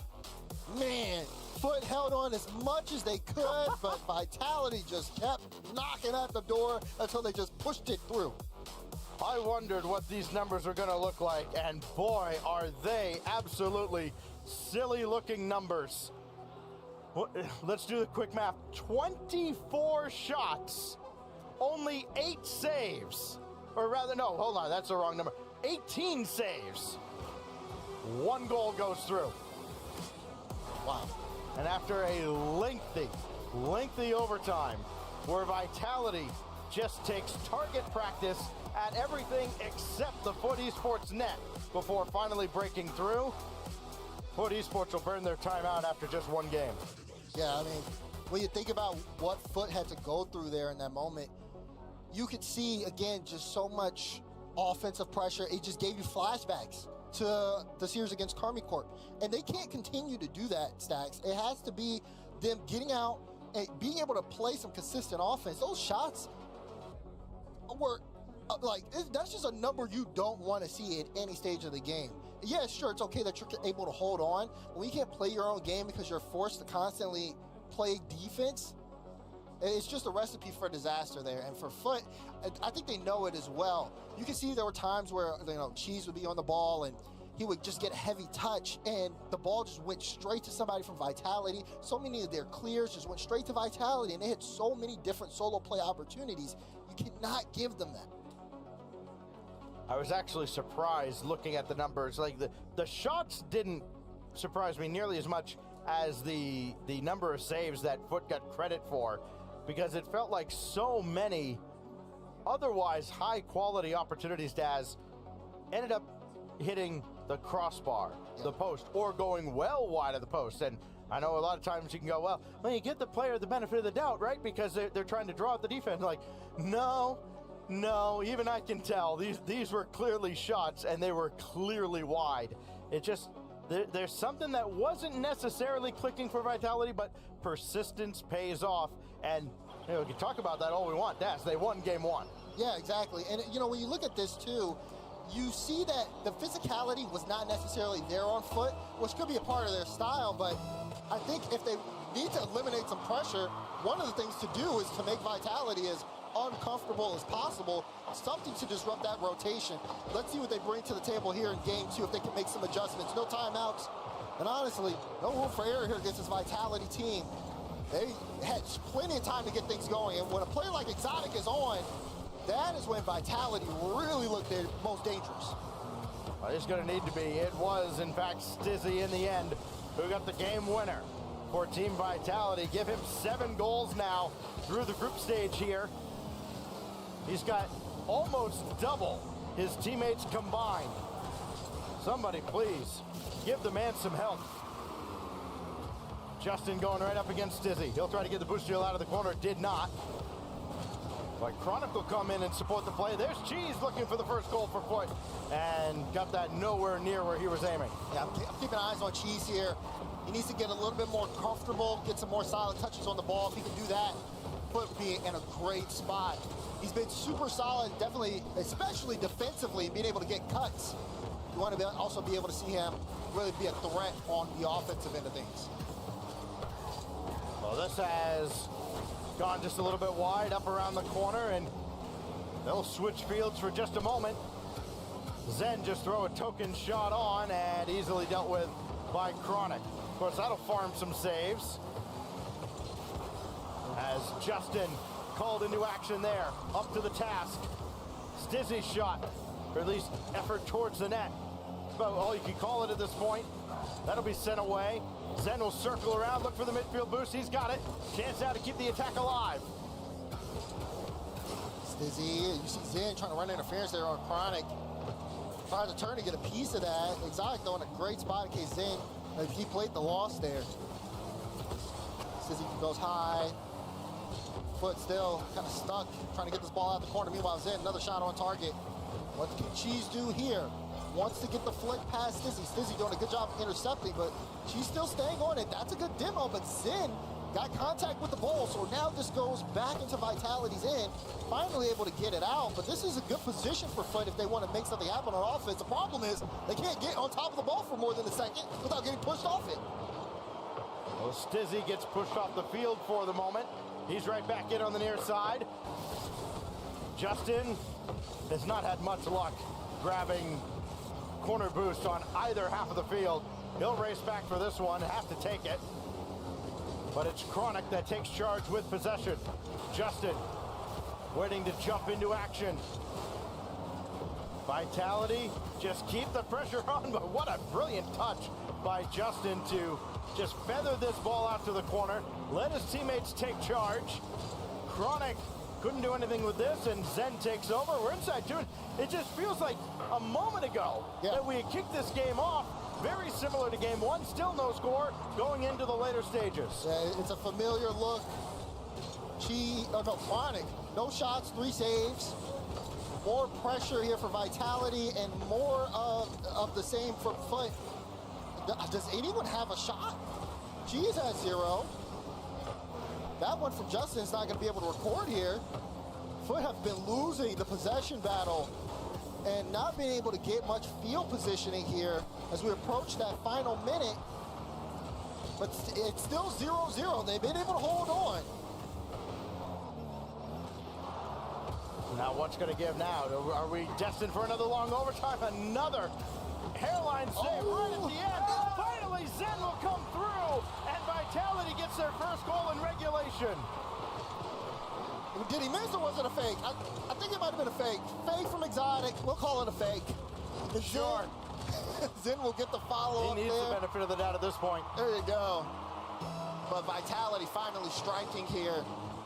And now Foot, try as they may, they have been empty offensively, leaving much to be desired. They know they need to take a much larger risk at this point if they want to get past Vitality. 50 seconds remaining in regulation. Foot have not mounted much of a resistance. Chronic to the backboard. There's Justin to tie the game. Second shot from Justin strikes true. Chronic plays as high. It's the threat of the double. Forces Zen to jump to block it. And Justin had a clean lane because of it. They finally get one. Can they build this into another? 40 seconds separate us from another OT. Chronic looking to do work, but Zen hangs in the air to stop him and send this ball back downfield. Another brilliant defensive effort out of Team Vitality. They need another stop, and they've got one. Now can they counter? Do they have one last shot in them before we go to golden goal territory? Exotic's in the air, but Justin sweeps that out to the corner. Cheese with time winding down. He's got Chronic up in the air, pulled his own number, and was denied by Zen. One last chance, redirected. Unbelievable! An explosion right in front of the goal line. Cheese gets that light touch. Zen! I think it was going to hit the ground if Zen didn't touch it, but he had to go for the demo to stop Justin there. And Foot's pressure pays off. We got a tied series. Unbelievable. Got the demo. At what cost? 1-1. And what looked like Vitality was just inevitably going to drag this out, wear down Foot in another lengthy overtime. Foot absolutely steals one. Wow, and that was definitely good there from Exotic. Saw Chronic jump forward, had no boost, and then Chronic able to kind of almost get his get back. Leaves that one for Justin, and then here we go, final seconds. Justin lobs it, Cheese, no boost, had the perfect touch. It doesn't get more perfect than that. Oh, wow. That is crazy to steal that game. And now we go into game 3. No timeout here for Vitality. As they're going to try to get this one through. But I mean, the way the series has been going, Stacks has been as tight as ever. I feel like we go into this one now and you're almost expecting it to be kind of close here. Foot still needs to change the narrative, just of the way the possession game has worked. Because for now, it feels like it's been Vitality offense, Foot trying to get a counterattack out. It's not the best way to play a series against a team with this caliber level. One step in front of the next. Here we go. That shot on target. Follow-up coming through. And it goes right to Stizzy, who can outlet to Zen. And a perfect score for Team Vitality. And you look, Zen just gets a strong win there. Cheese on his way back, and Zen able to just stay upfield. Gets that perfect pass from Stizzy, and then all of a sudden Vitality back in the front seat here. Great opener, but you're starting to see Foot take a little bit more risk for the pressure. They just have to worry about their execution. And Justin goes there. He has to be able to at least win that 50. It's a tough position. I mean, Foot Esports has been outshot in this series, over 30-something to 13 coming into this game. Miraculous that it's just 1-1. But you can sense, Daz, as you said, Vitality starting to turn the corner here just a little bit. Yeah. The way Vitality has kind of slowed down a little bit, they're giving more room to Foot, and you can see Foot as well just kind of taking the space, but they haven't been in this position for so long. You start to wonder, you know, okay, they got to get back into their own game flow. Stizzy takes this one, tries to go high, good beat. Look how fast that follow is from Exotic. A lot of room here. Zen playing back. Stizzy tried to force one up, and Zen getting a piece of that. It's Vitality look to march upfield. Exotic all the way to the back and wanted the ball. Oh, it was almost an own goal from Pride. The follow-up from Zen. Good though. Vitality up by 2. Zen scoring, and that should give everybody else in this tournament something extra to think about. The beast is awakening. Boy. 3 goals now in this series. He had the assist to set up Stizzy with the overtime winner in game 1. I mean, you see that, especially if you're a Foot fan, Zen screaming at your team, getting set up. I mean, that's just going to do so much, not just for him, but for the rest of his team. Now, here we go, Chronic to Justin. Justin, can he get one back? He can! Laser from Justin to bring it within 1. He's got Zen sitting in the net, who's got it all lined up all the way, and Justin's like, all right, catch up to this one. A challenge fastball right over his head. Good to see Foot here with some fight. Team Vitality has been in control of this series game by game, but Foot has always been able to just keep it so close, whether it's in the score line, whether it's making last-second saves, and then when they do get a chance to strike, especially with space, they can be deadly. Justin, a specialist. Justin, he found another one! He can't miss! I'm glad somebody can't miss in this series. It took long enough. A snipe from midfield. He said, go and get it. Tied up ball game here as Justin is willing to put back into this game. And he could do so much more. Again, more creativity. Wanted for the pass for Cheese. Chronic last back though. You see Stizzy forcing the 50 out. Wants to stay on top of this to make Chronic awkward. Chronic gets a clear to Justin on the sidewall. Zen, a little too fast there. Ball got away from him. A little bit of space. Justin looking for Cheese. Even with no boost, look at the fake for Justin, putting another shot on. Chronic will opt to steal the boost, but they're not holding on to the possession. They have to be careful there on the Foot side. Otherwise, Vitality, they can sneak one in the net. You can appreciate Foot's mentality there. Feed the hot hand. If he can do no wrong, Just keep giving Justin the rock. Coming up on the corner now, and Stizzy looking for Exotic coming out of the goal. As we see over on the other stream, Carmine Corp, the blue wall, has completed a perfect run here in Group A. And we will have a clean cut all the way through. There'll be no tiebreakers between 1 through 4. Still more pressure here, though. Light touch, redirect, not enough power behind that. Zen gets demoed. Cheese staying on it. See, Cheese a lot of time here on the ball with like low boost, but it's been effective. He knows exactly what to do, whether to make a touch, whether to fake one, and it's been able to get Foot a little bit more ground to work with here. But Zen looking to strike, high ball to Stizzy. Can Stizzy get it? Just bounces right in front of the ground, but it's not enough. It gets cleared away. The accuracy betraying them just a little bit, getting so close on the goal line, but not able to beat either the defender or the frame of the goal itself.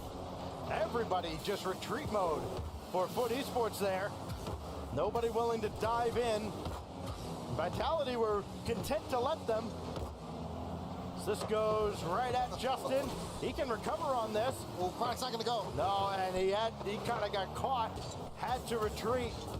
Another awkward moment for Foot defensively that they do just enough to recover from Daz. Yeah, Cheese looking a little almost too far forward here. Justin, he might be able to get that double, but I don't think it went the way he wanted. Chronic glass back, low boost, so he has to wait here, looking for the back pass to Cheese, and Cheese will try to take the ball. This is really good, though, on the side of Foot because they're getting more ground, constantly getting these clears to send Vitality back. And Vitality, their clearances, their passes to each other have been so heavy on the touch that it's allowed Foot to get some room, but Justin gets a save on the goal line. Final 10 seconds. Justin tries to move downfield. Zen wants to attack. Cheese, cut to the side. This is not going to be a free ball for Vitality. Foot will ground it, and we have overtime. Yeah, after the heroics at the end of game 2, why don't we just bring this ball to the ground while it's in our end, and we'll settle for OT. It's going to fall to Stizzy. He's got a read here. He's got it, and that's going to be on target, but easily dealt with by Chronic. So now it's Foot's turn.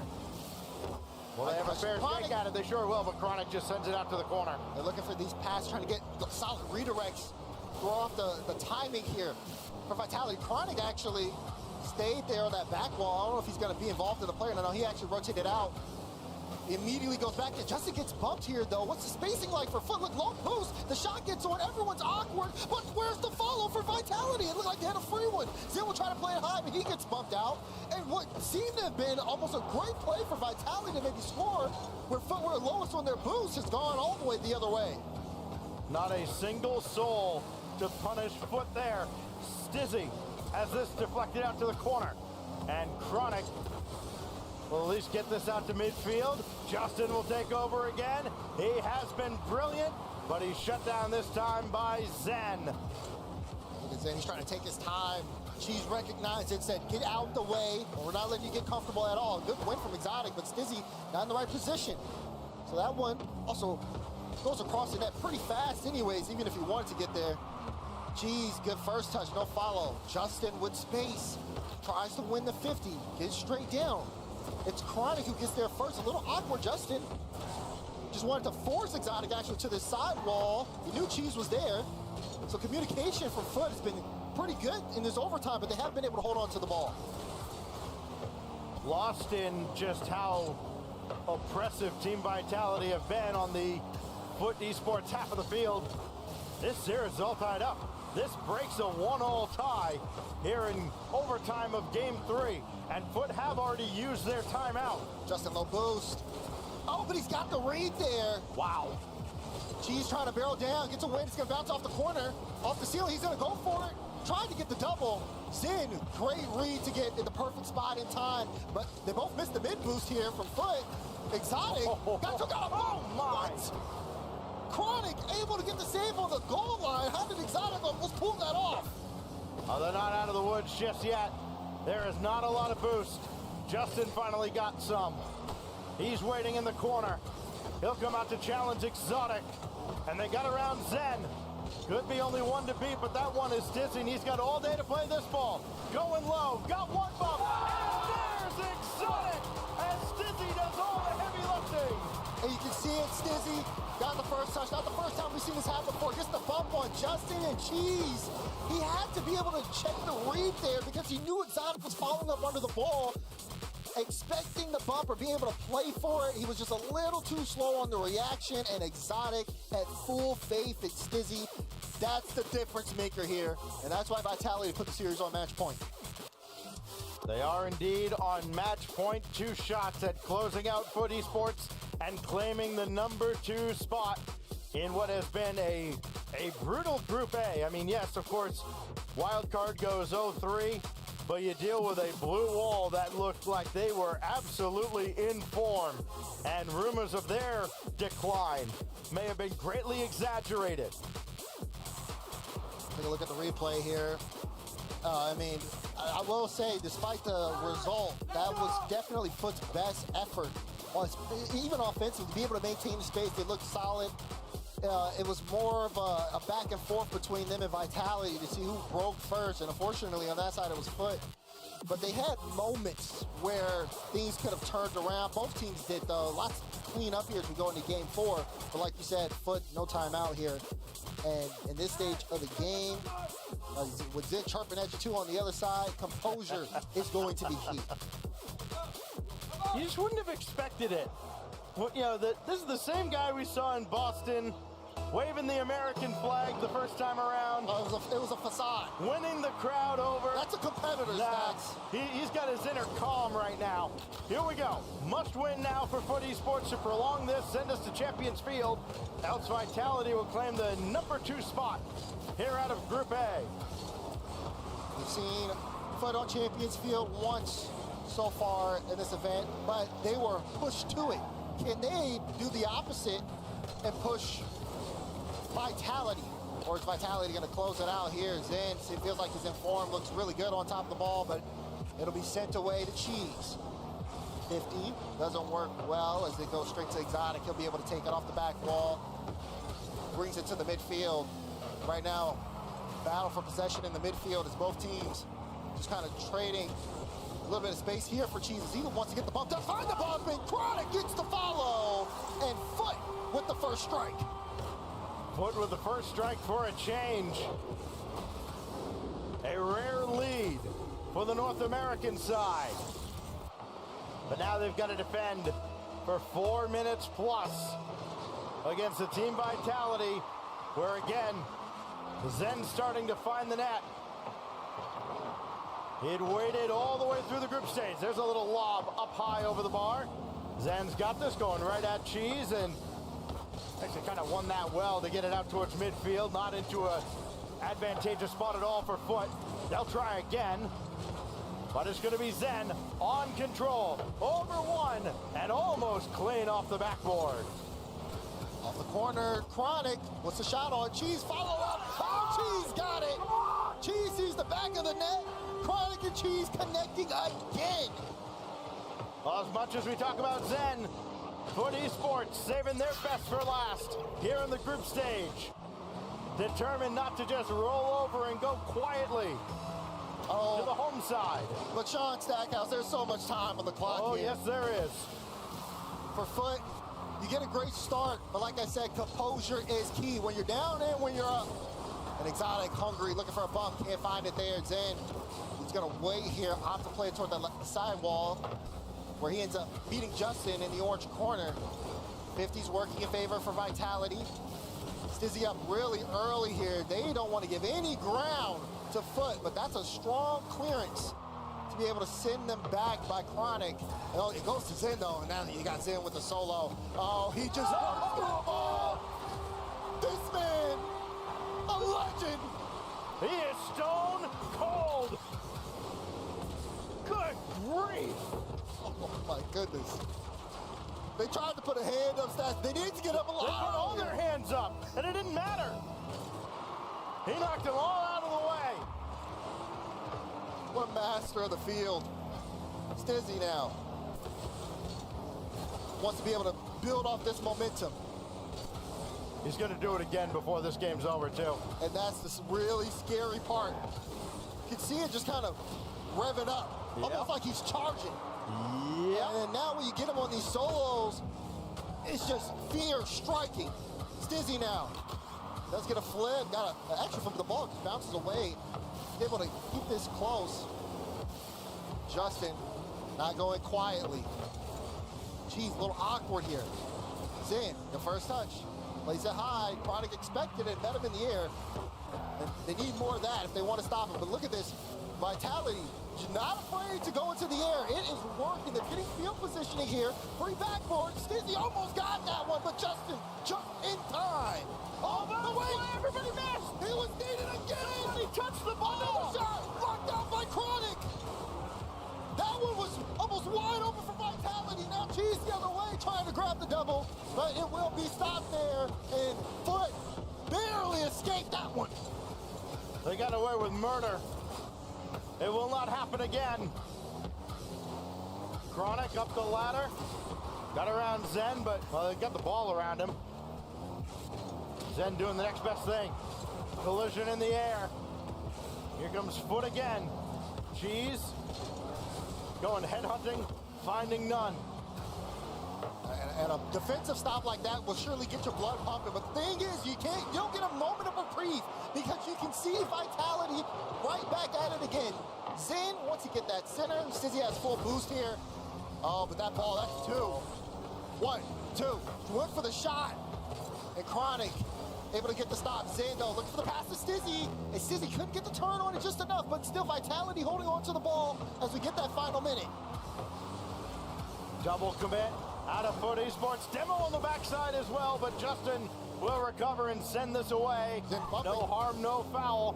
Zen gets demoed for his efforts on the back end. Here goes Stizzy, and he's met again by a brick wall of Foot. Zen playing it close. Wants to throw things off.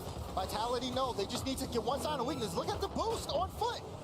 Cheese was the only one. Justin got a couple pads. They're trying to get padded up. They don't have the corner.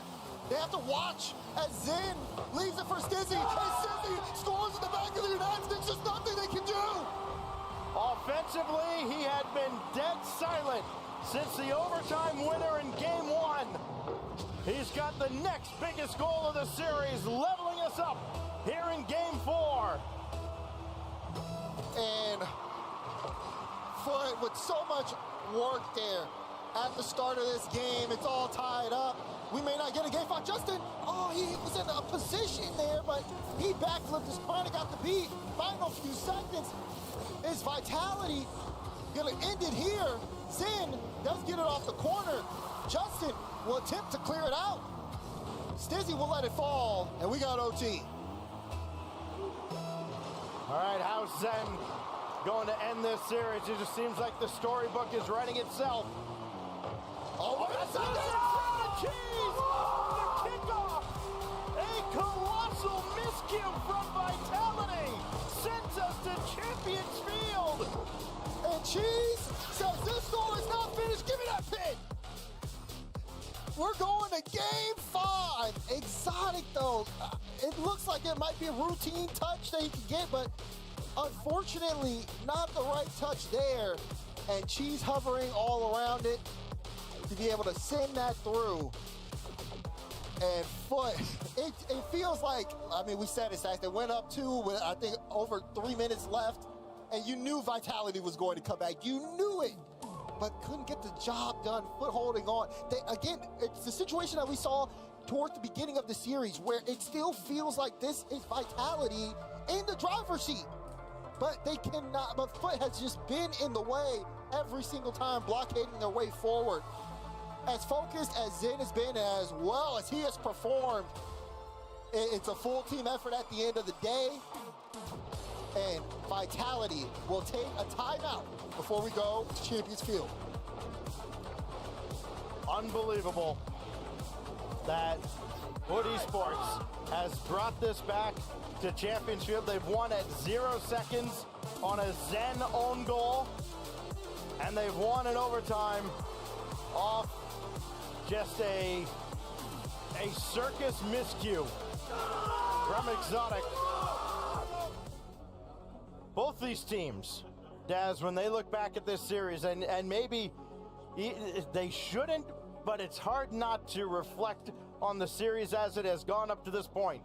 He'll be wondering, man, how many times should we have won this and been done already? Yeah. And then, I can see it. The way Vitality has been playing with the, keeping the possession, it does feel that way.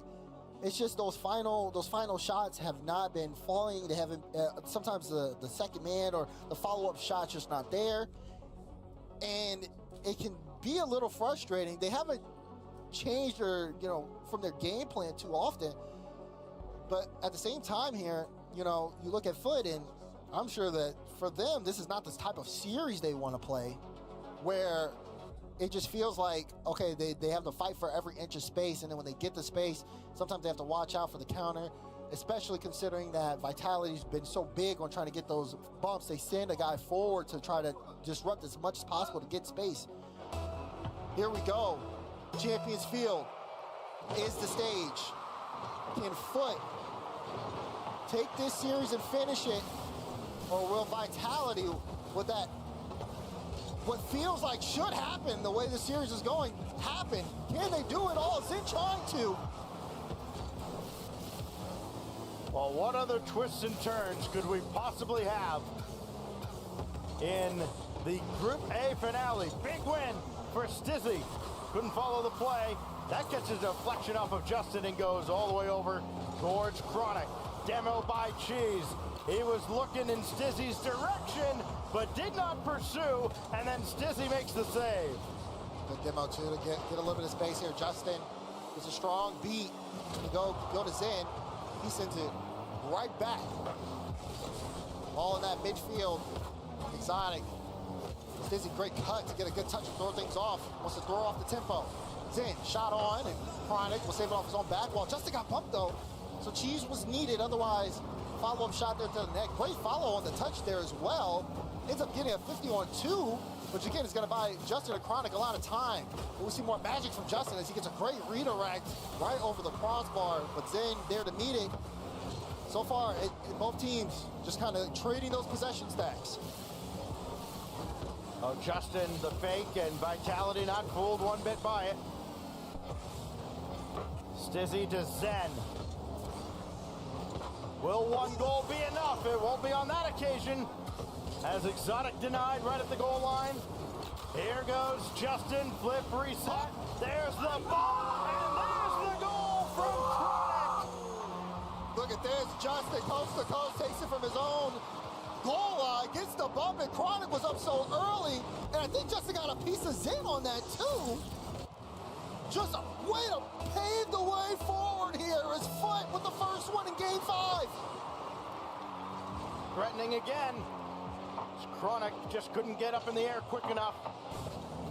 At a one-on-one off that kickoff.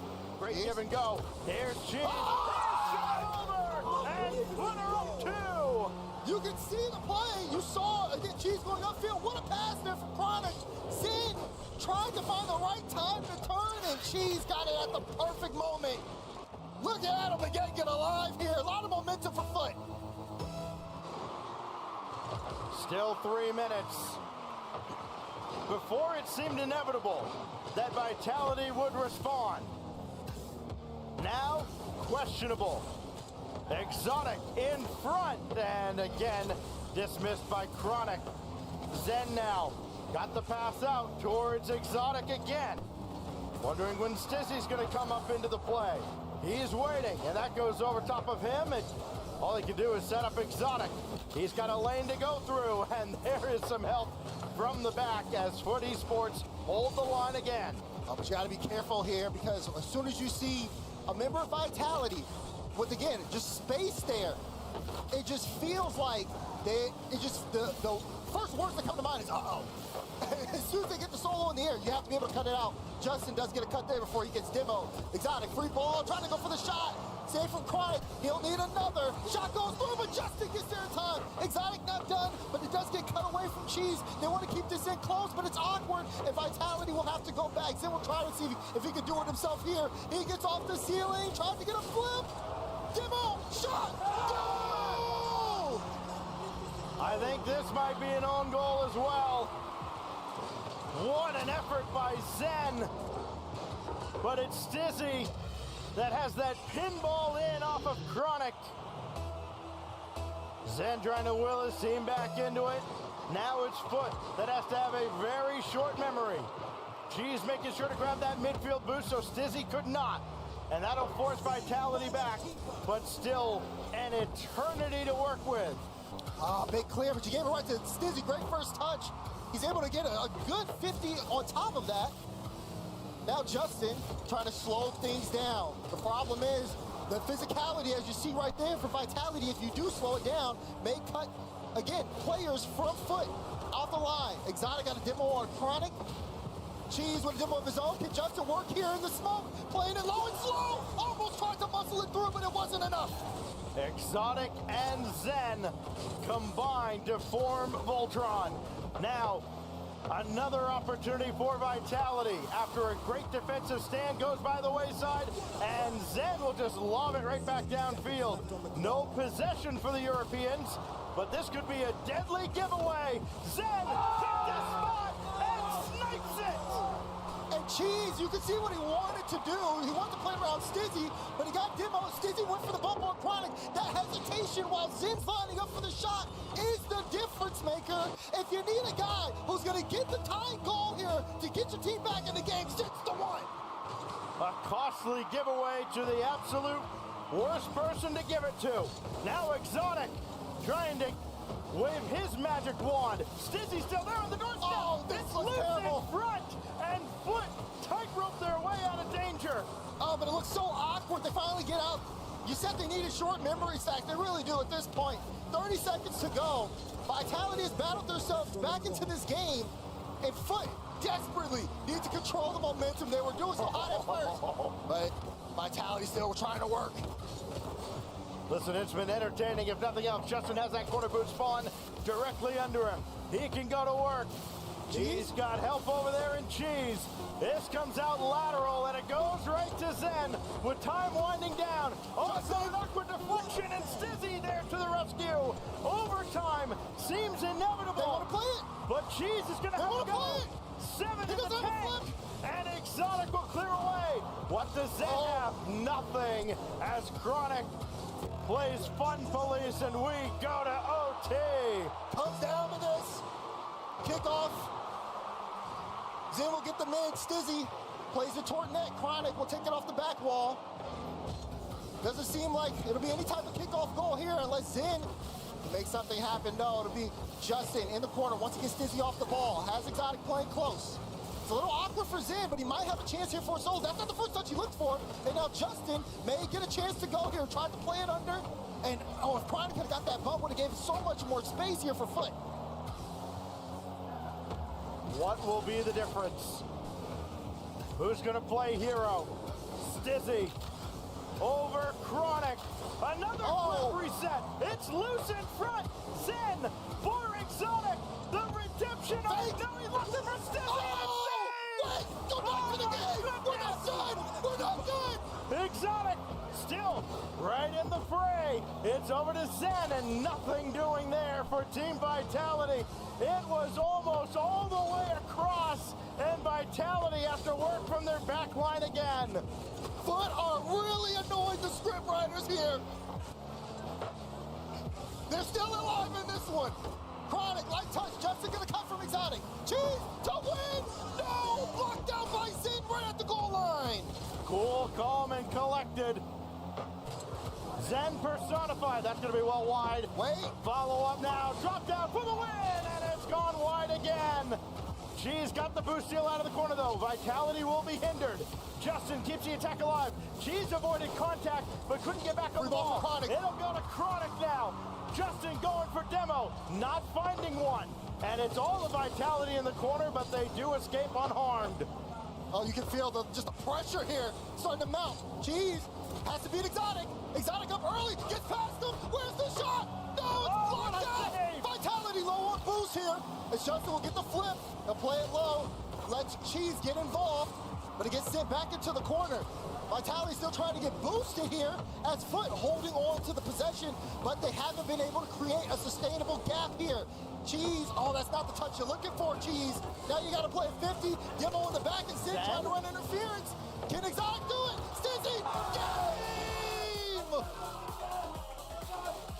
Stizzy has a hand in all 3 overtime winners for Team Vitality.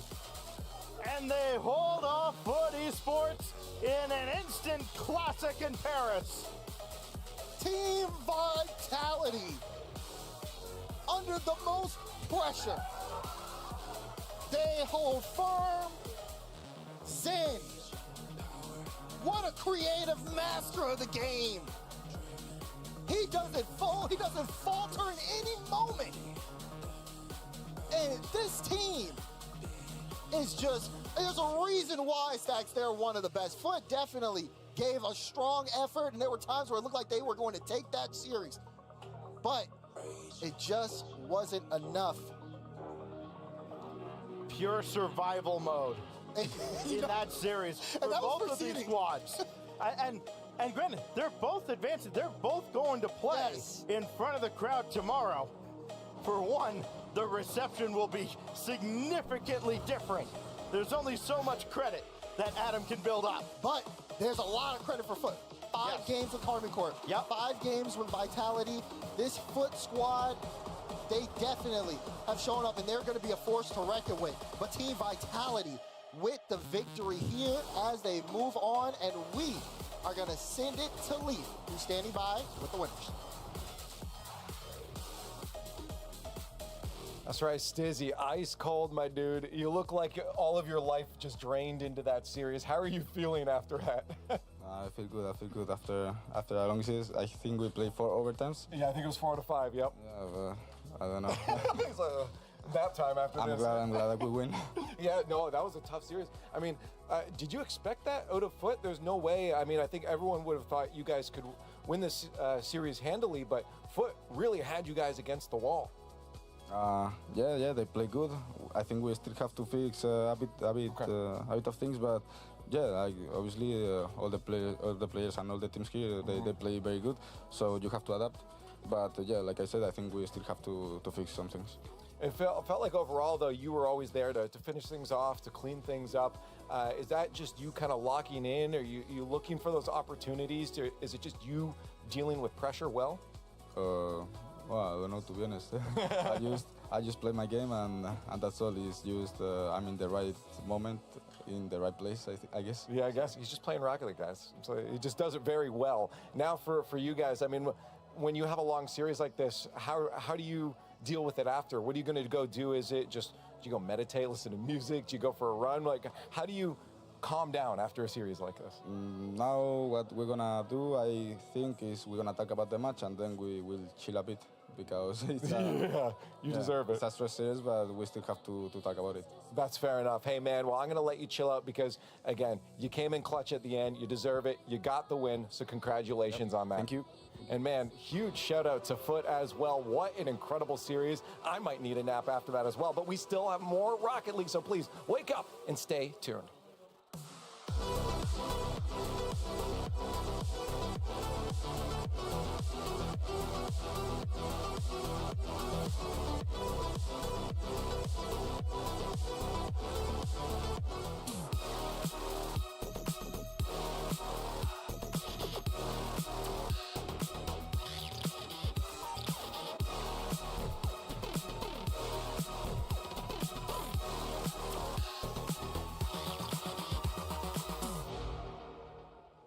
I want to try an experiment. All right.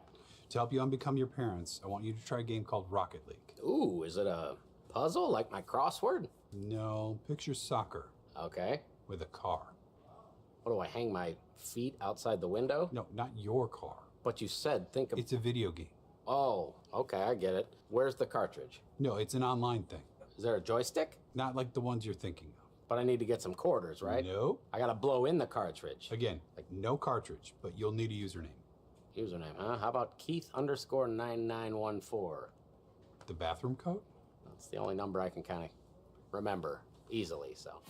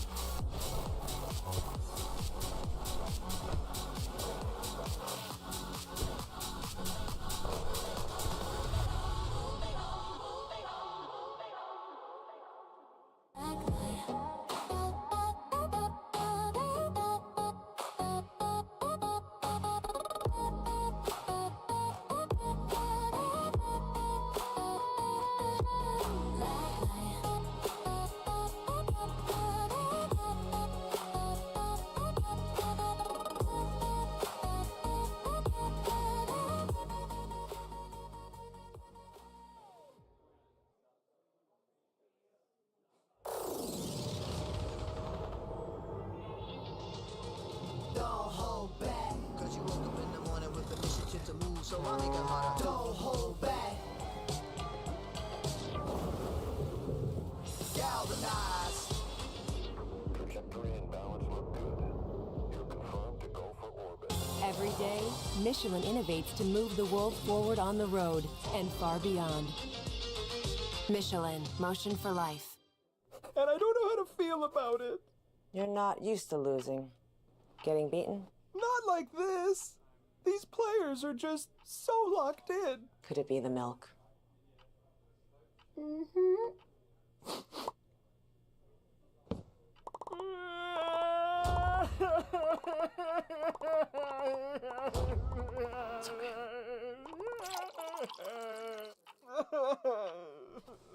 Stay there.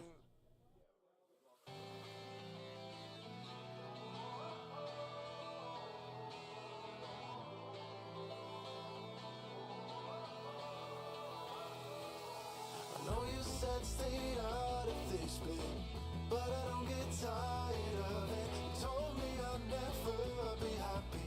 I'm not sad at all. Maybe I'm a fool, following my dreams, but mama, you're gonna see me on every magazine.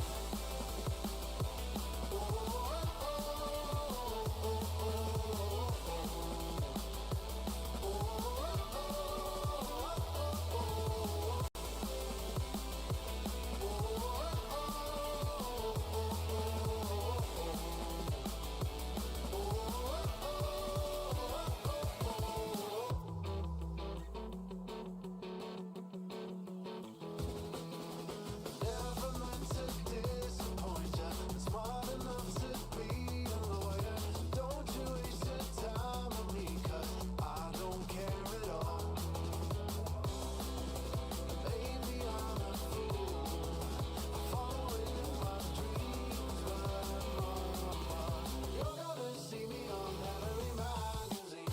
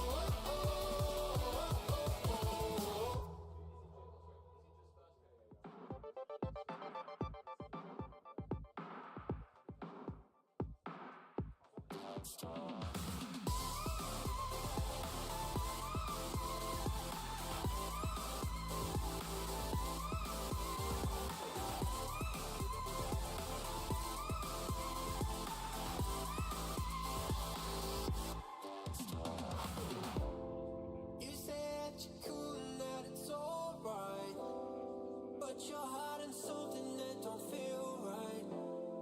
You know life is better when we just talk.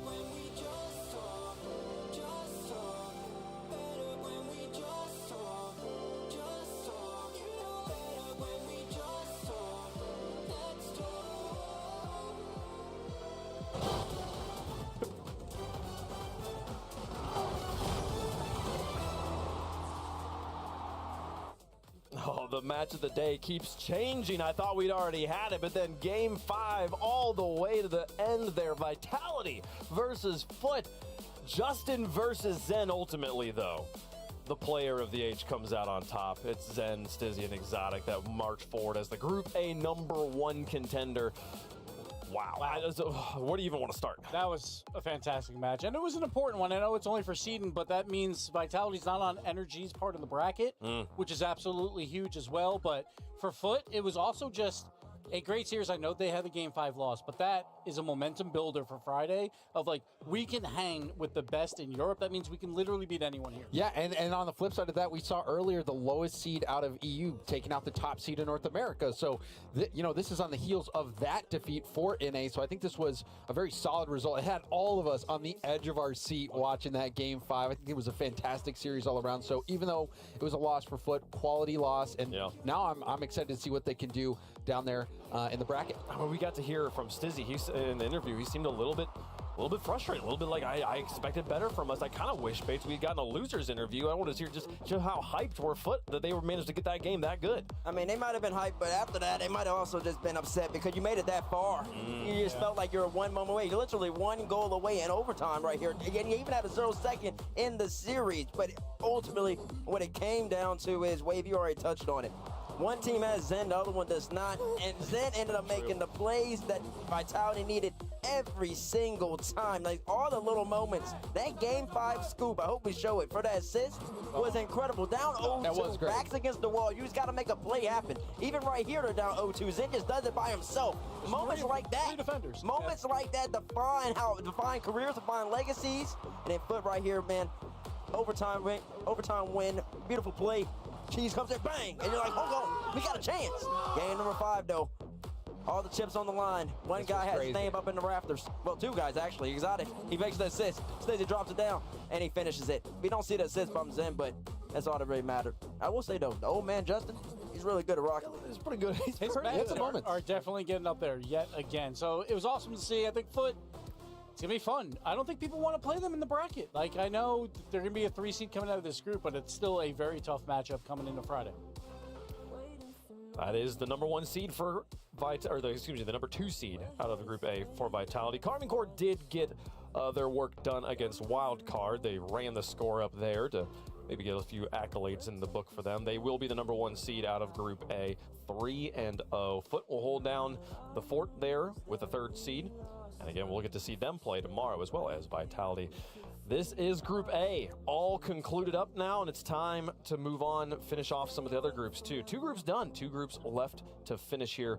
Groups D and C still need to get their actions done. So we're gonna start heading towards Group C here on both our alternate stream and the mainstream here.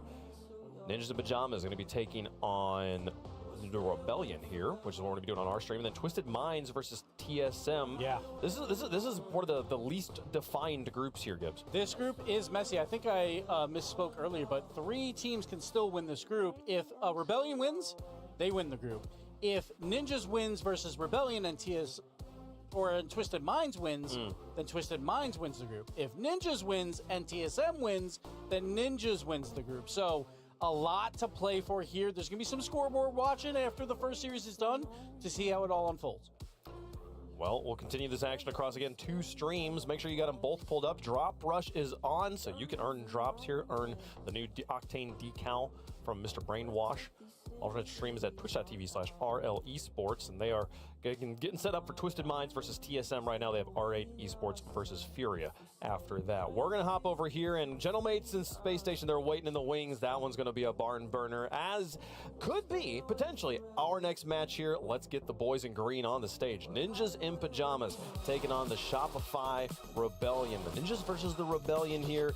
Rebellion trying to right the wrongs here, see if they can become that #1 seed out of the group. Oh, yeah, I mean, I've been impressed with Rebellion, even starting things out. They had a heck of a series against Twisted Minds to kick things off. They were able to pull that back, get the win there.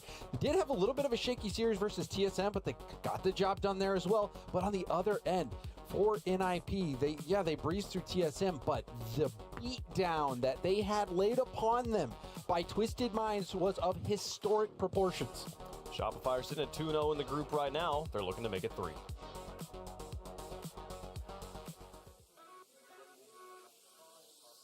I think we're all coming in like super confident. Like we've been practicing a lot, so like there's nothing to like be nervous about since we've like prepared for this tournament. First killer, he's just like he's always like super good. He's been at the top of a name. Like he can 1v3 teams by like the top NA teams by himself, or like all the teams in the world. LJ, same thing. He can also 1v3. Like he can like super mechanically gifted. I think our chemistry at first wasn't that good, but it definitely got better over time. Like winning does help like with chemistry and stuff like that. Like it helps like vibes, everything. So it definitely has gotten better. I think we're definitely like a super aggressive team, but we're also like really smart like how we like approach aggressiveness, and I think that helps us like get good results. I think the most important thing is our mindset and like how we prepare for the tournament, and our coach helps us like keep our mindset like in check. And also we've been practicing, preparing like boot camp and practicing here. So I think like with those two like in preparations, I like that's what you need to like win and be on the top. By the end of the Paris major, I think people will have like their expectations higher for us, especially if we win this land. People will have us like actually contending to win like worlds and stuff. Back here with Violent Panda, Shopify Rebellion. For you guys, I just get some vibe checks going into this one. A big match. I mean, you guys can grab number one out of the groups if you win this. Coming off your last series, how are you guys feeling? Because we look at that TSM match and think that should have been cleaner. What are your thoughts? No, we thought the same thing. Should have been cleaner, but we're still feeling good. We know what we did wrong. Okay. We know it wasn't our best series. Everyone could see it, but we're looking in for this one. Do you find it often that like after a series like that, you don't know what went wrong and it takes a little bit longer to figure out, or is it usually pretty clear? No, it's pretty clear because we know what we do when we play well, so we just got to follow that. Yeah, that's fair enough. Now looking at your opponents specifically across the table from you here, you saw their series earlier. They also had a bit of trouble. It didn't go too well. Does that give you guys confidence when you see score lines like that? I don't think we thought about it too much. Okay. We're just focused on our game, to be honest. That's what everyone says. But no, like they're a great team. Even though they might have had a hurdle, we had a hurdle. They're a great team. We know we have to lock in, so we're fine. Yeah. I think I understand it now, like focusing on yourself, because if you think too much about the opponents, just one bad series doesn't really mean anything. You know they can also figure out a solution. So I think I'm starting to understand you guys as not just a way to not tell me your game plan. It might also be that. Fair enough. Hey, well, I'll stop trying here. I'll let you get to talk to your team. Good luck in the match. Thank you. I want to go back to something that Kofer's former coach, Expeer, back when he was on SSG, said back, this was his last season. He said that Kofer brings a calmness to our team rarely found in rookies. And I think that it's interesting to me when I think about this rest of this roster and how temperamental the players LJ and First Killer can be, how much they can be shaped by the mood on their team. Having a calm player on their team really works. It's almost sort of the antithesis to the Foot strategy of like, let's just overwhelm them with positivity here. They're like, no, let's just lock it down. And to hear Kofer come out and just very calmly in that interview or the little video piece say, yeah, my teammates can 1v3 any other team out there. Honestly, either of them could do that. Like, what sort of confidence does that give you as First Killer and LJ, you know? Yeah, I feel like that is what it's going to come down to. Both these teams did not look good earlier today, and they have to find that confidence in game one. That is the moment, but we talk about it with Rebellion, that Kofer, like, is the guy, he might be calm, but he is hot or cold at times, and he's the engine of the team. If he's playing well, he can be best in the world. Yeah, and against Twisted Minds, who we already saw how good they were against NIP, Kofer was the standout player for me. First Killer I thought was phenomenal. LJ was the one who was a little bit quiet in that really important matchup. So I think for me, that's the player I'm going to be watching very closely, LJ, because when you see LJ play when he's on fire, he looks like he's the best player on the field. Even though First Killer, even though Kofer his teammates, he can take a series into his own hands. Exactly, because, I mean, that's what he does. He's an offensive juggernaut. But there are occasions, I mean, I think back to the Copenhagen LAN where I think he only shot one time or 0 times throughout the whole entire series. It was questionable. You're like, well, what is the game plan? We always ask Violent Panda. He never answers. But in saying that, you're like, LJ definitely needs to get some shots. And he has been getting them. But yesterday, you're right, James. He just didn't have those moments. They still won, though. And he did have a moment at the end. The game 5 gets by one, yes, bumps he did out. Step up, especially defensively. Exactly. But you kind of just want him to just be really drilling some shots in, making it easier for Kofer, for FK. When they're all three on, they truly can't. And he makes it easy for the people putting together the top 5 plays when That's LJ's right. on. Because listen, when he hits the double reset, when he's on, he truly is special. But on the flip side, Ninjas in Pajamas, we knew coming in that today was their tough day, and they had a historic beatdown against them. They have never been beaten that badly before. Nobody in the history of all this land has been beaten as bad as they were in that game 4. Absolutely needed to completely reset after that. We'll see if they actually have. because that is not the Ninjas that we've seen online. I mean, the big question for Ninjas is that they just really do have the best floor in Europe. You know exactly what you're going to get. They're always going to play well. They're never going to have a bad day. But when you get to these lands, and I'm going to keep harping on it, you have to be able to step up and make plays happen. They kind of just sit back there. Man City stepped up against NRG. Seiko made a couple plays, Edgeby, reset backflip, reset pass. Like even having some sick double taps. So it's just like moments like that help really. So yeah, I agree with you. Someone has to be that player that lights the fire. Exactly. Because we didn't see any fire. We didn't even see any smoke. We just saw a lot of logs sitting on the campfire. And they kind of sat back and it didn't do anything. It sounded like we're just getting beat. These players do that before. We've seen Jorius in a grand finals pull off 2 of the greatest goals in the history of Rocket League. So we know they can absolutely do it. We know with CRR, one of the most dynamic players out there. Like the ceiling is pretty high. I mean, you're kind of talking about them being consistent. I wonder. I feel like the ceiling for them is high. It's the floor that sometimes I question there. They've gotten wins over each of the other EU Big 3 teams. They've just never done them all in the same event, which is why they haven't won a regional yet. But they just never consistently peak for an entire event, right? Correct. And they have to find a way to do that here. This is a big moment. They want to win this group. It's unlikely they win the group, but if they do beat Rebellion, it puts them in a spot to win it, and that is what they have to try and do here. Not only that, because if they do lose it, yes, they're very likely going through, but they're going to be going with no momentum going into and the other thing is as well, Gibbs, is this is no disrespect to Man City, but they are the 5 seed coming out of Europe. If you win this group, that's who you're going to be playing. And that could be, I think, an opportunity to really pave the way for a deep run in the tournament. Yeah, absolutely. And Gibbs, you can tell me that you don't have these numbers in front of you right now and you need to consult someone else. But does scoreline matter here for Ninjas and Pajamas? If they sweep, does that give them a better chance to win? If Ninjas wins, it does not matter about their results. Okay. If they lose, though, I think it could play a factor into what their seed becomes. Fascinating. Between 2, 3, and 4. The numbers are fun, folks. Let us know who you think is going to win in the progressive fan vote. James, I'm excited to find out which way you're going with this one. I had gone with NIP with the upset pick over Twisted Minds, and that was about as wrong as I could be. All right, I'm hoping to bring things back by going with my NA folks, Shopify Rebellion. Okay. I feel like the winner of Rebellion Twisted Minds was going to win this group, and Rebellion did win it.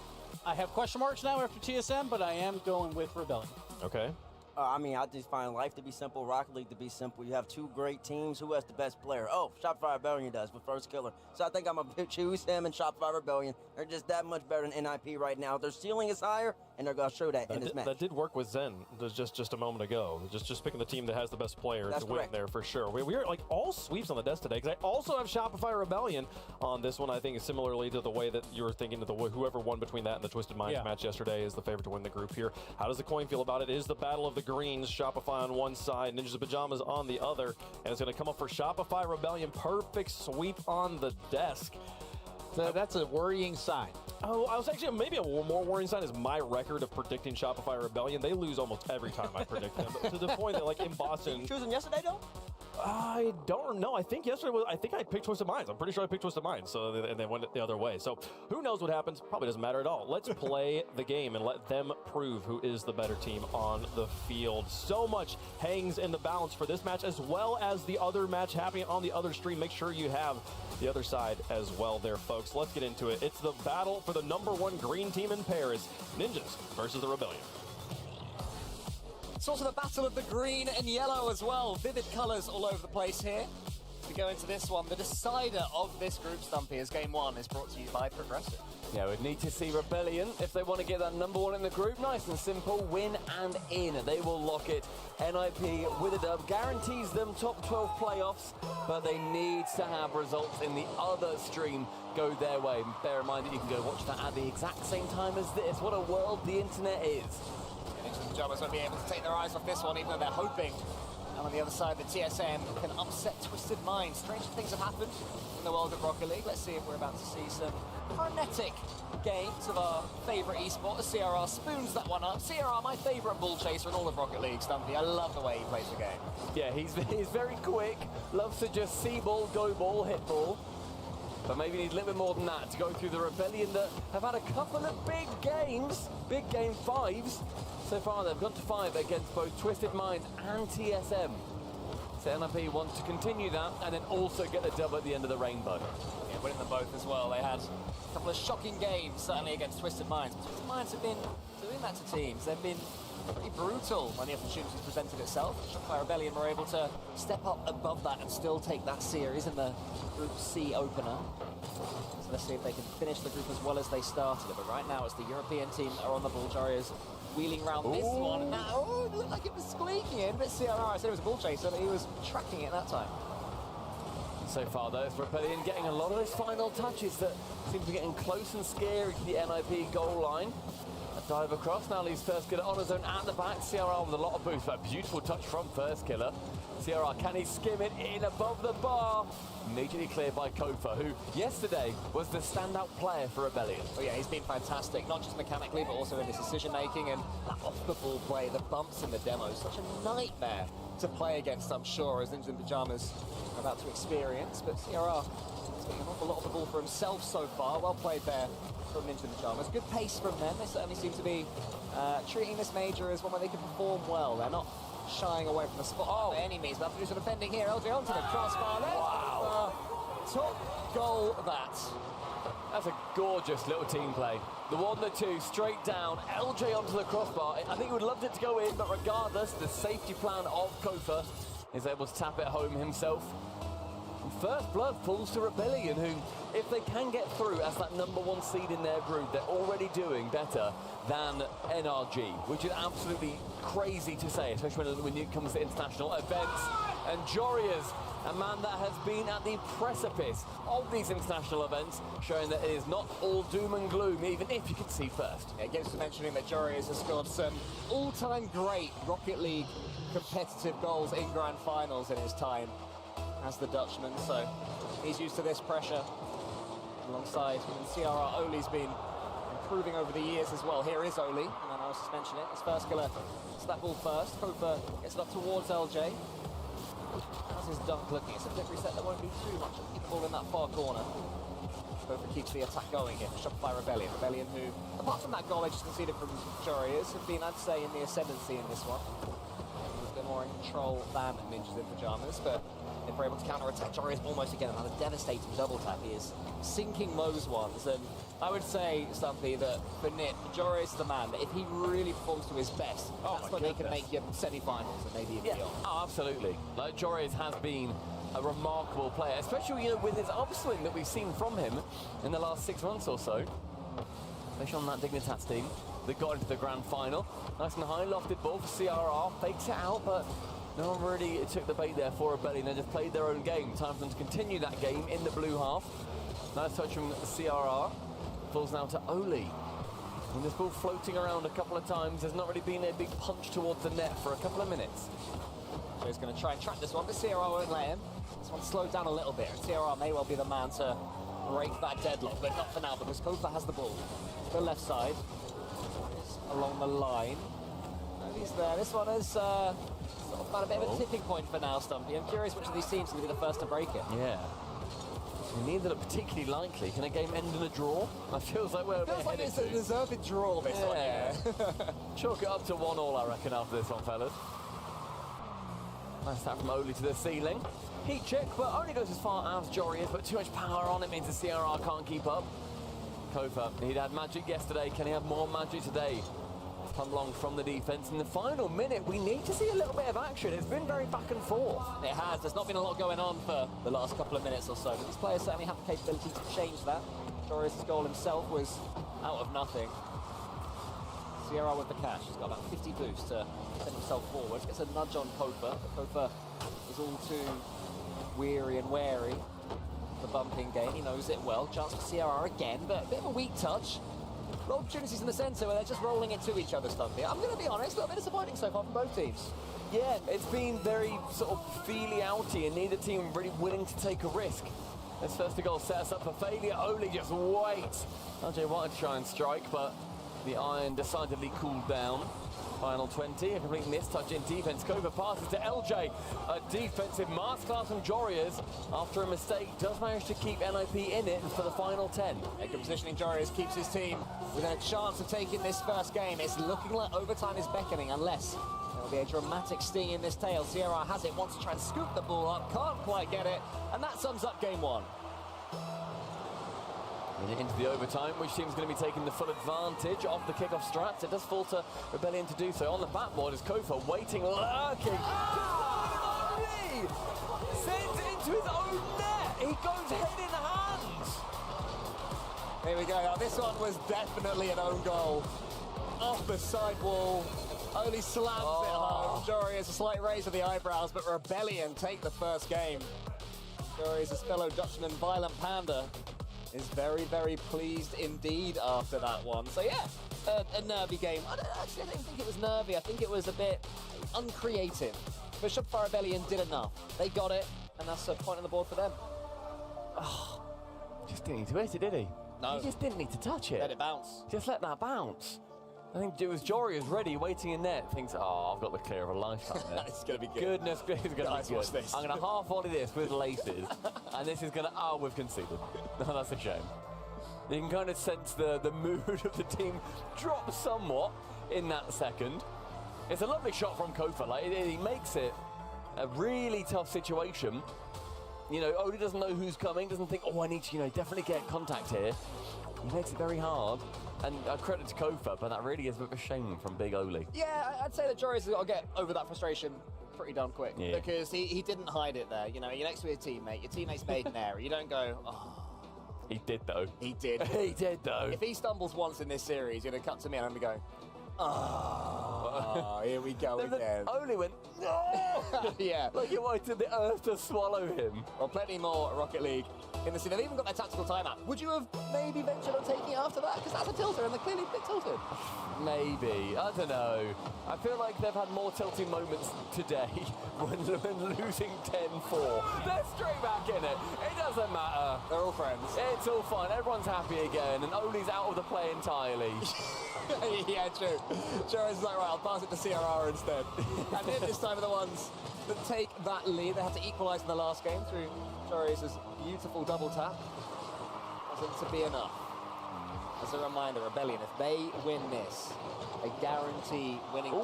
It will need some favours elsewhere if they are to. They'll certainly make it through the later stages. Wow. But if they lose it, it's difficult, and First Killer is making it tough. I mean, this is all FK. It gets picked up by CRR. It could have been either of the players that are right next to that ball. CRR's the man for it. And FK just tips it on himself, using the defender.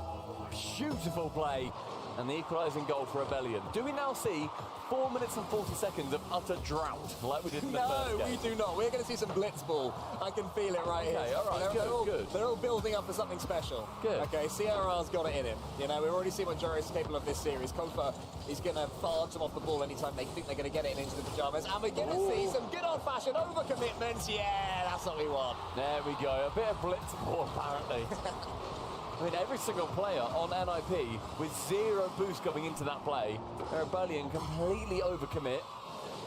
Second goal for NIP, this time in regulation. Some Jammers continuing to build on their momentum after the rudeness of Rebellion to get that equalising goal. And Joris gets something to kick off as well. This kickoff game has been good so far here in game number 2. Trying to take out LJ, not quite able to. Lovely free jump there from Kofa. Should be a goal. Couldn't quite get the angle. Everything was right apart from the finish. It wasn't quite to be in the end. And Shopify Rebellion are going to have to come again. CRR sends it forward. Jory is this time. It's well saved by LJ. Tips that one safely over the top. It's a little bit stranded. He had no boost there. Just had to wriggle towards the ball on the floor. He was the burned worm. To quote a wave punk phrase. As First Killer gets his split reset, LJ's in there, and Joris makes a big save. I mean, chance there for a skim. The pass sort of coming through. Only was a bit too far away. Good demo. CRR with a backflip. First Killer really did not jump on that opportunity. Could sense something was awry. Oh, game slows down somewhat. Ball pops into the corner. Rebellion. Very low on boost. Only LJ with anything, and he does make contact with the ball. Oh, I thought CRR had pre-jump for a second, but he was just falling. If he was there floating, do you remember Zen on Utopia? When he's floating, it comes back to him and he's there. That was on for a second if he did have boost, but on down the other end instead, LJ. It's a quick fire flip reset. Quite to be there for Shopify Rebellion, but again, since going behind their plate well until that one from CRR opens them right up defensively. First Killer should get back, but again, it looked scary for a second. There's been so many chances where Rebellion could have conceded on those long shots, on just clearing it out a little bit further. And so far, they've only had one goal against them for that. It might be the deciding goal in this game, but it could be 3-1 at this point, I feel. Yeah, I mean, Shopify Rebellion, they're normally such a well-structured team, as we've seen for another beautiful pre-jump. But finally they sing. That exact goal has been coming. His first killer setting him up. Kofa, full pre-jump, right below the crossbar. Ciara has to guess where it goes. He does get a hand to it. And unfortunately for him, cannot get enough. Kofa has been the man on Rebellion this event so far. 100%, yeah. He's been their best player consistently. Quick with the comms as well. Oh my goodness! But that is almost something special from Oli. TRK scored one similar. Oli almost did a couple of days or a day later. Two players I wouldn't necessarily compare normally. TRK and Oli. Yeah, no. It's different play styles, but almost a similar goal. LJ, when he's playing at his very best, is incomparable himself, but he almost gets it round. And into Pyjama's goal. First killer keeps the pressure on, so Shopify Rebellion, after getting that second equaliser, seems to be wanting to up the pace. That's better there. Both for good positioning to get that touch across. Oli's touch not so good. LJ into the centre. Shopify Rebellion looking pretty dangerous right now, and Ciara really thought about the pinch. Really commit to it. Both being a little bit too slow to it, so Rebellion now will happily speed things up. Oh, nearly a skim past. 100 seconds left on the clock. A demo at the back. LJ removes one. First killer takes a snapshot. This might be a pass central. It is. LJ waits. He finds the top corner. Choreographed to perfection. Rebellion secure a lead. Yeah, and it all came from the demo as well. Ninja and Pyjamas spawning on the side of the pitch where they already were, stealing each other's boost. A little bit of luck they needed to defend that one wasn't with them. A Rebellion's finish. Absolutely devastating after coming back twice. They've got the lead, but here comes Oli from the kickoff up against First Killer. First Killer forces it out wide. Jory is in there against LJ. First Killer waiting on the backboard well. Finds LJ too. Brilliant defending from Shopify Rebellion time after time. As long as they're not overcommitting, they deal with it so well. And here Rebellion right now, they're kind of setting the pace. They're setting the onus. And I think that NIP are just struggling a little bit to deal with it when there's this full pressure on. The pre-jumps have been brilliant for Rebellion, making it very hard for NIP's defense to really get much going once there is, a little bit of force that they can push their way.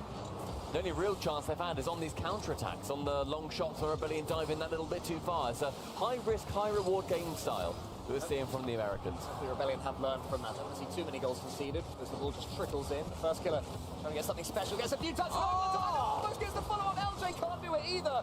Knew he would have been done. First Killer for so long. NA's great hope. Unbelievably close, and it's going to hit the post again! Unbelievable! And if that's on NIP, it's a lot scarier. Thankfully, Rebellion have already got the lead. With 0 boost, First Killer can't do much, but Coach with 100 can do a lot more. The low block, Ciara wins out. Let's give that 50 again. Yeah, well left by the defender. LJ burns that little bit more time. Oli's got a chance here if he can see men, but he's going to have to chuck himself at it. Joris and Ciara. They're thumping each other, they're nudging each other, can't quite get back into the rotation.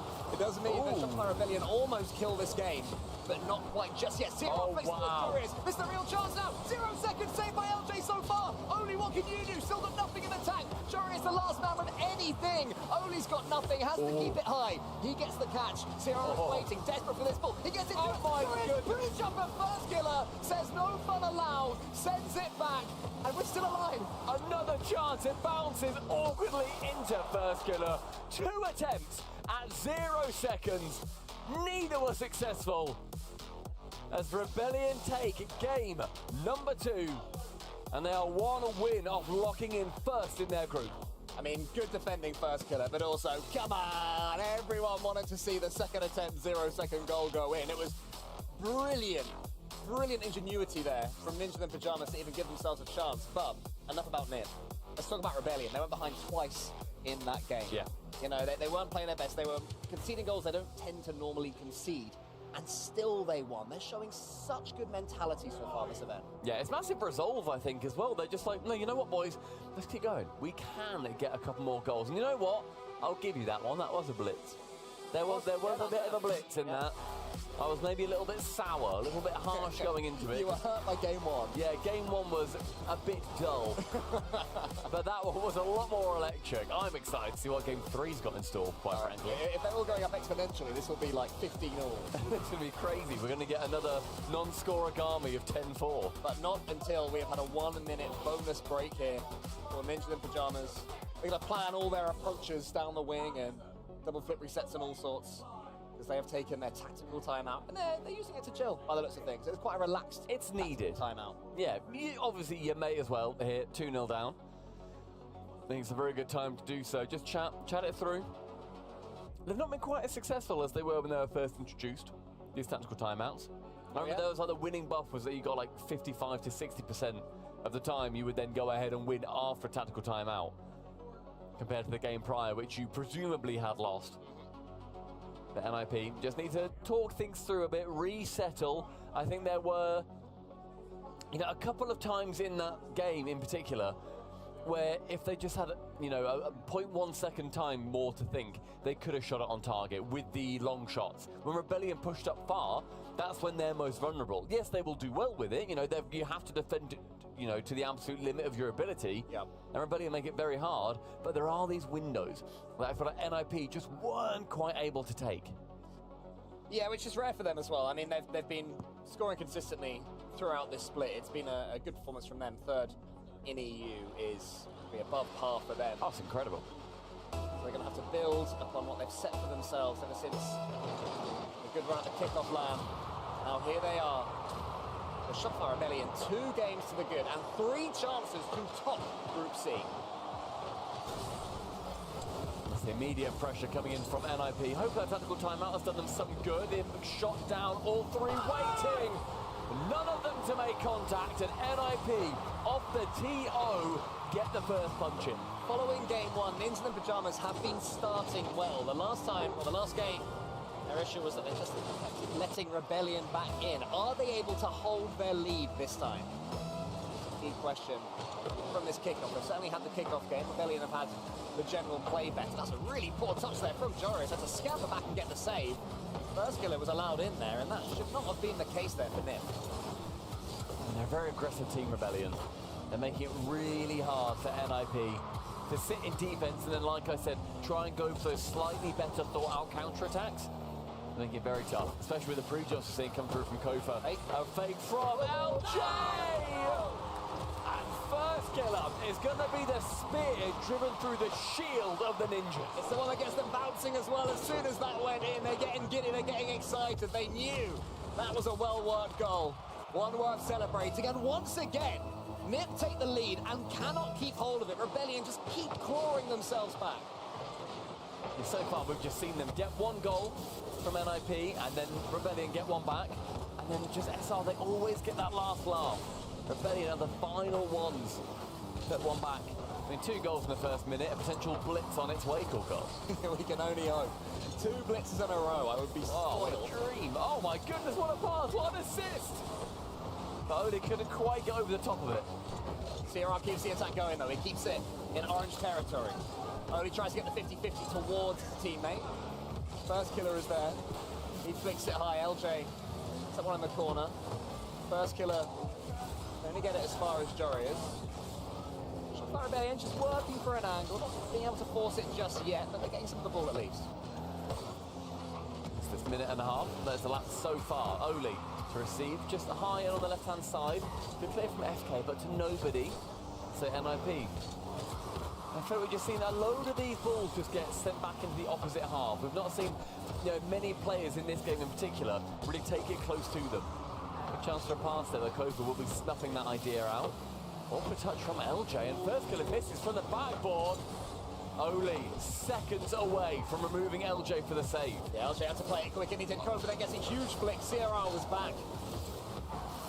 Lovely effort there from the Shotfire Rebellion talisman, but now they have to come back and do some more defending. Blue steal from CRR tries to change the speed of the attack and just roll it in. Nobody expected that one. That was good fun, wasn't it? That was a plat 1 shot.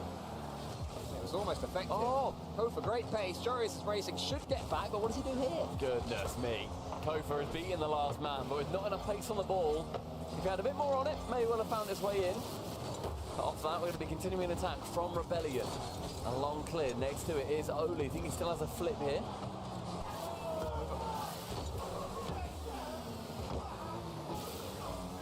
I don't know if you guys can hear, but over on the B stream, things are absolutely kicking off. Give that a watch as well. I had to stop for a second because Shogun screamed about 5 feet away from me. I hope that came through on the microphone. I hope it did too. They probably didn't, and they're like, what are you guys on about? But as far as I'm concerned, Shogun spoiled the B stream for you guys this time, not us. And we're seeing NIP just need to get something going here. I sense that if Rebellion get the next goal, it might just be that last goal in this series. Jorius has to go high with it. Does get beaten out. Kofa and First going to move down like the deadly duo they have become. Jorius, wonderful save to set himself up again, and a pinch to clear. The final 90 seconds, Cole. As I said, NIP, they're hunting for just that one more. Yeah, for a second, Rebellion must have thought that Group C was theirs, but the save was true. First killer steals the 100 as a pass in the centre. He finds LJ almost, only in CRR between them. They combine to get that read.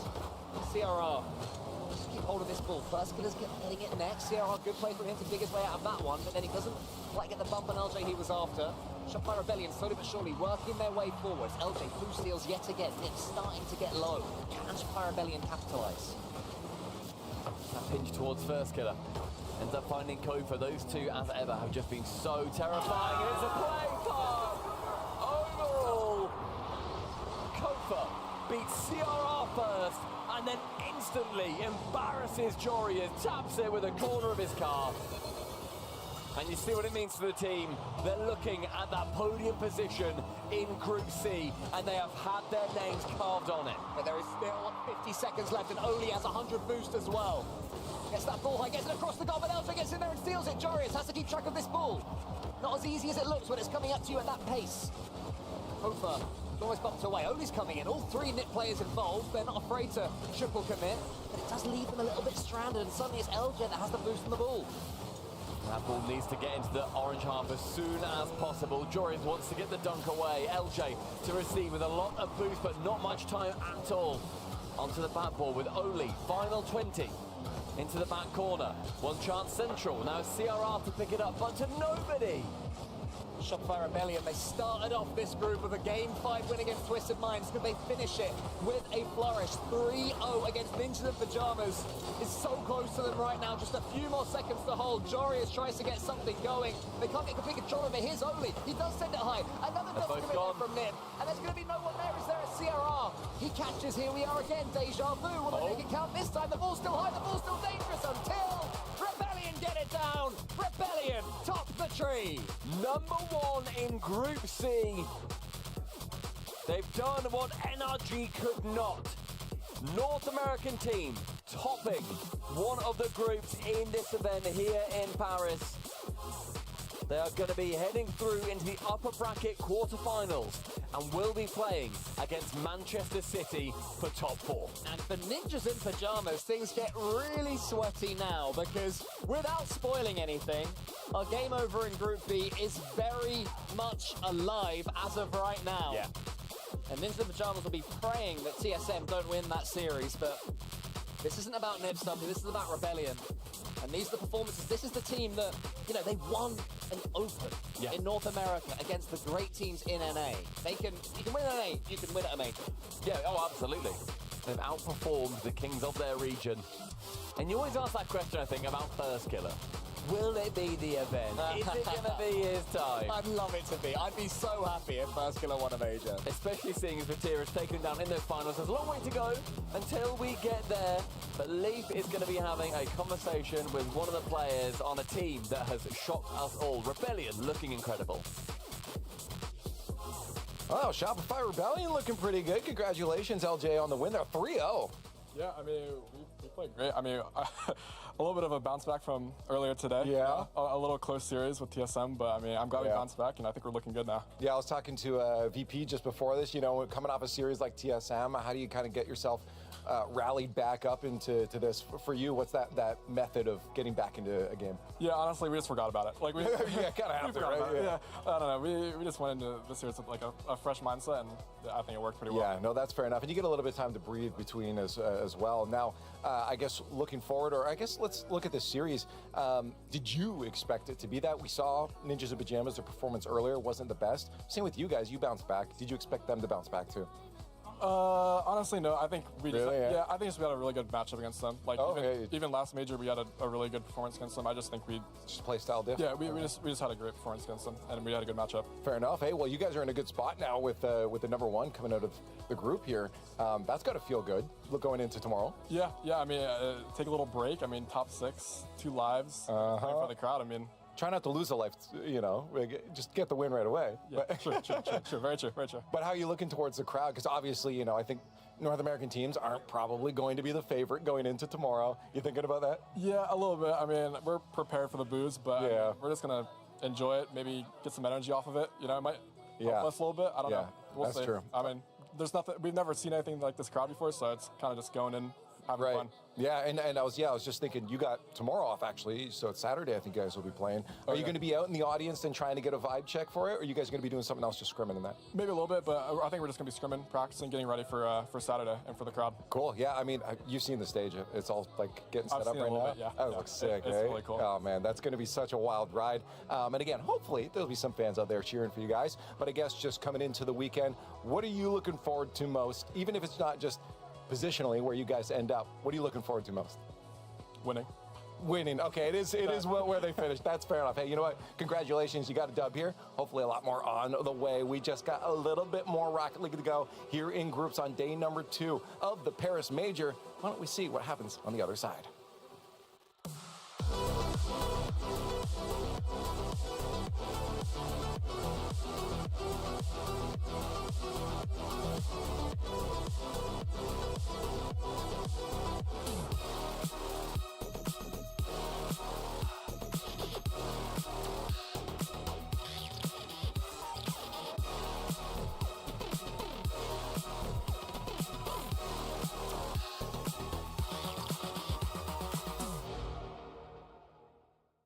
Okay, the plumber's fixing that burst pipe. We should be all set. Good thing you're protected 24/7 with your home and auto bundle from Progressive.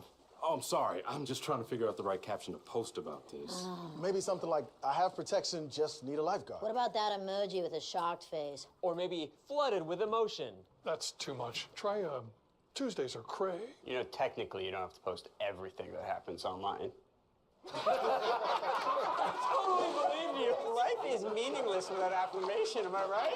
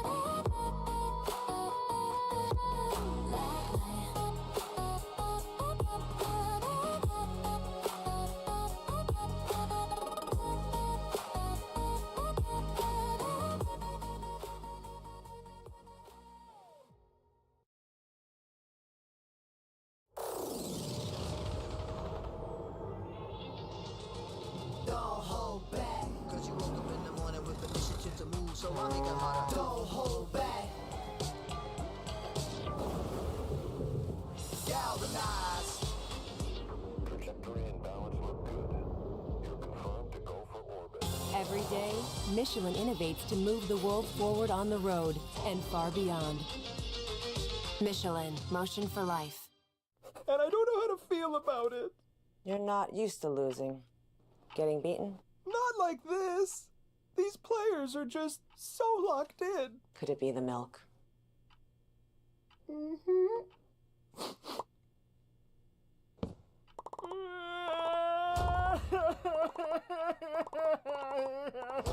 It's okay.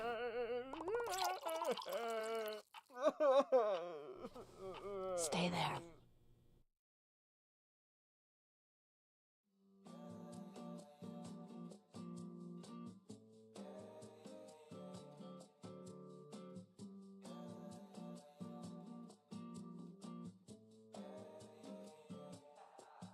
We on the top and we ain't gonna fall. It's an obsession, a habit you call. We hitting automatic, never stall. Only got one tactic, do it all. I'm from the bottom, I hate what I saw. I couldn't walk, so I learned how to crawl. They wanna talk when you're back to the wall. So I say later, my aim moving small. Woo. Money grows from my intuition. I just bought a crib, it's my first edition. People hate it when you claim a vision, but I use a static when I hit ignition. Hungry moves, I'm faster in a minute. I stay fresh to death, I'm in a mint condition. Forge a heat, no matter where I've been, and give me any place, and it'll be a kitchen.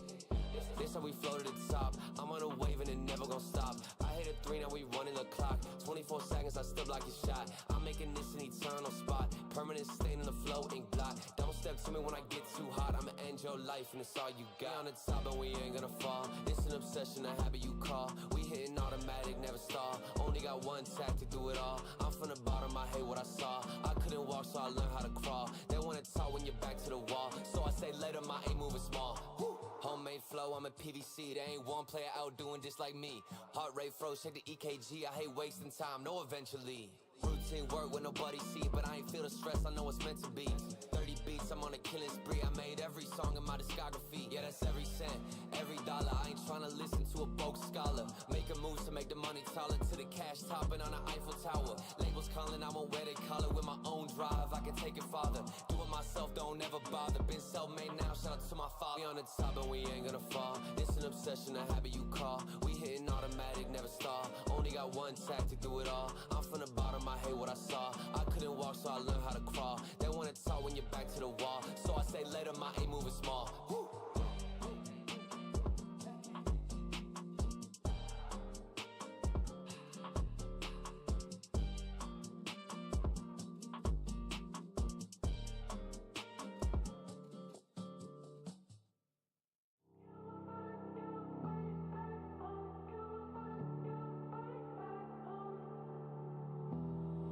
Easy love I can show on the outside, it's not that simple.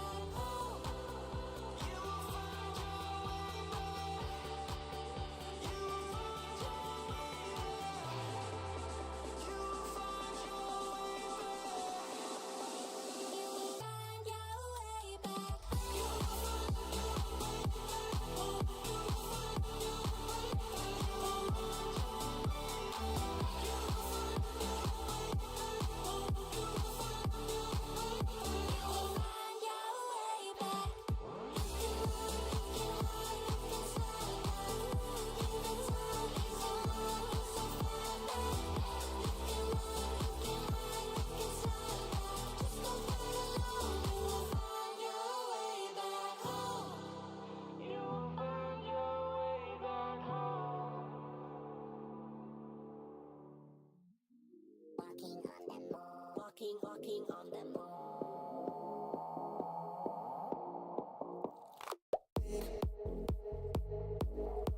One moment to escape.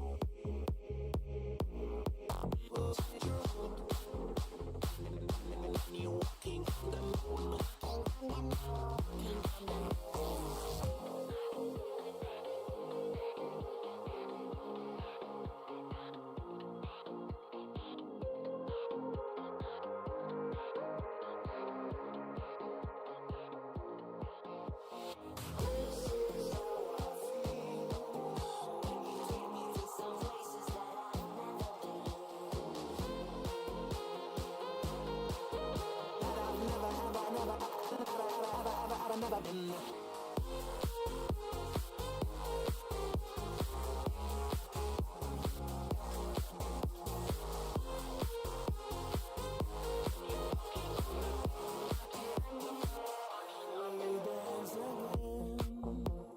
All our trouble seems to fade away. This is how I feel when you take me to some levels that I've never been.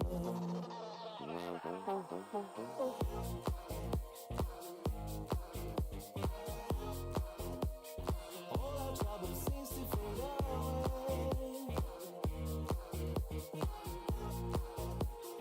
When we dance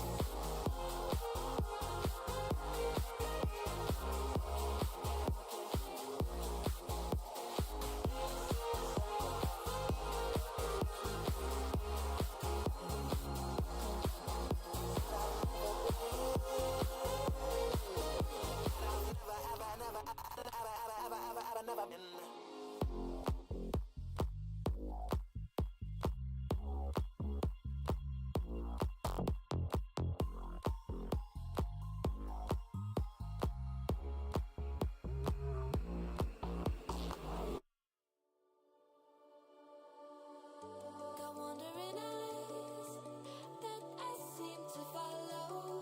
Can only stay still for some time. I've never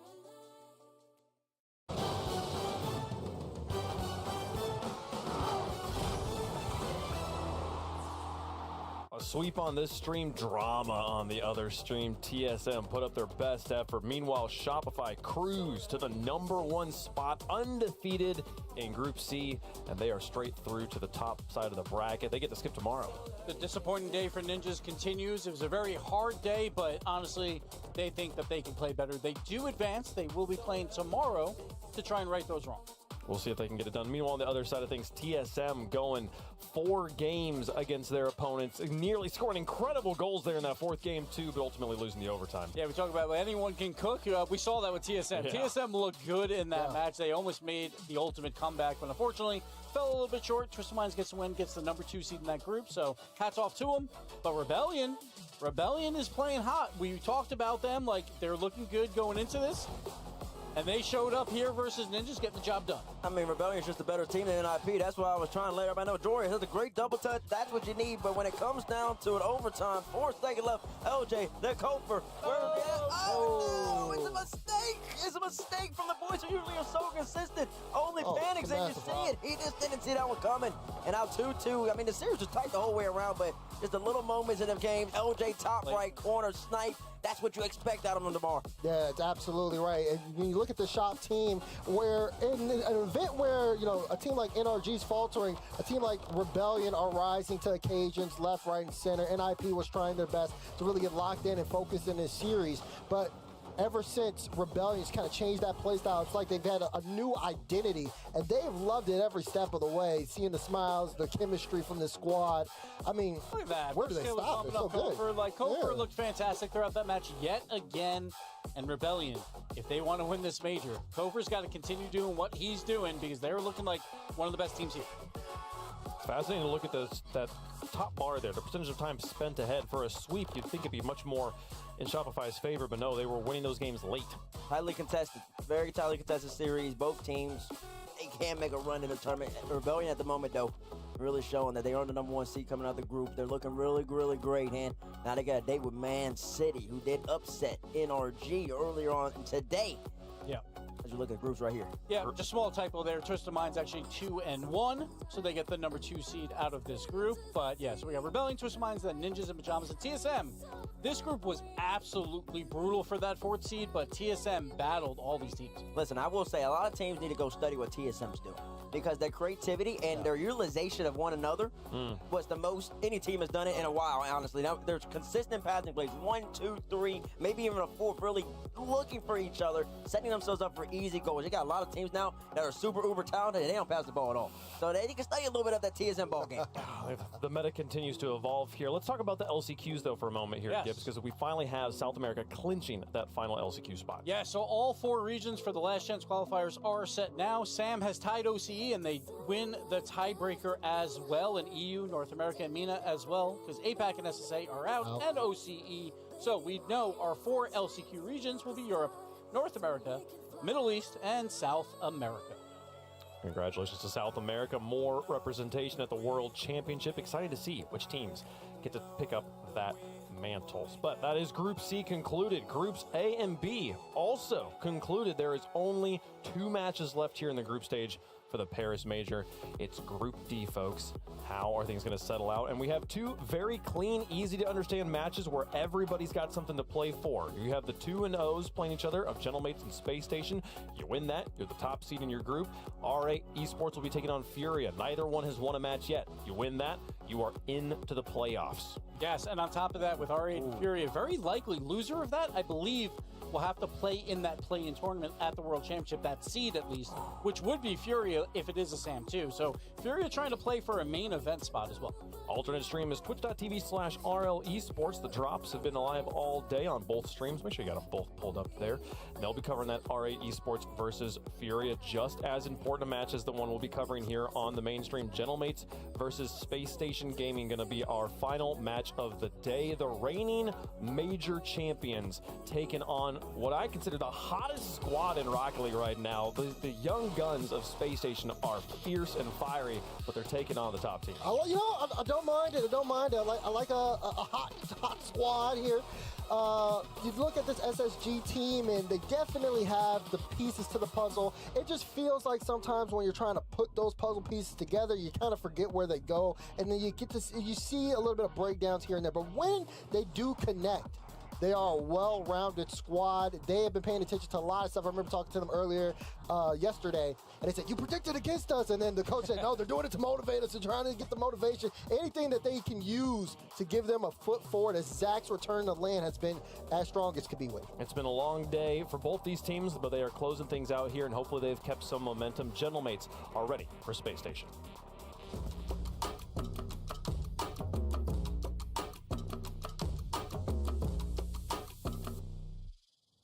Hello, my name is Oscar Gozowski, also known as Oski, and I play for Gentlemates on Rocket League. My 2 teammates are Nas and Archie, and the best thing about them is their individual level in game and our friendship outside the game. We won 1 regional, got a final in the 2nd. The 4th regional was a bit shaky, but we regained well after, and yeah, I'd say it was fairly easy. You know? I mean, winning a tournament like a major, like, it feels nice in the moment, but you kind of have to go straight back to scrimming, or else you won't win again. And our plan is to win every single one.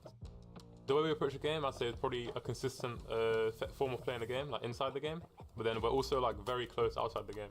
And I think those two combined makes it like a very, very well harmonized team. To be honest, I think most of my career I've been on teams where I've been quite close with my teammates, but I can't imagine like not being as close as we are now, because it really helps you in game, because you're able to trust them more. Because when you're working with people who aren't really like as close to you, it doesn't feel as good as when you're playing with people who are like super close friends to you, you know? Well, coming into Paris it's kind of surreal. Like for me, it's going to be the best event so far, like in the history of the game and the history of my career. But I'd say like I can't wait, to be honest. Like having a French crowd behind us and like me is really a feeling that I didn't really think I'd be having, but I can't wait. One thing I'm looking to prove as well as a team is that we're able to do it back to back. I think doing it once is the easy part, but like doing it twice, that's when it really like solidifies greatness, in my opinion. I'm hanging out here with Snasky again, and I think that's the best word, is hanging out, because I'm seeing the vibes back here, and it doesn't even feel like we're about to play a match of Rocket League. You guys are just so relaxed. Yeah, we're boot ready. Oh, you did it. Okay. We don't even say it like that. Come on, here. I'm going to learn some Danish words, and you're going to regret this. Anyways, yeah, just looking at the vibes of the team, it definitely feels like, I think we heard just before in that BT, Oski saying, like, you know, he's very close with his teammates, but this is the closest it's connected. Do you feel like you have a big part of that? Because I feel like the relaxed environment you bring to the team helps that. I don't know if I bring anything to that. I think we've just all been together for so long that it's natural. You become friends. You have inside jokes. I don't know. I mean, I guess I'm a pretty chill guy, but I don't know. I don't know if it's me or not. We'll never know. You heard it from me. He doesn't know if he does anything. Now, looking at the matchup coming across here, obviously you guys had a great series earlier, taking down R8 3-0. Do you guys expect a similar result from this? I mean, they're calm, cool, collected, but definitely a threat on the other side. I think they're probably a better team than R8, and we expect a bit more of a fight back, but we're very confident. We've been from the start, so we'll see how it goes. All right, I know you hate me, so I'm going to let you go, and I'm going to go talk to that team in a second, all right? Good luck in your match. My name is Zach, and I play for Space Station Gaming. My teammates are Vio and Diaz. They're both very mechanical, and they're just the best teammates I could ask for. I would say our team chemistry is very good. You know, we're all very good friends with each other outside of the game, and I think that carries on onto the field as well. I would say our qualification journey was definitely up and down. We had some high moments, especially Open 4, and Open 5 was a little worse. We think we figured out most of it by Open 6. We just want to give our best, and as long as we give our best in every match, we're happy. We feel like we've done everything we could to prepare ourselves as best as possible. Anybody can beat anybody, we're confident. At the Paris Major, SSG is going to prove that we belong here and we're one of the top teams in the world. And now I'm on the other side here with Xpear from Space Station Gaming. The vibes are different. We've talked with Xpear before, and he said they like to stay locked in, quiet, and just get the job done. Coming up against Gentlemates on the other side, though, Xpear, you know this is a tough opponent. Since you're just getting into match in a second here, I want to let you go, but I want to know, are you guys prepared? Did you prepare for them specifically? What are the thoughts going up against a tough team like Gentlemates? I mean, honestly, we just focus on grinding the most coming into this major. I think we're fully ready for them. I think they're an amazing team, just like us. Anything can happen. It can be a 3-0 sweep for both ways. It can be a very intense series. But in my opinion, it's like we play our game, we can win this, and that's the thing we're focusing on right now. Yeah. And just quickly, is this a match you guys look forward to get you guys prepared for the weekend? 100%. I think this is one of those series that we can show everyone how good we are. Doesn't matter we win or lose. I think we can put a good performance here, and I think we are very confident to win right now. Hey, cool. It sounds like the fans are in for a good time, though, regardless. Yeah, 100%. Perfect. Hey, good luck in the match, Xpear. Thanks for chatting. Thank you. Space Station have shown us flashes of brilliance throughout the season. They won Open number 4 immediately after picking Zach up. What a way to establish themselves there. But we've seen a few statement matches today with Man City taking down NRG. Space Station beating Gentlemates here would be another one of those. I mean, when you look at both of these teams, and even with Leaf's interview, you can tell the energy. You have similarities and differences, similarities, chemistry, right? They both feel like they're comfortable, they're friends with their teammates. You get that. But the energy is just different on both sides, to where, yes, Nasky's lean back, but it's confidence, it's exuberating confidence. Meanwhile, on the other side for SSG, it's preparation, it's focus, trying to get into their game plan and get through. I like what Xpear said in the interview, because it does feel that way in this matchup. Yes, mates are the favorites, but it wouldn't be too surprising if SSG make this close or even flip the script. Yeah, it's champions versus challengers, right? The challengers have to meet the champions here, so the challengers have everything to play for, while the champions they're just confident. They know what they can do. I am a little excited, though, about Space Station. They've been trash-talking a decent amount throughout this group stage. I want to see if they trash-talk the champions of Boston as well. I feel like they were a little quieter versus Furia, but Furia is a very intimidating team, so I can see why, but we'll see what Space Station brings. I mean, I'm just excited to see this Gentleman squad, though. Again, this is an ongoing story coming out of Boston, and yes, that's such an achievement, but you heard Oski in the little video saying, like, he's like, yeah, winning once, that's the thing. I want to be one of the best. We got to win twice here, and I think about a player like Nas that we were all looking at that put on one of the best performances we've ever seen on land. He somehow has huge shoes to fill, and they're his own. There's shoes he made in Boston, and he's got to live up to that reputation he built there. So let us know who you think is going to win in the Progressive Fan Vote. We'll make our picks here for the final match of the day on the mainstream. Daz, SSG or Gentlemates? I like what you said, Gibbs. Champions versus challengers. I've got to go with the champions. I got to go Gentlemates until the challengers prove otherwise. I'm going, listen, Archie gave me some aura here earlier today. I said, give me a handshake. Let me get some aura. He held on tight. I was ready to let go. He said, no, I'm going to give you a little bit more base. I believe in them all the way, man. I think they can get this done. Space Station feels like Little Mac. I'm waiting for that star punch against one of these guys, but it's not going to happen here. Mates are too good. Mates are too good. I got them winning this convincingly. Okay. I don't know about convincingly, but it's a tactician's dream matchup. I mean, you truly have an aggressive Gentlemates team who comes forward and they attack and they squeeze. They really do. But then you got SSG, man, and they are so comfortable and confident with Zach in the backline with Reveal hunting and creating space. And it's really going to come down to has Gentlemates prepared for that. Are they truly ready for that gameplay? I think they might just be. Give me Gentlemates, but it's going to be tight, man. That's what I want to see. I want to see. But no, I just want to see because Gentlemates are a better team. But SSG's game plan is something special, man. And so it's just like I'm just going to point out this is the difference between like head and heart. Like this is how you. I hear that you want SSG to win. But you're picking Gentlemates? Yeah, I am. I'm picking Gentlemates. Okay. Just remember that next time someone does that in that seat over there, okay? I also have Gentlemates. Wait, what does that mean? Folks, let's see how the coin feels about it. Got Gentlemates on one side, SSG on the other. And it comes up Gentlemates. It's a sweep up here that's gone back and forth today. It's honestly not a curse at this point. It's kind of 50-50. It's a tight game. Gentlemates the favorite on the desk. They're the favorites in chat. They're the favorites by chance, folks. It's time to close out the day. What a day it's been. Do we get more fireworks here as we set ourselves up for the playoffs? Gentlemates won it in Boston, folks, and they've got a long road ahead of them if they want to become back-to-back major champions. But that road continues right here. It's Gentlemates versus SSG to close out day 2 of the Paris Major. Day 2 is almost at an end, but thankfully there's at least 3, hopefully 5 more games of Rocket League between now and then. The first of which is brought to you by Progressive. And James Bond, there's a lot of predictions here for Gentlemates. Give us the argument for Space Station Gaming taking this series.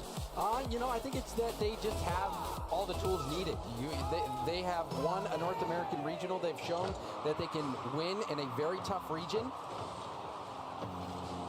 And, I think they could do it if all the stars align, but they're going to have to because you look at what Gentlemates have been able to put together so far. They haven't lost a game yet. They're 6-0 through this group stage. Yeah, which is incredible. Anyone was thinking there'd be second major syndrome here for Gentlemates is going to be very much disappointed up to now. And one thing that I was able to get a little bit of insight from Snasky, he was saying it was a little bit weird having this major here. It's about 20 minutes away from where they practice. They're going through the same routine that they go through when they're playing in their online events. And so he was saying it just feels strange. And I was like, well, is that a positive or a negative? He's I don't know. It's just the same. It's comfortable. You never know with Snasky if it's good or bad. He's like, hey, it just is. And you've got to try and guess his opinion. Part of the fun with Snasky. As a reminder, whoever takes this series will win Group D. We'll make it into our upper bracket against Carmine Corp. The loser will face Made in Brazil. Down in the lowers, favorites Gentlemates, and they're having all the pressure so far. Archie has the ball yet again in the corner. Diaz on his back wall, what we know is incredibly dangerous. Can he do the Diaz in 3v3? Gets the flip reset, gets it halfway. Got revealed, clearing space for him, and almost makes it all the way through. You can see the threat posed. Diaz, world-class 1v1 player. You give him the ball on his hood, he can do damage to you. Zach, formerly known as Scribbles, who was already making waves under that old name, took a split off, has come back and really helped elevate SSG to the next level. saw in Boston, they bottomed out in the group, but with Zach already, they've been able to do a little bit better. Yeah, I saw an interview with Zach where he was saying that the time away really helped him see Rocket League in a different light and see it in a different angle. And we're seeing it now the way he's playing the game, but he's going to have to do some defending further on against Gentlemates here because they are looking dangerous already.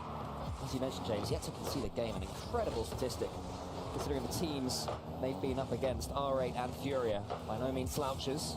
Those two battling away on the B stream right now. Loser of that will be out. Winner is through in third. I mean, this was a big what-if group. You saw teams over here, R8, who, you know, basically taking Team Falcon's spot. Oh, hold on, is this one? He bounces it in. Bounces it after the demo. Easy peasy here. That's why we call him an assassin. Look at that double demo as well. That was fun. It looked like it was a trade, maybe. But regardless, nobody back. That one just going to go right in.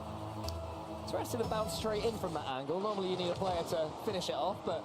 Or you got somebody sweeping the line. Yes, for sure. Oski was from the kickoff. It was a good kickoff there from Gentlemates. One of the best kickoff teams in the world. Probably them or Carmine Corp, certainly in EU. The two that really are able to take advantage. So if SSG do find themselves in the lead late on in a game, don't count Gentlemates out. They've always got that extra trick up their sleeves. As Nas just that one on. Great bump off the ball there from his teammate. SSG, apart from that goal they conceded, looking relatively comfortable, and I think they put that one down to a freak goal, the fact that it went straight in. Yeah, I mean, it's tough to stop. You demo at the right time can wreak havoc, but I think the bigger challenge is going to be finding a way to get some possession here. We did see Diaz with the early shot, but other than that, SSG not being able to control this ball for very long. We'll see if Zach can do much. See, giving it away. And a beat there from Oski. Diaz, and hitting it downfield. A good 50 though, and Diaz does have the boost. Maybe can turn, make something happen, but Reveal will be tested to make a save. Yeah, Reveal had to head all the way back. He was going for some bumps way in front of the ball earlier, which I don't hate, but seemed a little bit rushed there with a minute and 30 seconds left. But we'll see if SSG can get that balance slightly better. They have been showing great balance and backing up any trash talk as well, which is what we want to see from a team like this. It's fair enough to all that to your opponents, but when you come up against a team like Gentlemates, that's when the real questions are asked. Gentlemates more than capable of doing the same right back as Diaz gets that one into the corner. Big demo from Zach. Diaz still has control of this ball. To loop it round, it's going to fall to Zach. Drops it forward, trying to tempt the Gentlemate player out. The Gentlemates get a good 50-50, and SSG have to go again. A big play here. Diaz able to get it past two. Didn't get the corner boost steal, but still pretty decent ball there from Diaz. However, overextension.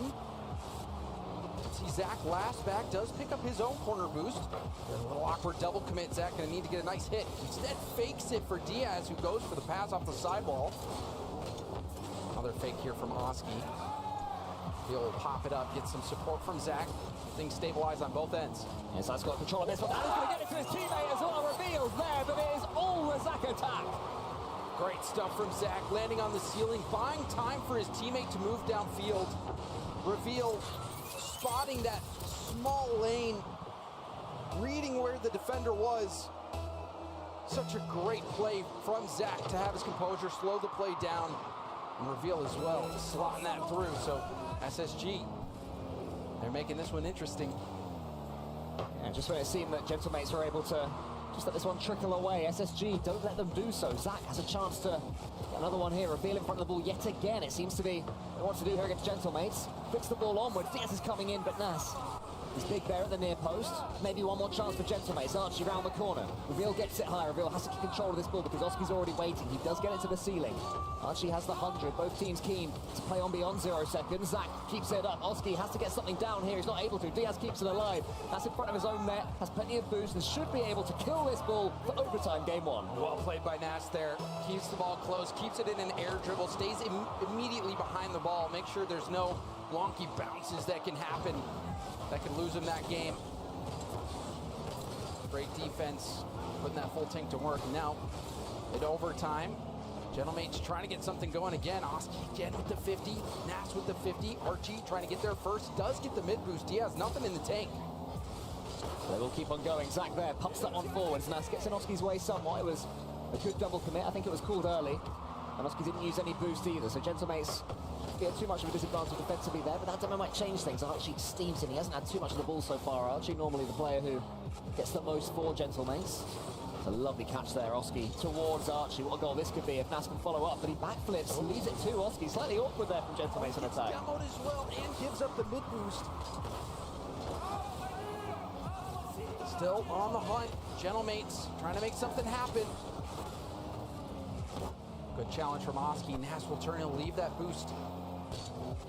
He sees Oski on the far side, goes for a fake instead. Yeah, I think he had no boost. I think he was forced to do that fake, and Space Station Gaming read it. Well, Gentlemates don't have too much boost in the tank. What they do have is some sustained territory here in Space Station Gaming's half. It's going to bounce, just waiting for that one SSG mistake. We saw this earlier on from Gentlemates. In the matchup against RA, there were times they were pinned back. The opening game started with, I think it was a 5-minute overtime. Gentlemates won that. They went from strength to strength. Could be the same here. Oski gets it onto the backboard. Archie's too slow, though, and it remains 1-1. Oski picked up a small pad. Archie going for a bump. Zach still hitting it out to the side. Oski, pinch attempt. Archie low boost. Nas has enough to do something here. Oski also boosted up. Flip reset being pushed downfield. Be careful here. Big 50. Archie trying to slow it down, gets bumped off the ball, but back to it. Yeah, Archie manages to ride that bump and keep it going as well, the 50-50. Diaz here, gets it going. That's up there, he's squeezed out by Diaz and Zach. Oski has 100 boosts to play with now. This is where he can be so dangerous. He was a difference maker against RA. Can he be the same here? Oh, it's magical. Look at how he uses the ceiling, gets the touch, immediately lands, goes off, fakes the shot right away, stays behind the ball. Magical indeed from Oski to keep their perfect record alive. In that interview of his that we saw play out before this series, he was saying to win 2 majors. That's when you really start to make a statement as a team. That's when you start to enter the immortality phase. And if Oski can carry on playing throughout this tournament the way he has today, he's made Nas seem quiet. Has Oski with these key moments. And the way he did in Boston as well. Oski was phenomenal, and he can create those moments. I mean, one goal in the big picture, maybe not so much, not that big a deal, but in these moments where it's overtime, this could be the game that decides the series in the end. Oski, with a crazy play, pulls this goal out of nowhere. Yeah, he's done this before as well. I mean, something like I cast him a lot in the Ninja Pajamas days last season, and the amount of times there'd be a slow matchup. You know, they're not playing particularly well, they're not particularly exciting, and suddenly Oski's gone to the ceiling and got a flip reset. Like, where did that come from? And it's players like that can take those moments where it looks like they don't have enough boost, the defense is back, how can you score? And they find ways to score. In moments like that, overtime goals are so massive. They can continue to just propel the team to the next level, and Oski keeps stepping up in these big moments. It takes a special sort of player, and Oski is a special sort of player, and this Gentlemates team are looking like a very special team, but they still have Space Station Gaming in front of them, who are full of confidence themselves. They've made big comebacks throughout the North American season, and so far here at the Paris Major. And I'm sure we will see SSG move up the gears themselves, but Gentlemates improved as the series went on earlier on against R8. Will they do the same? Does SSG have enough to stop Gentlemates really whirring into life? And speaking of R8, they get that first game win over Furia. So it's looking like it could be R8 surviving in Group D. Reminder, that is on the B stream. Huge B stream day, so you are feasting. If you're a general fan of Rocket League. Oski gets that one towards Nas. Nas gets the reset. Can only force it upwards. So Space Station Gaming, I think they'll take the first minute being goalless here, just to make sure that Gentlemates don't really run away with it like we saw in their series earlier on. You can see how quickly things can change. Nas on the dribble, goes for a 50, out to Archie, 50's in the corner. The shot wasn't good enough regardless. Plus, I think Nas was back and had that angle covered. Yeah, I think Nas saw it coming and just about got back in time, but he had no boost. All he could do was get the next touch. Thankfully for him and Gentlemates, it was going to be enough. That's a great touch there from Diaz from one side to the other, and he's got Zach in front of him clearing a path. He gets it past one defender, should follow up, but what a block from Archie. Smart from Archie to push that towards the backboard. You don't want to hit that back into Diaz, who's playing the dunk. And now Nas going for it. Oh! Rebound is out in front. Couldn't get anything off the rebound. Still, this is solid rock. Going for the wall pitch. Wall pitch sent all the way down to the corner. They hit those so consistently now, the pro players. Every time they line one up, you just know there's going to be some power on it. Not quite sure where it's going to go, but it will certainly change the variety of approach the Gentlemates were trying, that sort of pinch. Oski's in the middle here. Archie gets it to him. Wants to get the ball to Nas and Archie. Nas back towards Archie. He sends it high again. Nas doesn't have the boost, so they're just doing a few little teasers here at Space Station Gaming and trying to keep the attack on them. Yeah, SSG doing well, getting boosted up, staying on the backboard, looking for their opportunity to counterattack, just waiting for that opening. Diaz will try to kickstart it, but Archie throwing things off the midfield. Another challenge. Leaves the ball out front, reveal, booms it up, and good beat from Archie yet again. Yeah, Archie's such an important player for Gentlemates. We're seeing why here. He is reading everything SSG are doing. Already made a huge save in this game when it seemed that SSG were about to pull the trigger. Oski forces it into the middle. Gentlemates are winning these 50-50s. That though is poor from Archie and doesn't allow a free clearance for Space Station Gaming. Pass, reset pass, goes for a bump. Oski hoping to set up Archie here. Archie does get a finger on it. You see boost troubles Diaz and reveal both on zero. Diaz finally getting boosted up, and there is a clear downfield. Yeah, it's a big block as well. It looked like Nas was going to get the flip reset. He had a Space Station Gaming player in his face. Reveal's underneath this one. Knows that Archie has the flip reset, so Reveal just has to wait. Nas is coming forwards again. Archie now the one playing in front of the ball. Gentlemates trying to make all the play. Great play there from Nas. Oski is a little bit stranded though. Has to use all of his boost and get it behind him relatively passively. And Archie won't be able to take this boost. So is this the moment, James, that Space Station Gaming can start to come forwards? It looked like it, but that was such a good 50 from Archie right to Nas. Archie will have a little bit of space. Pops over one. Oski back to Archie. Diaz trying to intercept, but couldn't get there in time. Space Station Gaming having a lot of trouble linking up. They finally do it here. Will it be enough? Reveal the fake. Oski sweeps the line to keep that out. Yeah, they'll say the comms were good there. They'll say that was safe, but it looked a little bit dodgy on the eye test for Gentlemates. SSG coming forwards again. They have indeed stepped up. They've rode the wave of Gentlemates' pressure. Now Zach keeps it going. He's got the 100 boost. Nas clears it as far as he can, but he has already waiting. Again, not too much boost for Space Station Gaming. They're able to do something with it. They just want that ball to drop for one of them, and it's just not happening. We're so close. Oh, this is a great play. Isolation. Archie picks up the rebound. But look at how Oski weaves through the defense, gets the reset back down to the ground, pops it by, forces an awkward save out of Reveal. And then the cleanup on the goal line. Beautiful counter-attacking play from Oski. Gentlemates have that bit between their teeth, 55 seconds, and they've won the kickoff, and they have 100 boost, and it's falling to Oski, and he gets a pass towards Archie, but it's saved by SSG. Nas looking for a bump, gets bullied off the ball, popped up by Archie. Oski there, going for a sidewall double. Oh, you know he wanted it. Yeah, he's scored those before. We've seen Oski do it. That's not a bad touch from Zach either. Reminding us, Space Station Gaming still very much in this one. Just have to get that goal. They need the ball to work with them rather than against them. Reveal and Oski. Falls towards Zach. Reveal there has 100 boost again. 20 seconds now. Space Station Gaming working their way forwards. Nas gets a touch with Archie behind him. Diaz can't read the Nas flip reset. Can he get the dunk nearly? Reveal out wide. Final 10. Zach trying to dribble it. Broken up by Oski. Zach bumps Oski off the ball and goes for a pass middle. Diaz can't get there in time. A safe hit to the corner, and Gentlemates clean up game 2. Gentlemates still unbeaten in their group. Incredible scenes from them so far. I think even in their wildest dreams, even though, as Snasky was saying, they're pretty much home, everything is so natural for them at this place. You're not expected to go unbeaten in a group like this. And still they remain chill, still they remain calm. Space Station Gaming, do they have a reverse sweep in them? Can they get 3 in a row against a team that's not lost any yet? It's going to be a lot to ask. You wonder if the timeout's going to be called here. Space Station Gaming, you can go back to the drawing board, shut out this game. It was a very close game, though. There were some moments where SSG maybe could have put something together, but overall, I mean, Oski again making his impact felt. And then Archie, yeah, doing what he's been doing for an entire career, making sure he's there from the easy finish, getting the open net, farming those stats. And of course, as you can see there, Space Station Gaming have taken their tactical timeout, so 30 more seconds for Gentlemates to shrug. And there's a good reason to farm stats in this one. Yeah, absolutely. With the Paris bundle, yes, very which you can get true. in the shop. That being 100% pointed towards the players, they will receive 100% of the proceeds from that Paris bundle. You can get it in the shop. I know I need to get it in the shop still. You know, being here, I don't have my gaming set up to log in and get it yet. Hopefully I can get it in time.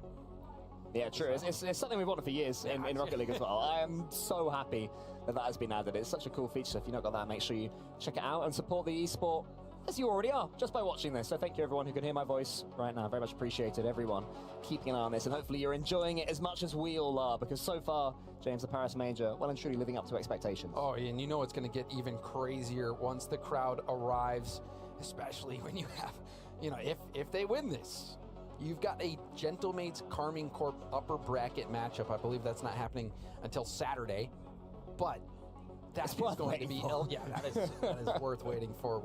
Absolutely. Also, just giving you better chances for a French team making it all the way to the finals. So, you know, a lot of pressure on these players, but so far, Gentlemates coming off the back of that Boston Major title, there has been no hitch in their giddy-up. They're going 100%. They look to be firing on all cylinders, Cole. Well, place your bets. Are they able to go 9-0? It would be an incredible statement. And Gentlemates are but 5 minutes away from making it. Space Station Gaming, such a dangerous team. You know, they were equal to NRG on points. They were only behind them as number 2 seed on season points overall. So they're more than capable of getting games against Gentlemates, but it has to start here, James. Absolutely. They're still going to be making it through, which is something they'll be happy about, but this is valuable experience here. A chance to really make a name for yourself against the game's best. Oh, close from Archie. I saw him sink a perfect one of those in free play earlier before the series started. He's definitely been training those skims. Between those and pinches, you're never safe with Gentlemates on the pitch. Big dunk there, and a boost steal as well from Archie. Keeps the attack going. Archie sticks there as well. He knows when to stay. Diaz gets it to the side, though. Haven't seen too much from Space Station Gaming's mechanical maestros. I want to see a little bit more. Still with the block, comes through, intercepts it. That one bounces straight in. SSG already out to a bit of a struggle. You can see Reveal streaking in, hoping to get a piece of it. Didn't pan out. And the Gentlemates cheeky grins, the cheeky grinometer is in pretty full swing now for Gentlemates. That's when you know they're at their most dangerous. 1-0 getting a freebie there from the mistake from Reveal. You do want to give this team easy goals, especially when they can score ones, potentially like this one. Archie coming from end to end. That's a great touch there from Zach. Couple of touches as well. Reveal trying to make up for his error, but instead it backfires. Archie into the top corner. Diaz gets the save. More danger from Gentlemates just when it seems that Space Station Gaming are going to have a chance of their own, have all the pressure against them. Oski, massive dunk, but won't quite score from it. And the vice grip tightening. Gentlemates, they look to be on track for this perfect group stage, Cole. 9-0 if they can close this one out. And what was a very scary group looking at all the teams heading into this event. I'd be very curious if a 9-0 group has happened yet in these 14 groups. So at direct, let us know. Will this be another first for Gentlemates as they continue to break new ground in Rocket League magnificence? And Nas clears long. Archie's already up. Oski underneath him, but Archie misses. That was a chance there if they could have got that onto the backboard. And then, wow, Oski didn't mean that. What a touch from end to end. He was trying to get that boost steal. Wasn't able to do it. Very easily could have been another goal for Gentlemates. Now they're just allowing SSG to stay in this game. They've had a couple good looks. Haven't been able to put it away. Yes, SSG's been a little bit flat, but all it takes is one play. That's one of the interesting things about Gentlemates. You know, they don't always have to blitz their opponents. They've been improving on this counter-attack game, probably ever since Open 4, the one that Oski mentioned, where they were shaky. They haven't played their best. And you're able to adapt the play style on the fly. Do not need to. Another 50-50 goes safe. Oski only gets half a touch away, then completes the job and gets a dunk as well. Exactly. Quality in the end. The first wasn't great. Falls actually to a chance to Archie. He can get this double tap. There's all sorts of angle on it, and Zach has to be very aware. Turns that into a threat. All thanks to that Oski extra effort. Getting that 50 now. Archie! Oh, save. It's saved. Off the large rebound is punched in. Oski puts Gentlemates up by 2. That might well be too much for Space Station Gaming to bring back. Archie's shot was safe, but Oski followed well. Zach couldn't quite get enough on it. And Gentlemates on the cusp. Genesis of the pressure was that Oski extra effort. You know, he's pushing downfield, gets that extra touch on the ball, gets that 50, kicks it off the sidewall. made things awkward for SSG, prevented SSG from going on attack. Such smart challenges. So surgical with their challenges as well. Such a mechanically pristine team is Gentlemates. A lovely decision there from Nas to not go for the flip reset and instead get the dunk. Leads to another shot for his teammate Archie. Archie always sniffing about. Space Station Gaming struggling to deal with the Gentlemates' pace and precision. Oski gets it high. Nas was already waiting. What can he conjure up here? This could be fun if he can score from this position. Gets a touch, misses the flick reset though, and still scoops it high towards Archie, who again is there to follow up. Gets the pass to the right, but it's only as far as Diaz for now. Until Oski comes in with a huge double tap and sinks it and seals it. Oski is on fire once more. Routine double tap, just like the packs. Slams that one home. And Gentlemates just over a minute away from sweeping their group. 9 game wins in a row, unless we see some SSG heroics. How deep can they dig? It looks like even if they play their absolute best, they're not going to be able to score 3 in a minute, and thanks to the way Gentlemates play, not able to do that. It doesn't matter if Nas didn't get that touch and somehow flubbed it. It's still 3-0. This is, I think, a bit disappointing for SSG, but on the other side, you just have to feel so confident if your Gentlemates come out in a tough group, absolutely dominate. This could be good, and oh, they throw in one more. Why not? A fake there from Oski. He'll claim he meant it. Nas gets a touch, just spoons it forward. Oski's like, yeah, bro, I meant that. I think, to be fair, I think he did. Looking at the replay, I didn't think so at the time, but I'm calling it. He meant that. I believe you, Cole. Gentlemates, now wait, it looks like they bounced off one another. I'd have to look at that. The bounce play. Snaski opens up his big book of kickoffs. That was the time to practice your odd ones. Yeah, exactly. Go to page 7. Page 7, kickoff B, the bouncer. We'll practice it now. We're 4-0 up. We're dancing our way towards an upper bracket match with Carmine Corp. What a match that's going to be. That's going to be a thriller.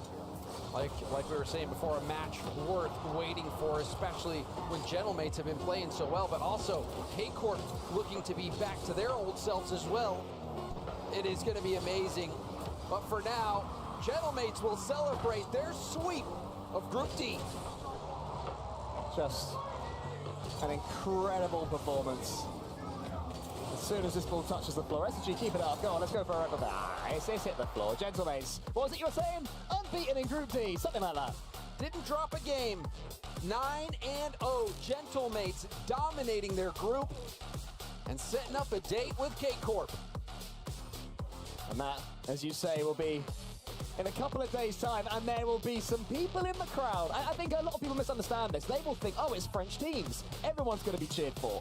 Not how it works in France, Dave. The Gentlemates fans will want to beat KC, and if they lose to KC, they will not be rooting for KC. Yeah, it's not a USA No. kind of situation, is it?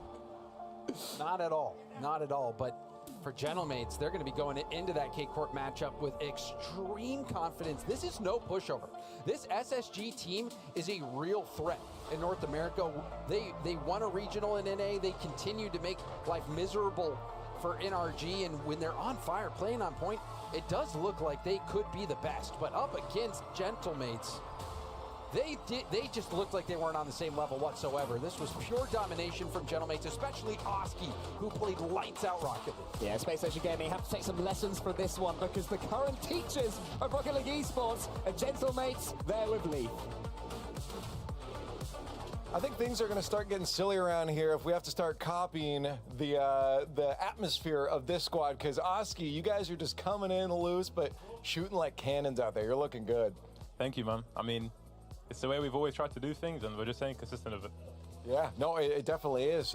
Overall, I mean, I was looking at this. I'm like, you know, you're looking real good, and I think you said, well, we're the major champions. We have to. Like, do you have expectations on yourself coming into this? I mean, obviously win another one, but I mean, when I say that, it's more of a joke. Yeah. But like, our expectation of ourselves is to be the best, and we just want to keep doing that as many tournaments as we can. Yeah, I'm actually curious, because I know, like, my mental is always, I'll make a joke like, oh, we can win, as a way to shield myself from, like, committing too hard and then overthinking. Is that the same for you, or is it just because the atmosphere? Nah, I mean, when it comes to winning, like, we don't try to think about it too much. Like, obviously, we know we can win, but if we kind of try to stick to our plan, right? Like, just focus on that, and if we do it, we'll win. Yeah, I mean, again, everyone says it, but only few teams pull through with it here. Looking at your opponents across the board, you've played a few of the different regions, I'm sure in scrims as well. How are you feeling, I guess, just in terms of the overall landscape of this major? And, like, is it really just, like, the French orgs teams and European region is, like, going to be that far ahead?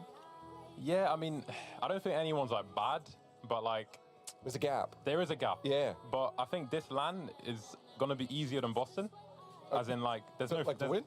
Like... Oh, okay. Okay, there's no Falcons. Right, yeah. There's no Falcons. True. And, like, I think NRG are lower in level. KC look good. KC look really good compared to the last major. And in Vitality, I'm not sure just yet. I'll see them in playoffs. Right, yeah. But... Again, I'm not trying to think about that, you know. I'm just taking it time. That's fair enough. I think the key thing some fans are going to take out of that is NRG is at a lower level right now. They're going to feel that one. But I guess looking to the weekend, I want to get your thoughts. You have to be excited about the crowd because, you know, Boston is cool, but you know it's going to be even louder, and especially the fans are going to be backing you guys. Yeah, I mean, this is the stuff you play for, you know, like playing under a French org in Rocket League, under this many fans, like I can't wait personally. I don't think you're going to be able to handle it. You seen it out there? I mean, we can handle it. We can definitely okay, handle it. we'll see. Yeah, it's going to be wild out there. To get prep for tomorrow, I guess what's the game plan? Or not tomorrow, I think you'll be playing after that. What's the game plan for you guys before you play your first match on the weekend? I mean, same as always. Like, I don't sit back, chill, and make fun of Stasky? Yeah, that's the main one. But I don't know, like, we don't play tomorrow, right? No, I think you guys come in at number one. We'll be on. Okay, so tomorrow I assume we'll just be scrimming twice, or like 3 times, I don't know how many times. And then Saturday, again, I don't know, man. We'll see. We'll see on That's the not your job to think about, right? Exactly. It's someone else. Hey, you know, I'm not going to make you think anymore. I just got to say congratulations. 9-0 on the day. Looking good. And hopefully they keep that going on into the weekend. But that's it here for groups. I got no more thoughts. I barely had any to begin with. So let's go back to the desk and see what they have to say. Gentlemates are the top team out of Group D. They went 3-0 here. Woo. Incredible performance from them. And we will see them play Carmine Corps on Saturday, which is crazy. I bet they'll save that for last, probably, with those fans. Most likely. That's going to be a fun one, obviously. Both those teams look electric, but 9-0 in that group for the Mates. We knew they were a tier above. We didn't realize how much above they were. Yeah. Dominant. Incredible. We'll do some. We'll show you the highlights here from this one, and then we're going to quickly jump over and watch the remainder of the alternate stream because Furia is trying to battle back right now against Rule 1. But let's talk about the Gentlemates here. What did we learn about Gentlemates? What did we learn about Space Station? Yeah, we saw game 1 really quick. I just want to mention that Space Station highlight of them fist bumping. We won't see that for the rest of the series because Gentlemates defense just played so incredibly well. Thank you for letting us know your Hey Watch was successful, Gibbs. Okay, like I'm glad you got that in real quick. What we do know for SSG is, you know, big conversation about the physicality, the demos. Would they be effective? No, they weren't. SSG also didn't really feel like they were being able to get super locked in and be able to follow each other up. And for Mates, what we know is they are still in form, and that is the most dangerous thing going into playoffs, especially when they're facing up against Carmine Corp here. If they continue to play on their level, I mean, we've seen what they did in Boston. Yeah, we see offensive demos. Yeah, we saw Reveal trying to hunt, but he didn't connect on a lot of those demos, and Space Station couldn't create any offense off of it, as we saw in that game 2 and 3. Yeah, that was tough for SSG, but listen, that's a learning experience, and Xperia talked about it. It could go 3-0 either way. Yep. Both games 1, games 2 were both tight. Game 3, Gentlemates pulled. Well, you can see we've got one match still yet to be determined down there. R8 Esports versus Furia. They're playing right now. They're in game 4. R8 Esports is up 2-1 in the series. They had match point. Will drop game 3 to Furia. Then they scored first in this game. Furia equalized yet again. See if they can put game 5. Is standing up. The 2 Mates is really locked in. Well, I have to stand up because I can't see this confidence monitor. Okay. It is 2x2. And I'm 2x2. So that doesn't make any sense. That's it. The pressure now on R8, we talk about the nerves coming out for them. Furia gets that game 3, and then it starts creeping in the back of your head. Real sweet possibilities here for Furia. And Gibbs, what's the matchup? Whoever wins this match plays who? Whoever wins this match plays NRG. That's correct. The winner of this plays NRG, a date with the world champions that are coming off a game earlier that was uninspiring. So both of these teams will be coming to momentum. The world champs are definitely going to be playing and trying to correct what they did today. Tied up 1-1 apiece, though. 1 minute. Bezos, what you got? I mean, the way this is looking right now, you see it a little missing pressure, but look at this right now for Furia. Just low boost here in this position. They got it out. They got it out. Yan with the mid boost and the dunk as well. So Loss has a chance. Yan again, just some small touches, just out of place. They're too heavy. And now Muhammad, he's got plenty of space on this ball. Going for the quick flip reset, a little bit too low though, so the challenge comes out. So Ghazi want to jump really early for that. You have to be careful, make sure to space out. But for Furia, I mean, talk about this team and these players, what a player like Yan's been able to accomplish. He's been on the decline for the most part. Yeah. Wouldn't it be something to be able to see them just get a resurgence? It's just such a big win for either of these teams. Like, get to play in front of this awesome crowd here in France is going to be amazing. Both want to experience that. And it looks like we might be heading to an overtime unless Loss can creep that one in. Slides to the side. Yan will keep it alive though. Try for one more pass out to the middle. Zula and Muhammad team up to kill the ball, and we got overtime. Both of these teams need to reset. That game was starting to get a little slow. Yeah, it was getting slow. I know It was both getting these teams scrappy. can move way faster than that. Yeah, I felt that way as well. And maybe a little bit of nerves at play too. Remember, tournament life on the line here. It is on the line, but listen, what a lot of these teams need to start realizing is that if you start playing scared, it don't matter. You're just only extending the inevitable. The teams that win, the teams that are doing great, they are aggressive, they attack, and they don't give out space. Lost him right there, moving a little shaky. Can't hit the ball, lets it bounce over his head. Now Abdullah's got to contend. Loss goes up quickly. Muhammad, where's that Mina pressure? Here comes bang! Swift and Loss both in the air, no boost. A lot of pressure on Yan here. Great save there. Ghazi has a chance for the midfield. Muhammad cannot cross over, just tries to pass it down, but now counterattack opportunity here.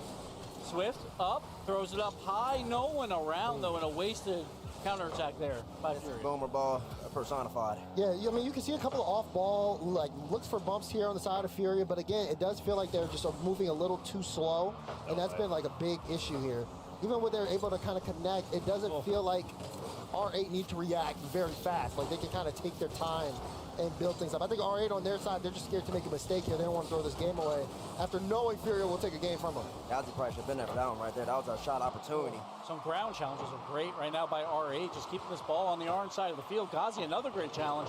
Drops it down. Yan, big clear. Abdullah, he's got to do well with this. Got to be patient. He does very well around two, throws it deep, but Swift is there. Yeah, but look at what Swift does with the ball. He basically just throws it away, gives up possession. Had a lot of time there. Didn't need to take that approach. Had so much more space. Boost control right here, though, Furia, but finally, first time it feels like they do nothing with it. The ball just made it all the way back to the midline. How's it possible? Yeah, and again on the counter. He's got plenty of boost. Gets the goal. We're going to Champions Field. Everything on the line between these two teams. How does that happen? A little chain that? Oh no, yeah, it was a chain that. Then he got that touch too. Wow. And Loss, just perfect follow. He believed in Yan to make the play. And there's a lot of things on the line. Obviously, your tournament life is on the line, but also for the Mina 2 seed and the Sam 2 seed. Whoever loses this, that seed goes into the play-in tournament. The other seed goes to the main event at the World Championship. Furia, they're still battling for the Sam 1 seed as well. Yeah. So a lot on the line. So much pressure because everyone wants to play in front of this French crowd. We haven't had a reverse sweep today, have we? I don't think so. We had one yesterday. Yeah, we've had just about every other spectacular type of match today. What a way it would be for Furia to reverse sweep their way into playoffs. Ooh, you have to feel that they're favorites going into Game 5 because Fury's been here so many times before. The biggest difference between these teams is their experience level, the veterancy of these Furia players. That is the biggest thing the biggest stat they lead in over these R8 boys. I mean, that'd be crushing if they got reverse swept. And also, that'd be really crushing as well. I mean, you made the major and Falcons didn't. And I understand that Falcons, chemistry-wise, might not be as good as last year, but talent-wise, they're still very, very great. They can show up to this major. And so the fact that you're here, do some damage. Exactly. The fact that you're here and they're not means that you earned this spot. You are playing at a world-class level. So to go out 0-3. Yeah. And imagine then Falcons would be in the play-in tournament. Yeah, but I mean, that's brutal. R8 Esports called a timeout, by the way. So they are currently game planning here for Champions Field. But I mean, Bates, this is what we talk about at First Touch, when we try to talk some sense of the role is with these teams. It's like, yeah, of course you can do well in the region, but when you get to these land stages, it is a different beast. And you do have to kind of play in an environment that you might not necessarily be kind of comfortable in. And even though you did all this work at home, you're not playing on that home setup. This is where you start to really make your name for yourself. And for R8, this is like a new experience for them. even though they have lane experience before, it's the RLCS. I mean, it's RLCS, and it's a Paris major right here. Now they're not playing the wild card. Remember, it was the play-in. They played the play-in, and after they made the main win, they got slapped. And but listen, that's a growing pain for them and learning experience. But now you're here in game number 5.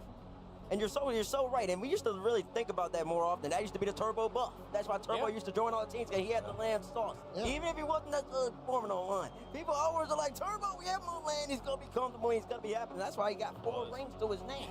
And so, that's what you're looking for at this moment. You're really looking for land experience. Who can make the plays happen? You watch this RA team, and on the MENA stream, they're aggressive, they're fast, they're quick. They don't give you any space right now. You're not seeing that. They're slow. Yeah. You're not seeing Don't that. let the nerves take over. It's game 5. All the ships backs against the wall. Who's going to make the play happen? Winner goes, plays tomorrow. Loser is out of the tournament. And like Gibbs said, that loser will be playing in the play-in tournament. Well, for Furia, but for R8, they'll have to go to the LCQ The as well. LCQ. So they will be out completely. So they're playing for their tournament lives. They're playing for the World Championship lives as well. And already you're starting to see just a little bit of early just pressure from Furia, definitely kind of keeping up the pace here. It's a lovely fake. That's the composure you want to see. This is exactly what you need. And they're chirping. They're chirping at Furia as well. You want that confidence going into Champions Field. You break all the nerves right there. And that's a big play for Swift right there, too. I understand he was cooking with Secret last year, but you joined Furia, the creme de la creme of the region for the past 2-3 seasons. The expectations are on you now, young man. You got to make that play happen. Abdullah shows the composure. Gets it right by him. That demo might work in their favor. And a roll, another demo. And now, look, after that first goal, you can feel the momentum kind of shift right here. Zero boost. Flick, try to get it high. Abdullah, he got boost on the back wall. He's going to get that. Jump it again? No, no third. Aggressive play there by Furia, but it does work out. They get a lot of boost in that midfield, so Yam will take it back. Try for a flip reset all the way down the field. And he does decent. Still actually gets above. Swift tried to come in and help, but that means counterattack time. Third man's loose. Yeah. Oh, way to get back. That's fine. Muhammad just did the most basic air dribble known to mankind. Nobody was worried about it. Golden opportunity. Nice infield pass. No give and go, though, opportunity. But the challenge there by Furia. Lost, zero boost again. Ooh, that is a miscommunication. You can't pre-jump that one. Lost has zero boost, but they do get back. He probably thought he was going to, like, flick it out. I guess, yeah. That's fair, that's fair. Just like that, but again, miscommunication there on the play. Have to be careful. It does feel like Furia don't necessarily haven't hit the panic button. They understand they have time here to work with. It's just about execution. Meanwhile, Ghazi trying to set something up, but that one goes high, lost. Bring it to the sidewalk, straight to Abdullah. Yan will pop it, and Furia moving upfield, but low boost here, just playing the 50s. This was going to get away from them. They haven't been able to really control the ball upfield. Yeah, game's starting to slow down again. You saw a little pace increase once already scored, but now we're right back to how we felt in game number 4. Pops, all the way across the map. Great save right there from Abdullah. Slams the door closed on a beautiful Furia play, but Furia, once again, that's like the second or third time they've gone for the air dribble into the bump, into the follow. It's giving them opportunities, but you still got to be a little more creative in these moments. Then another ground challenge win there by R8 to just relieve some of that pressure, get some boost, but now some miscommunication on the back line. They do get back just in time. Lost. Keeping it alive for Furia. Just trying to waste out R8. Yeah, we'll play the midfield ball. Now, pass across to him. Right up there.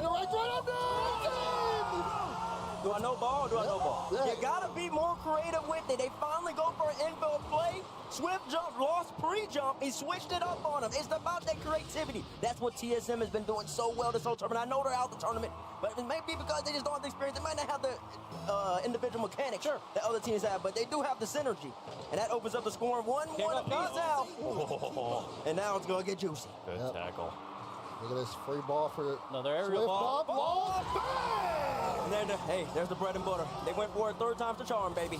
First time didn't work, second time didn't work, but listen, Mama told me to keep on doing what I can do. Already bounce left on. A teammate said, stop doing this, get creative. It doesn't matter. They'll go back to it as well. They'll go back to the playbook. But it's just a combo wombo. Exactly. You got to keep your opponent on his heels. You can't let them get comfortable against you. This experience, Fury with the experience. They were down a goal in game 5, but they were unfazed. Now they have the lead. Now it's on R8 now. They really got to set the tone here. Look at Abdullah. A little bit of room. Look for the flip reset. No boost. So did get the flip, but it was a little awkward. Muhammad win as well, so now they're going to be going back here, just trying to get boosted up, which means, again, they're going to give up that midfield. Skazi, you see Lost already up in the midfield, gets it past one. Can he do it again? Looking for a bump. Abdullah wanted to follow. Challenges, though, are too late, and now they're outnumbered on defense. R8 has to be careful. We saw this when they played Space Station. They gave up a lot of free goals. They can't give it up now. They're only down one. There's still plenty of time. Yeah, like I said, got that minute 34 left. Oh, Muhammad, that's not what you want to see. And or the play you want to see, Ghazi able to get there in time and pushes it out center. This is exactly where Fury want to be. They're able to take the boost. They're able to get some time in the air. Now they're getting demos and bumps. Just complete control, but just not enough to increase that score line just yet. Yeah, but I mean, R8, they got to start scoring, and they're just stuck in their own half at the moment. Fury, boost control for the most part, keeping that thing in. Heavy touch. And the ball is just stuck on the blue half. They can't get out. He's got to be able to read that. He does, Ghazi. Now you got challenge from Muhammad, no boost, Lost knows it too. They're just taking him out, they're suffocating him slowly. It's a great save from Muhammad again. Ghazi gets control. Got some boost. This is panic, pure panic on the side of R8. He controls it at least around. Abdullah runs away. Oh, Swift, that first touch, not too much pace on that, so it's going to be stuck in that orange half. Lost has dodged the bump to get back. He's boosted up, going to deny the boost. Brother, man. Oh, that's nerves. Oh, it's just nerves. You cannot reverse it. You cannot reverse in this moment. Muhammad are going to go for another airdrop bump, but the second man is just nowhere to be found. Double commit from Furia. Maybe a chance here for a solo. Can Abdullah do it all? No, Lost gets bump, but still makes the play. Well done. Mid pass. Lost another. Where's the follow, though? Now you got to send the house. You got to send everyone. Ghazi up. Gets beat by Lost. Again, another great aerial challenge by Lost. 10 seconds. Abdullah puts it into the corner. Here's Ghazi.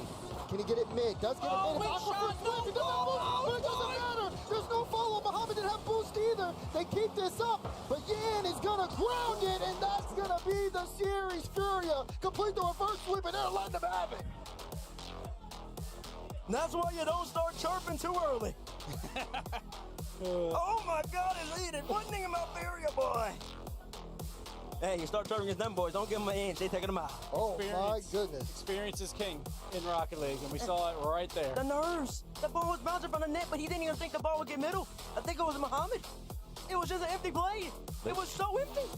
0% language understood or shared between these players, but 100% understood in what's being said.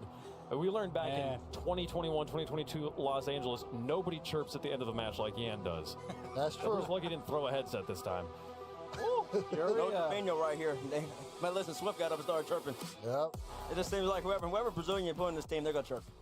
And now Fury have booked their ticket to NRG tomorrow. Credit to South America. You know, they've been down the dumps for a bit, but they got both their teams through the groups. Reverse sweep. Reverse sweep to end day 2. I mean, one of the most spectacular days of group play we've had from top to bottom. The world champs getting beat, swept 3-0, multiple overtimes on Champions Field, a reverse sweep here to close the day to put a region through that was otherwise eliminated. Incredible performance, and you gotta tip your hat to the R8 boys. Coming out for their first LAN as a squad here. And the way that they played together there, the experience not quite there at the end. Yan's able to put it together. You said it, the nerves. We said it, we called it before we went to the game. Nerves was going to be the difference maker, and it was. Now they'll have to go back to online. They got one LCQ left to determine if they're the best MENA team and make it back to the World Championship. Incredible. What a day. I mean, Daz, what was your favorite moment from today? Like, personally, it was that Vitality Foot Game 5. Because that series was incredible. Justin was balling. Zen was balling. You guys had even alluded up to it in the death segment leading up to it. Those were like players to watch, and then they showed up and showed out. Doesn't get much better than that for the day, but of course, you know, seeing Fury take that win there also just as impressive. I mean, there's a lot of results to look. I know EU fans are loving that EU5 at the top of the group right now. Yep. It just goes to show you why these majors are so special, because this is what you get out of them. I mean, what I'm looking at right now, Gentleman's win a group with Space Station, Fury, R8, game differential 9. Perfect. Yeah. Perfect in that group. It's just sensational how good Gentlemen's are playing right now. Going into the bracket, they have to be your favorite. And KC, though, big win against Vitality yesterday that we did see. And then Man City already touched on it. And then Rebellion, the sleeper team. The sleeper team of it. Yeah. Can they continue their level? We saw greatness yesterday, and we saw okayness today. So what are we going to see come Saturday is the question for Rebellion. Yeah. Twisted Minds, though, man, too. Setting a record, the record of 9 goals in a game for a team on land in a game had held for a long time. Getting up to 10 there, setting that record. Also, getting the scoregami, first time we've had a new one of those on land since season 1.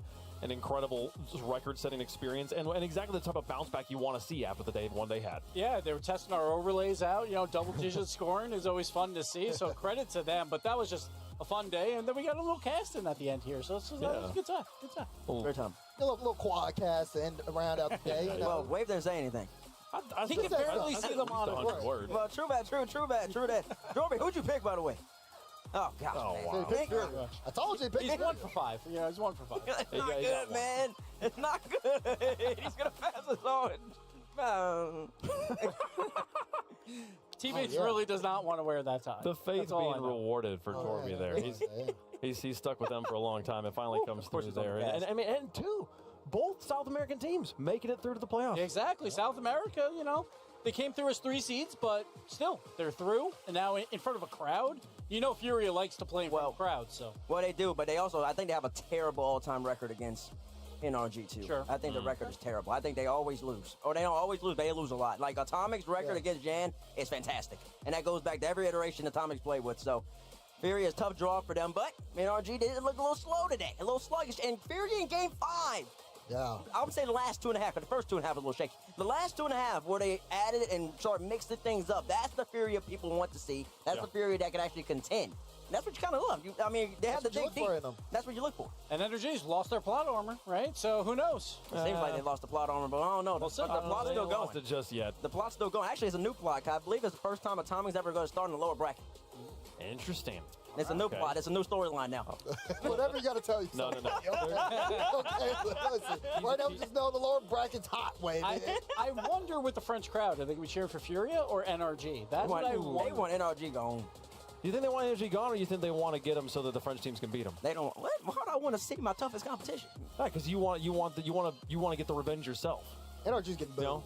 I think that is true. They did win Worlds in their in France. That's true. Yeah. No, never mind. Fury is going to be 100% for this crowd. I don't know. You know the whole thing where the hero walks in and is like, "You leave that one for me. That one's mine." Like, you know, like that's in the winter story. Luxembourg's been in Dickey's Arena twice, and every time he's gotten booed. Okay, and guess what?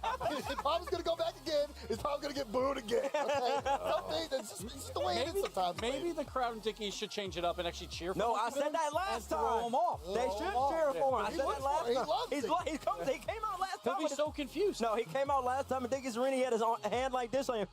And I said, oh, no, it's happening again. It's happening again. I could tell. Even when I was up there making all that noise about to pick him, I knew it was going to go bad. I could tell what's coming. Oh. Look at you can see his face. Bates is worried already. That's real. That's it's like real. 4 months from now. Listen, I told you I was a great arena, but I don't want to be there. Oh, it's going to be an exciting time. I hope you guys come and join us for the World Championship. But we got a lot of Rocket League to play before we get there, folks. There's finalizing the bracket, making sure that all the matchups are locked in place and that the right team is seated in the right spot. So we'll show you the bracket here as soon as we've got it for the final 3 days. Yeah, we got to speed this up, production, because it's hot up here. I'm sweating. I'm sweating because I had a cast. You guys made me cast. Oh, gosh. Well, I mean, while we're waiting, folks, don't forget to make sure you've got your Twitch account linked to your Epic account and you've got the drop rushes set up so that you're getting the decal. And also go buy the Paris Major bundle, folks. All the money from it goes to supporting the prize pool. They're benefiting, bonusing up the prize pool here at the Paris Major. Look at this decal. You get this one for free. You don't have to pay for it. The wheels, though. If you want those. How do I get those again? Paris Major bundle. Oh, man. Yeah, I got to. Yeah, I'm gonna figure that out. I need the wheels and I need the decal. I need all of them. And have we dropped those decals that they've been showing the whole time? You like Rocket League Esports, right, Bates? I love Rocket League Esports. That's why I'm up here. Just buy the bundle. Buy the bundle how? You go to the shop and you pay for it with 1,000 credits. Yeah, I know they can. I can't. What? Well, I can't because I don't have my. There's a bunch of. I got incredible news for you. There's like 20 PCs. Oh, you're saying I can log in over here? I didn't even think of that. Oh, yeah. That's beautiful. I didn't even think of that. That's 200 IQ by you. I like that. I like more like 100 IQ, but sure. That's actually quite brilliant. Why have we waiting so long? because we're waiting for the bracket. Oh, okay, That's what okay, we okay. said We're earlier. going a little delirious here. We've been here for a while. They also have to figure out the schedule, which matches are first, which ones aren't, you know. The match just ended. I did not know we were doing a First Touch podcast. Well, welcome. here we are. Welcome to First Touch Post. That's just our host. All right, listen. As we get ready to finish out the day, we saw the group stage wave. Tell me, what team really stood out the most to you today? I mean, for me, it was the Twisted Minds. They coming off of that loss they had yesterday. They're getting Game 5 Shopify Rebellion. Again, that was their third Game 5 loss on land in a row here. They had such a brutal performance in Boston. Not who they wanted at all. To finally get that sweep, that brutal sweep over Ninjas in Pajamas like that, and clinch their spot in the groups. I like Twisted Minds. Do you like Twisted Minds as well, Gibbs? No, I was going to say I liked the greatest fourth place team we've ever had in RLCS history. TSM. Yeah, I like them too. TSM showed up today with the team plays. Just have to have like a top 5 of just their plays. They were fantastic. But like the reason why I want to ask that too, because who did you have winning the event? Oh, I have NRG. Okay, so I think it's NRG. I think for the majority of teams that people pick to win, they didn't win their group. Yeah, yours did, Carmine Corp. Carmine Corp and Gentlemen, I think, were the only two teams that like people picked that won their group. Jorby picked Shopify. Oh, So right, Jordan there's picked one Shop. person. Yeah, we Nobody sprinkled picked it in Man a bit. City. Yeah. That's true. Well, yeah, I mean, nobody picked Man City fair, because I that's just could not expect that to happen. That's exactly what nobody picked them. Hey, folks, let's take a look at the bracket. This is what we're going to be playing here. The playoffs of the Paris Major. We had 16 teams. We've now got 12. 4 of them get a bye to Saturday. The rest have to battle in the lowers. So, Carmine Corps will take on the Gentlemates, and Man City will take on Rebellion first thing Saturday morning. Tomorrow, though, we will have 4 matches, and it will be Furia versus NRG, Twisted Minds versus Foot Esports, NIP versus Team Vitality, and Made in Brazil will take on the boys from Space Station Gaming. Wow. A few hot matches here. You were talking about that Fury versus NRG record, Bates. Fury's going to have to find a way to change history. They are. They're going to have to really dig deep. They usually, like I said, Yan does not beat Atomic or Snapview. They've had a good record against them. Made in Brazil, SSG, NIP Vitality is interesting. It's a little rivalry of the Western Hemisphere over here. North America, South America. You got NRG Furia. Then we got Space Station, Made in Brazil. It's going to be fun. Twisted Minds and Foot. We'll see. Vitality, congratulations on the semifinals. I'm looking at this right now. The way this is going to end up, I think they're going straight to the semis. Honestly, I feel bad for Europe, though. They had 3 teams in the top 4. They have 2 teams in the lower bracket, and they have to play each other. But guys, if Vitality is able to take care of a struggling Ninja Pajamas, and SSG is able to win what feels like should be a favorite matchup against Made in Brazil, we get Vitality versus SSG round 2. I want to see it happen again. The revenge match, the blood match. Those guys do not they might like want each that, other. yeah. That'll be a spicy one on Saturday. Oh, yeah. There's going to be a lot of spicy matches left from here. And the crowd is going to be amazing, which is going to just electrify everything else. For sure. Well, folks, here are the matches we're going to play tomorrow. It's only 4 best of 7s, but they are best of 7, so hopefully we're going to see Sovereign Heights finally. And it will be a little bit longer matches than today. We'll kick things off with Space Station versus Made in Brazil. Furia will have to find the win against NRG. Twisted Minds get to continue the domination, or do they? Against Justin and the boys. Foot Esports back on the pitch. And Ninjas in Pajamas versus Team Vitality will close out the day. Only one French team over here on the stream tomorrow. So the fans, they might start trickling in a little late. Yeah, we figured Vitality would be last versus Ninjas in Pajamas, but Twisted Mind's getting a little bit of a premier matchup over NRG. I thought NRG might be match 3. Well, they got the Monkey Moon. We got Monkey Moon Twisted Minds as well. You know what? Never mind. You are very smart. 200 IQ. Folks, if you want to watch Monkey Moon play tomorrow, make sure you get your ticket. Scan that QR code on your screen, and you can be in the building when history is made. It's going to be a fantastic time. 3 days of action. If you can make it for any of the days, I'd highly encourage it. And I mean, hey, tomorrow, today's action is anything to go off of. It's going to be barn burners from beginning to end tomorrow. You see the bracket. You see how tough it is. Greatness isn't given. It's earned. We're going to see that starting tomorrow in the best of 7, where the crowd is there. The level of energy is at its highest, and so is the tension. All right, Caleb, take us home. Folks, take us home. It's been a great group stage. We've got 3 days of playoff action coming. The crowd is going to be in the building tomorrow. The doors open at noon. The games start at 2 p.m.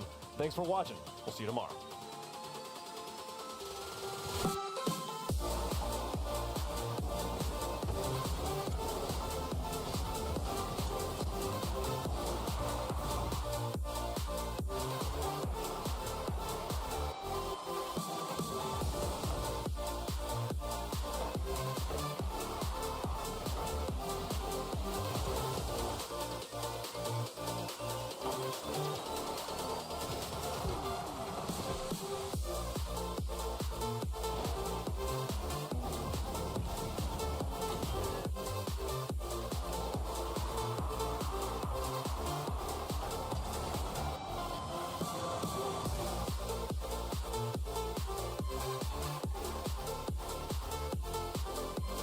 Keith, I want to try an experiment. All right. To help you unbecome your parents, I want you to try a game called Rocket League. Ooh, is it a puzzle like my crossword? No, picture soccer. Okay. With a car. What do I hang my feet outside the window? No, not your car. But you said think of... It's a video game. Oh, okay, I get it. Where's the cartridge? No, it's an online thing. Is there a joystick? Not like the ones you're thinking of. But I need to get some quarters, right? Nope. I gotta blow in the cartridge. Again, like no cartridge, but you'll need a username. Username, huh? How about Keith_9914? The bathroom code? That's the only number I can kind of remember easily, so.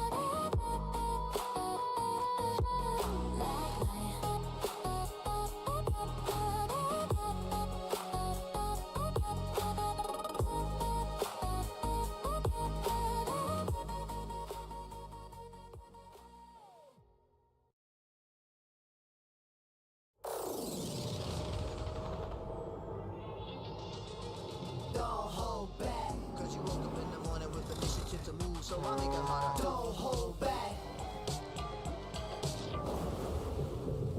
Galvanized. Trajectory and balance look good. You're confirmed to go for orbit.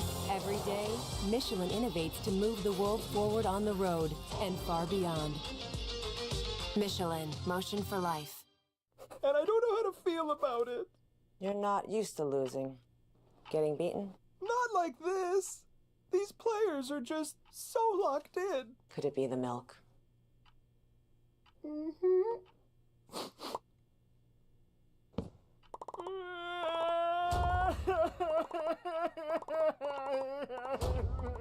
okay.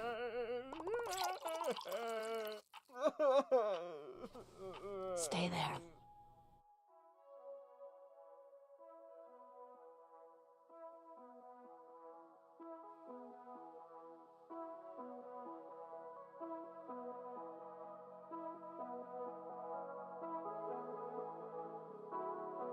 I was all alone.